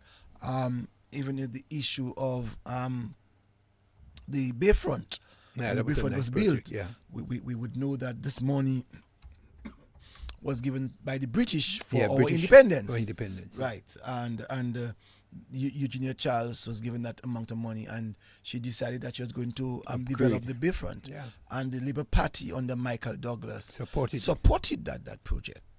The Freedom Party had their policies about the banana industry, but the Labour Party had their own thrust and understanding of the industry. So the Labour Party was talking about at the time diversify. Mm-hmm. While we are saying yes, we are about bananas, but we saw, according to what was happening in the British economy and on the British market, especially buying bananas at Dole, and buying bananas from Dole and Chiquita in Central America, we saw what was happening. And so Rosie Douglas was very much instrumental when he told us, very much instrumental in ensuring that our government took the countries like the United States and Germany and Portugal, who would have gone to the WTO to challenge, and people like Charles Savre did a wonderful work while in Brussels to ensure that the stability of the industry would have remained. And as a party, as a Labour Party, they did not see themselves looking at that I want the vote of the farmers. At the end of the day, it was not about wanting the vote of the farmers. At the end of the day, is to ensure that the farmers can bring bread on the table. So we would give ideas and give concept. Brought in Bernie Grant. Bernie Grant himself went around, helped in developing, and it took the now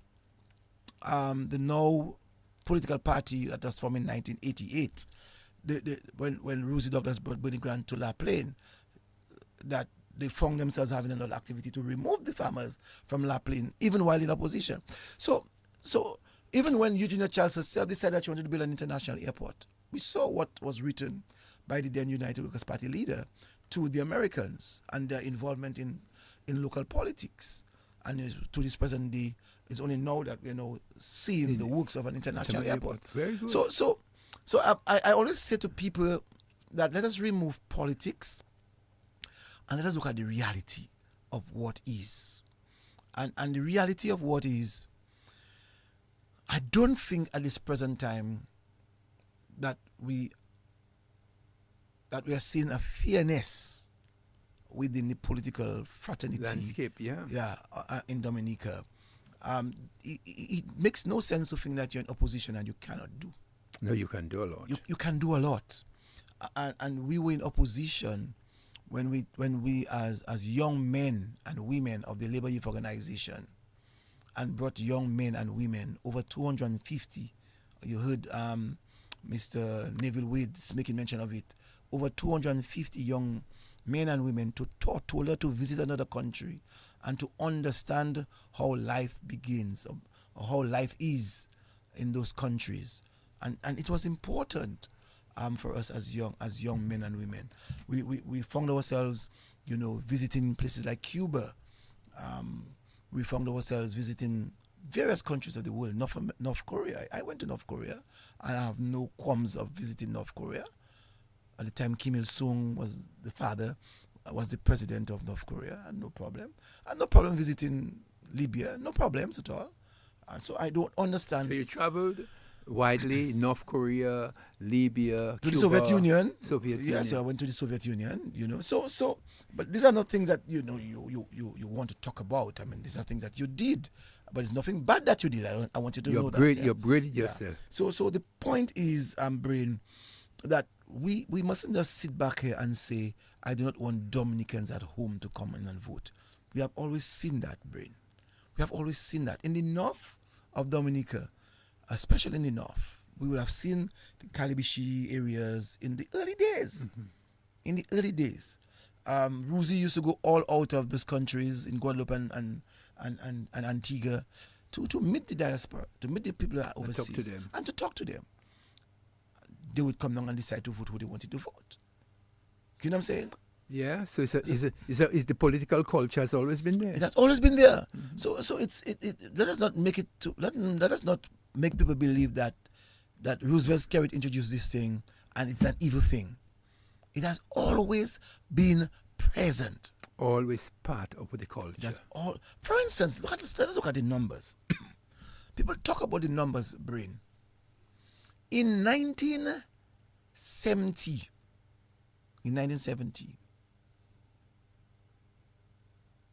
yes, I think in 1970, let me just play a little music there and get you. I want to get the right information to you, Brain, because before we leave, I need to make that one be known. All right, let me just get the information you for take you. A break yes, let me just take a quick break on that because I think I need people to know that.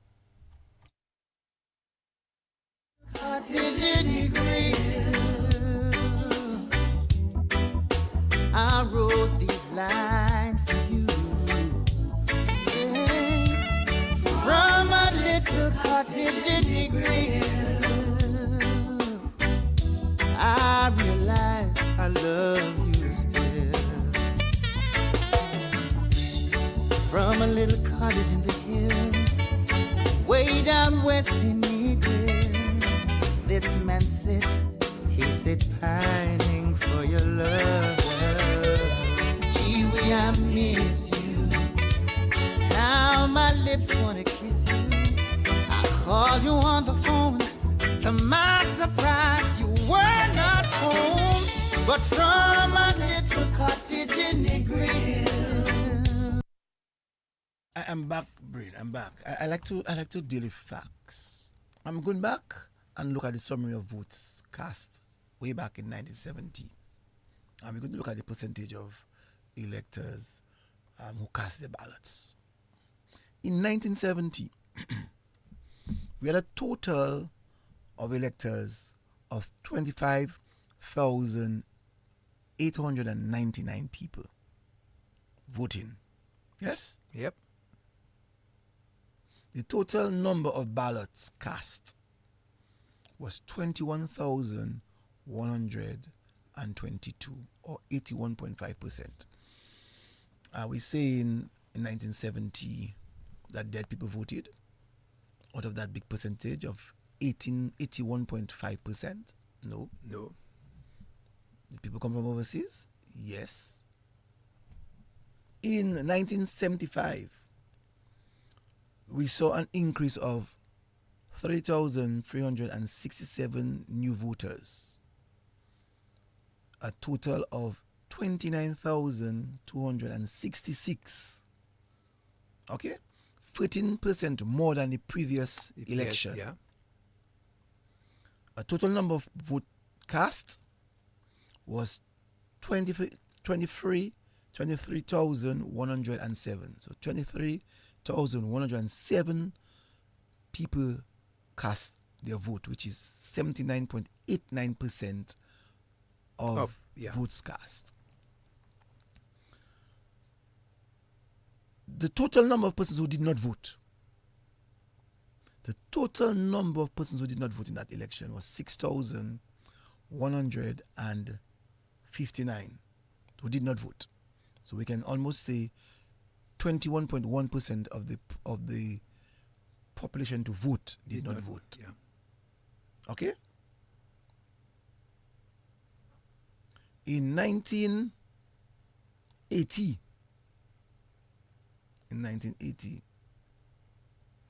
a total number of electors. Hear that, you know. In 1980,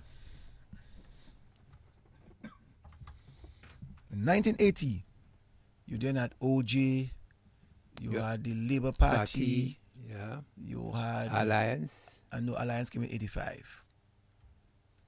Freedom Party, Labour Party. The Labour 1980. Yes. and then you'd probably you'd have Dem Lab. Dem Lab, yes, right, Dem Lab. Okay, so you had 9,186 more voters, which meant that we saw in 1980 an increase of 31.39% of the votes. Wow. More. 31.39% more. An increase of 9,186 voters. So the total number of electors was 38,452. What you have realized? We have not seen a lesser number, right? No. So we have not seen saying remove people from the list. No. We have not seen the numbers It's showing increasing. We've seen it increasing. Yeah.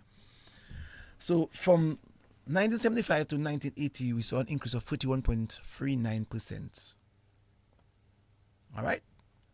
So the total number of people who voted in 1980 was 30,842. The Freedom Party wasn't in government, so are you going to say the Freedom Party stole the elections? The Freedom Party got something like 17 seats. I'm listening, yes. Are you saying that the Freedom Party stole the elections? The Freedom Party did their work. They did what was required by the political group to win the election. And so the total number of persons who did not vote was 7,610. So out of 38,000, 30,842 people voted. See the percentage that did not vote. 19% did not vote. 19%. 19% did not vote. The previous election, 75, 21% did not vote. In 1980, 19% did not vote. Means that people wanted to go out and vote. So we see these two elections in 75 and 80, people wanted to vote. In 1985, the Freedom Party is in power now. What did we see? Again, we saw an increase in the new registration.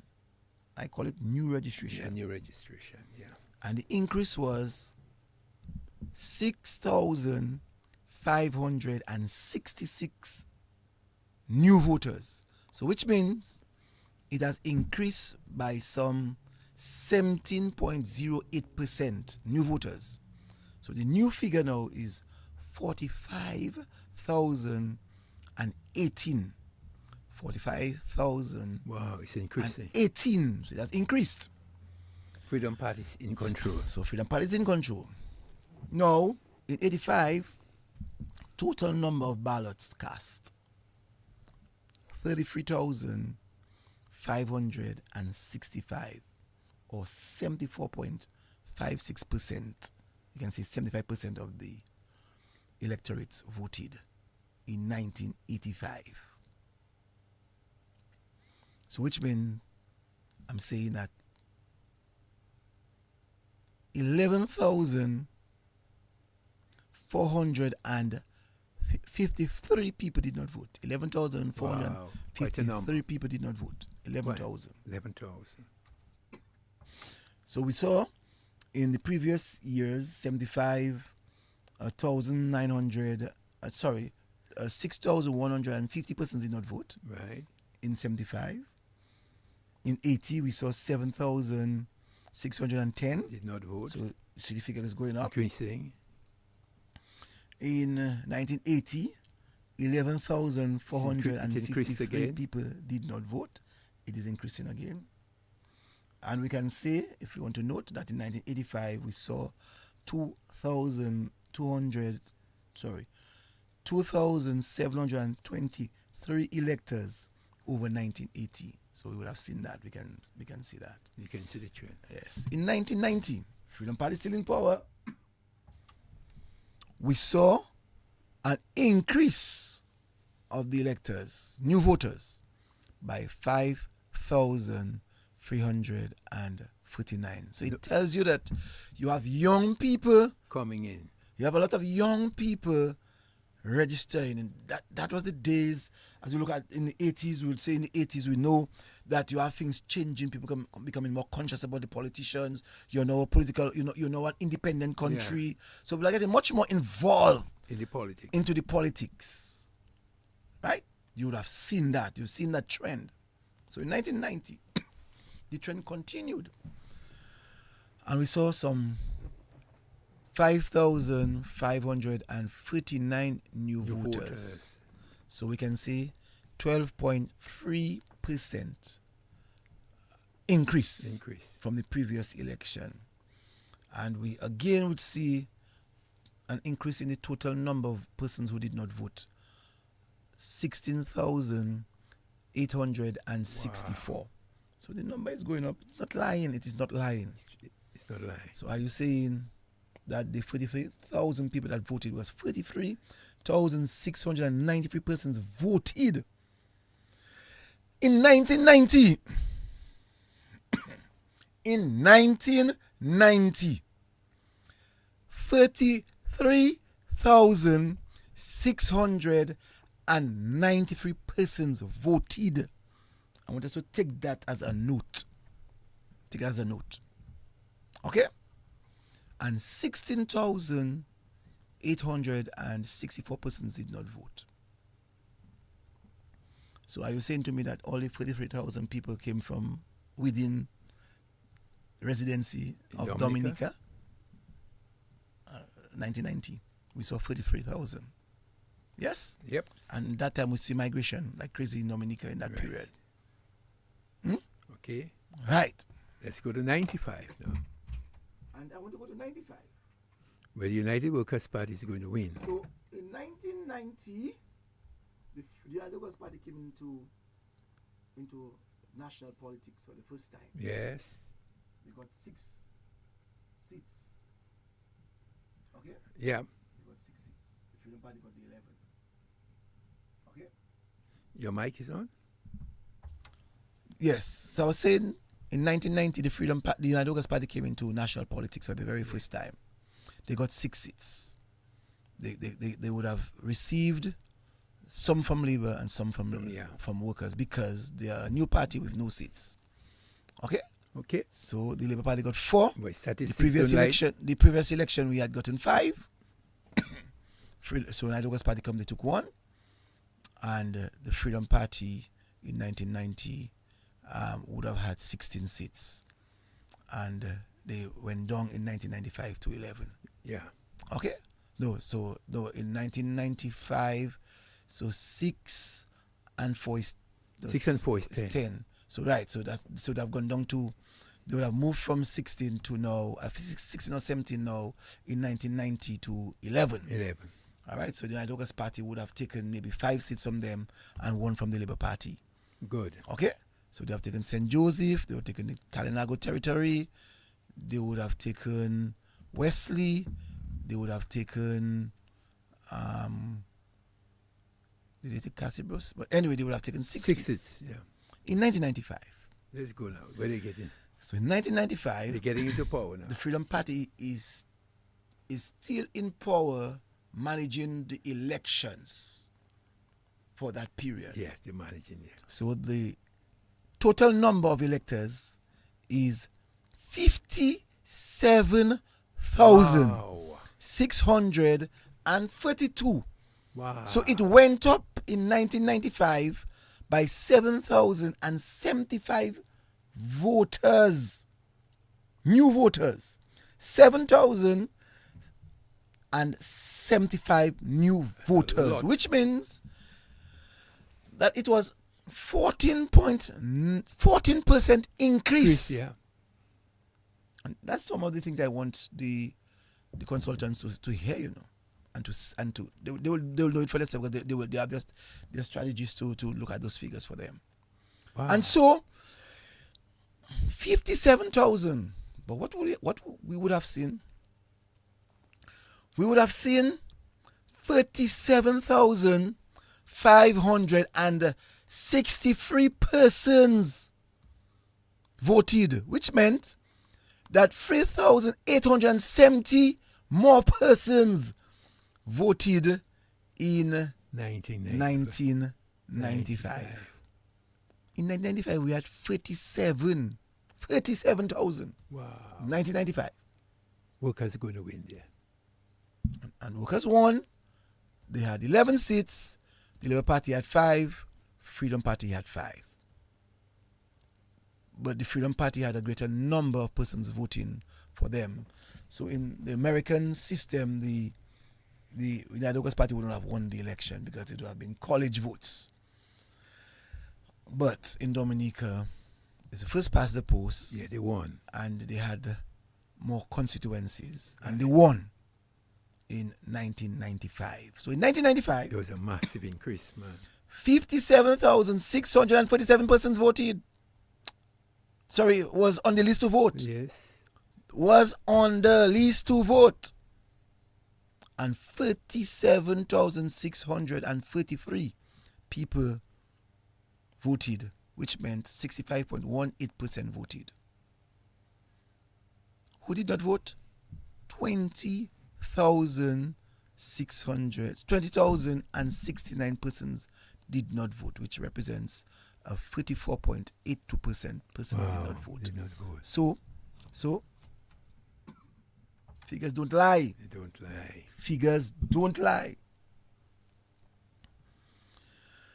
Now, for the first time, we would have seen, and maybe because of the disappointment of people, we would have seen the lesser figure.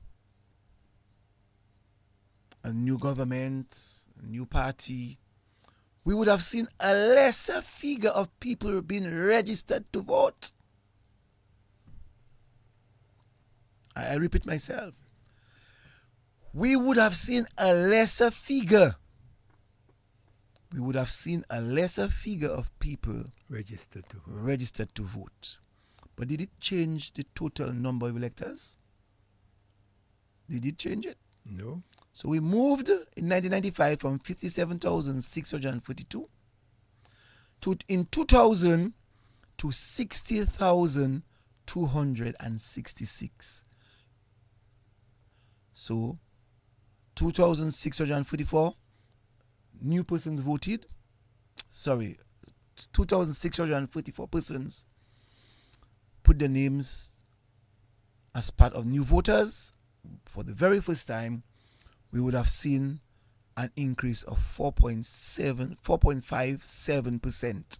Wow. So less people actually registered in 2000 compared to the other years. Oh, I know. And that happens. The United Workers' Party is now in government, you know. And that happened when the United Workers' Party was in government. And normally, you find if a government is supposed to be in a one term, they would have seen a better picture. It's not like Roosevelt's current administration, where he's in for a number of years, and you might find people might say, I'm not going to vote because my party must win, you know, or persons are not going to register because all the win already, that kind of thing. We'll see as we go along. So in 2000, when the United Workers' Party was managing the electoral system, yes, we saw someone wants to speak to me. Nobody person have to say that quickly. Good evening to you, caller. You're live. Hi, Cecil. Good evening. Yeah, good night. Hello? Go ahead. Go ahead. Okay, Cecil. I'm just calling on a topic I heard you say a while ago. I don't want to stray from your... Yeah, that's fine. That's fine. You talk about the young people don't want to work. Some young people don't want to work. But what is in place, even from junior school, what is the program put in place to get the young people ready for skills? Because even after the hurricane, we see a lot of foreigners coming and do skills work. But what is the government putting in place to put young people ready for the work environment? Because you see today now is a different shift, you know. The young people not so academic in much of the physical work, farming, work, construction work. So what is the program? Because I know when I go to school, we had all those programs in schools. And even within the community and the representatives sometimes maybe the representative of the government have to start to think of putting like a training program in the community and do different things. And I agree with a lot of your sovereign you say, but what are the plans that you have, and what about the people now, the young people that is active in working and they're not getting the support, and even the small business people? What about those people? They're not getting the support financially, everything, and even into government administration office, you're still not getting the right representative. Look at the amount of ministers, but how many ministers are there for the public when you go to the ministerial building? Because you find most of them occupying in the government administration work. You go there and the permanent secretary is stressed up with a lot of people coming to them. What is the representation the public getting? I mean, I see you have a lot of junior ministers. I think one or two could be here to deal with the public. The problem people have that they could either deal straight to the Prime Minister or the Minister. And I appreciate Miss William. I noticed Miss William take a project on the health matter in La Plaine this weekend. I think some other representative was sent to do something last time with us football games. Those kind of things there. And you're not just partying. And I appreciate everything you're saying, you know. But then what about the people that trying? Look at the people at the Bayfront. They are the whole summer where they was making the little money, the vendors. Where you are the godly people coming in for the summer. And these are the people that really buy the godly people, because I was a vendor, you know, for 15 years.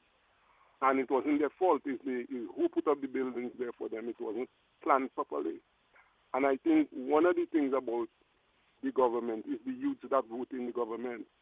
And you still find a lot of people, senior people I know, who are giving the government support, even them as supporters of the government on the both sides, because to me it's becoming a failure. And that is one of the things I mean. I respect everything you're saying, you know, and I've been to Cuba, just as Sogo was saying. I've been to Cuba, and something I like about the Cuba policy, you get everybody on the same levels. You see, I think in this country, too much selfish people around the leaders, and that helping to darken a cloud over them. Okay, thank you very much, caller. Everything. Yeah, thanks. Yeah. Okay, in reference to what has been done for as manager of this institution, I'm getting letters from the Ministry of Education, from programs that they would have had in reference to training for young people. And we would bring in, as a matter of fact, I have 2 young ladies now in my office doing what is required in terms of training. So I know that there are training for young men and women for mechanics. I know for computers. Just name the works. So, I know that, for instance, they had training for leathercraft training. I know, for instance, they've had some training in small industries. So quite a bit of training has been going. So at the end of the day, caller, I understand your point that you're making, but I know that there are a number of government projects in terms of skills that young people can be trained. I wish that I could get a person from the Ministry of Education that would maybe give me the figures of the hundreds of persons who graduated from the kind of programs that skills program that we're talking about. So it is not absent from young people. Again, too, we have situations where government has placed in the aid bank monies for persons to go out there and to borrow at reduced rates, and so you may feel somewhat distrusted by the fact that you are not happy about some things that are supposed to be, but I'm sure, like many other people, like the Sukis and the E.H. Charles, would have taken the burden of ensuring that they do what they have to do well and become what they became later on in life. But I can deal with that matter another time. But quickly before we leave, I just want to give the information to the listeners.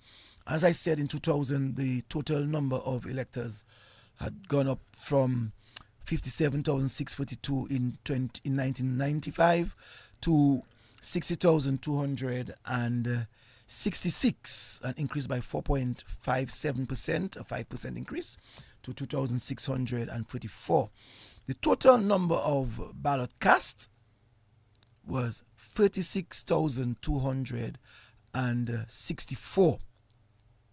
36,200, 77.1% of the people did not vote. All right, that's what it says, did not vote. And so the total number that voted was 46,264 voted. Yes. Okay, who did not vote was some 24,002 votes. So in 2000, 24,000 people did not vote. Wow. It's a clear indication that they lost. It's a clear indication that there is no dead people voting. Clear indication. Yes. It's a clear indication that impersonation is not happening. It's a clear indication that the people that are supposed to be voting are voting. Because if you're looking at the trend from 1997, they're voting. From 1990, you're seeing the trend.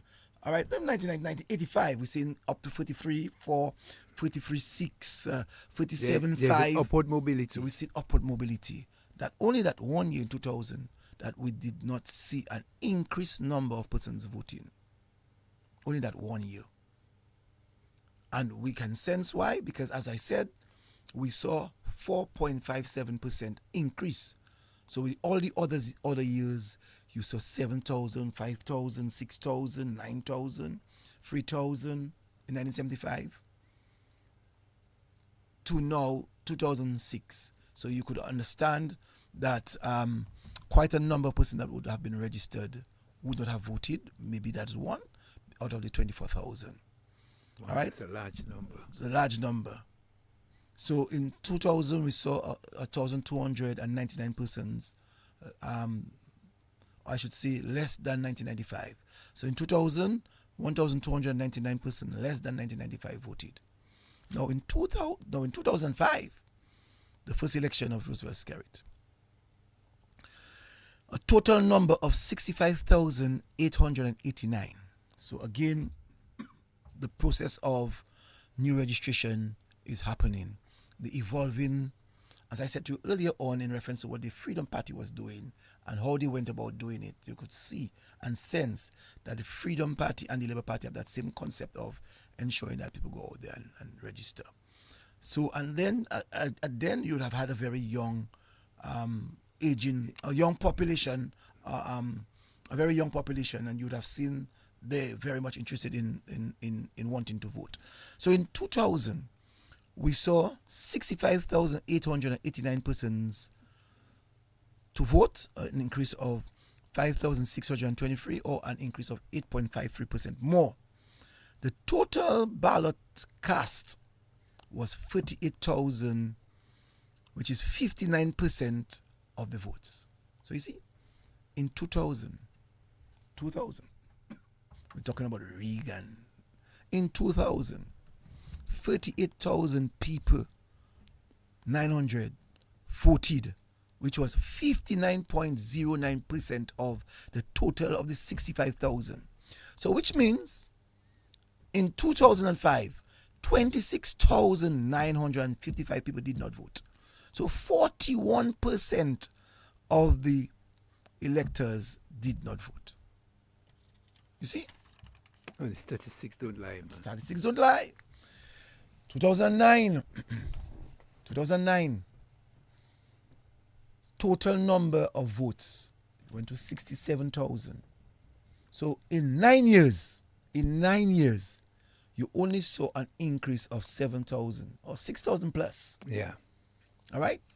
6,000 plus from 2005. So in 2005, you had 65,000. In 2009, 4 years later, you have 67,000. Wow. Which is, as I said, an increase of 1,334 new voters. A total of 2.03. Now, let us look at 2000. 36,264,000 people, 36,264 persons voted out of 60,000. Yes? In 2009, 36,883 persons voted. You getting my drift? I got your drift, man. Getting my drift? Of course. In 2009.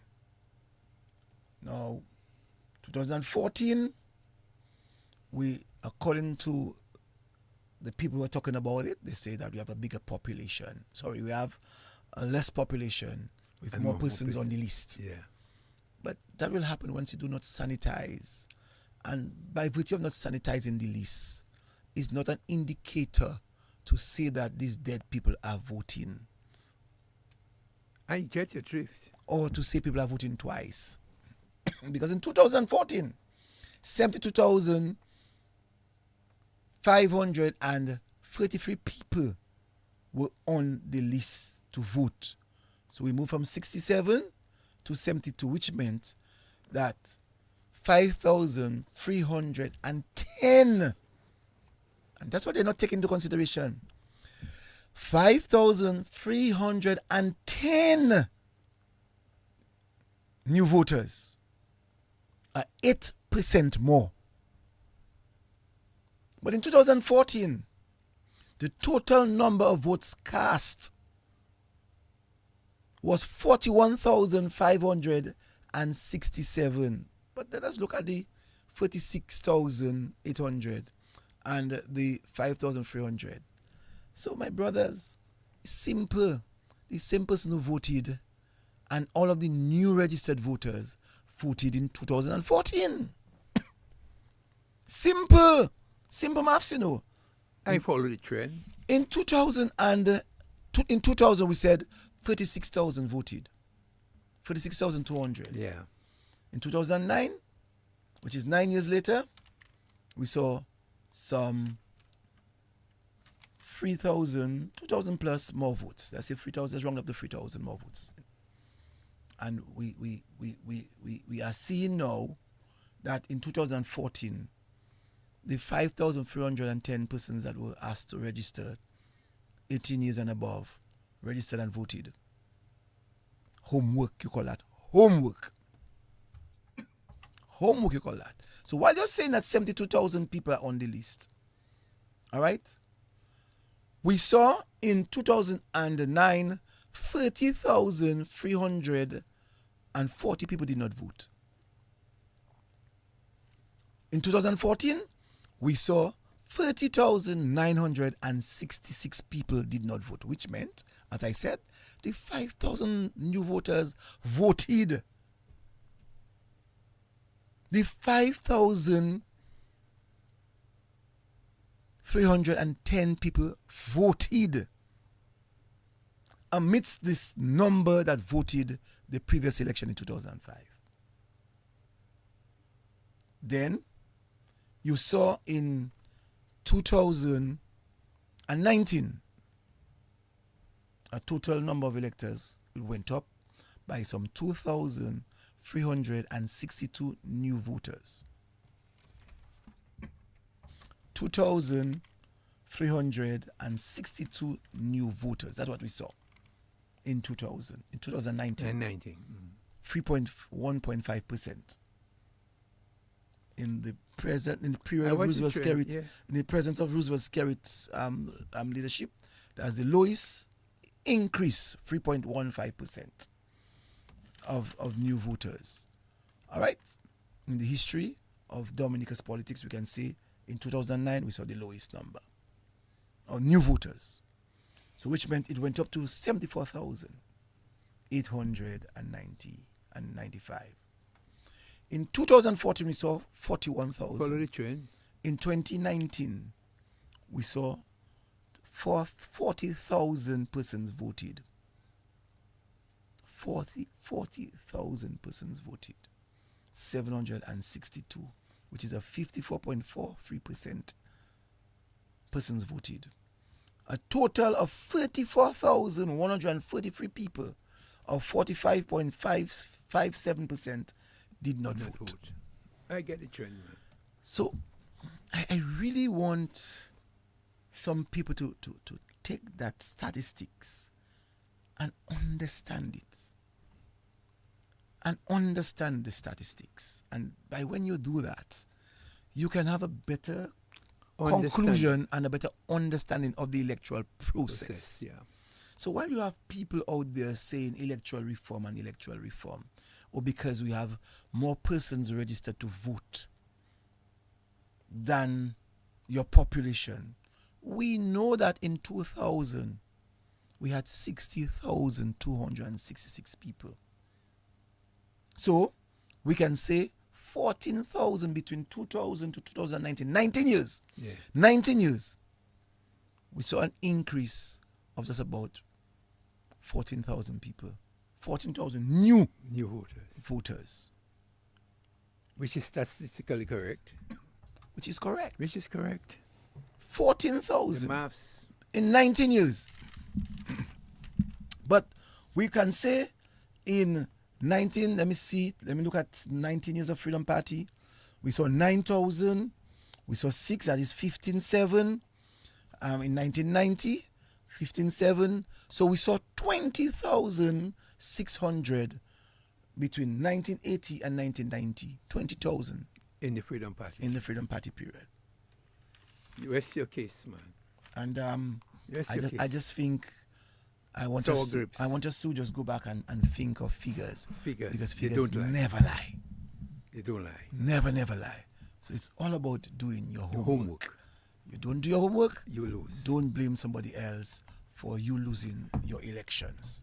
And Cecil, I hope what I said tonight was of great importance to a number of people who listen to the who program. are actually listening to the program. Well, Cecil, it was a pleasure being with you tonight. I hope at some point in time, early in the program, again, we would reinforce in terms of the numbers. So people, as the electoral reform discussion goes on, people will get more of the figures because statistics don't tell lies. It was a pleasure being with you. Thank you, Sogo. It was a wonderful night. To all Dominicans, it was a pleasure joining us once again. And the next time, I think what I want to do is to look at the trend of the constituencies. Yes. When we look at what the Freedom Party got in 1990, what the Freedom Party got in 1995, what the Freedom Party got in 2000, right? What the Labour Party got in 1995, what the Labour Party got in 2000, what the Labour Party got in, and then you had the United Workers Party, what the figures that they had, and then you would see, which is interesting enough, you will now start to see the movement of the electors. At one time in 1990, I'm just giving an example. Yes. The Freedom Party had, in 1990, let's say they got 300 votes. The Labour Party got 300 votes. Workers got, let's say, 500 votes. In 1995, you saw the movement of the United Workers Party supporters or support going to the Labour Party, and some of the votes going into the Labour Party from the Freedom Party. I wanted to get some time to work that analysis and to make you see the trend of people voting and the concept of how people move their vote to another party and why they do that. Okay? So thanks so very much, Brain, and it was really nice having you with me tonight. Yeah, it was very nice. And I just want to say good evening to all my listeners, wherever you are at this time. As we go across to BBC, just want to thank all those persons that will tune with me on the program here tonight with Brain. And I just want to say thank you also to my good buddy in the person of Sogo for being so kind. Go across to BBC at this time. Thank you very much. Also, Iran-backed Houthi rebels have reportedly killed 10 Yemeni soldiers, igniting tensions that could disrupt an uneasy peace agreement brokered by the United Nations. And the world's two biggest economies, the United States and China, are trying to improve their often strained relationship, starting off with their key trade ties. But first, a bulletin of the latest world news. Hello, I'm David Harper.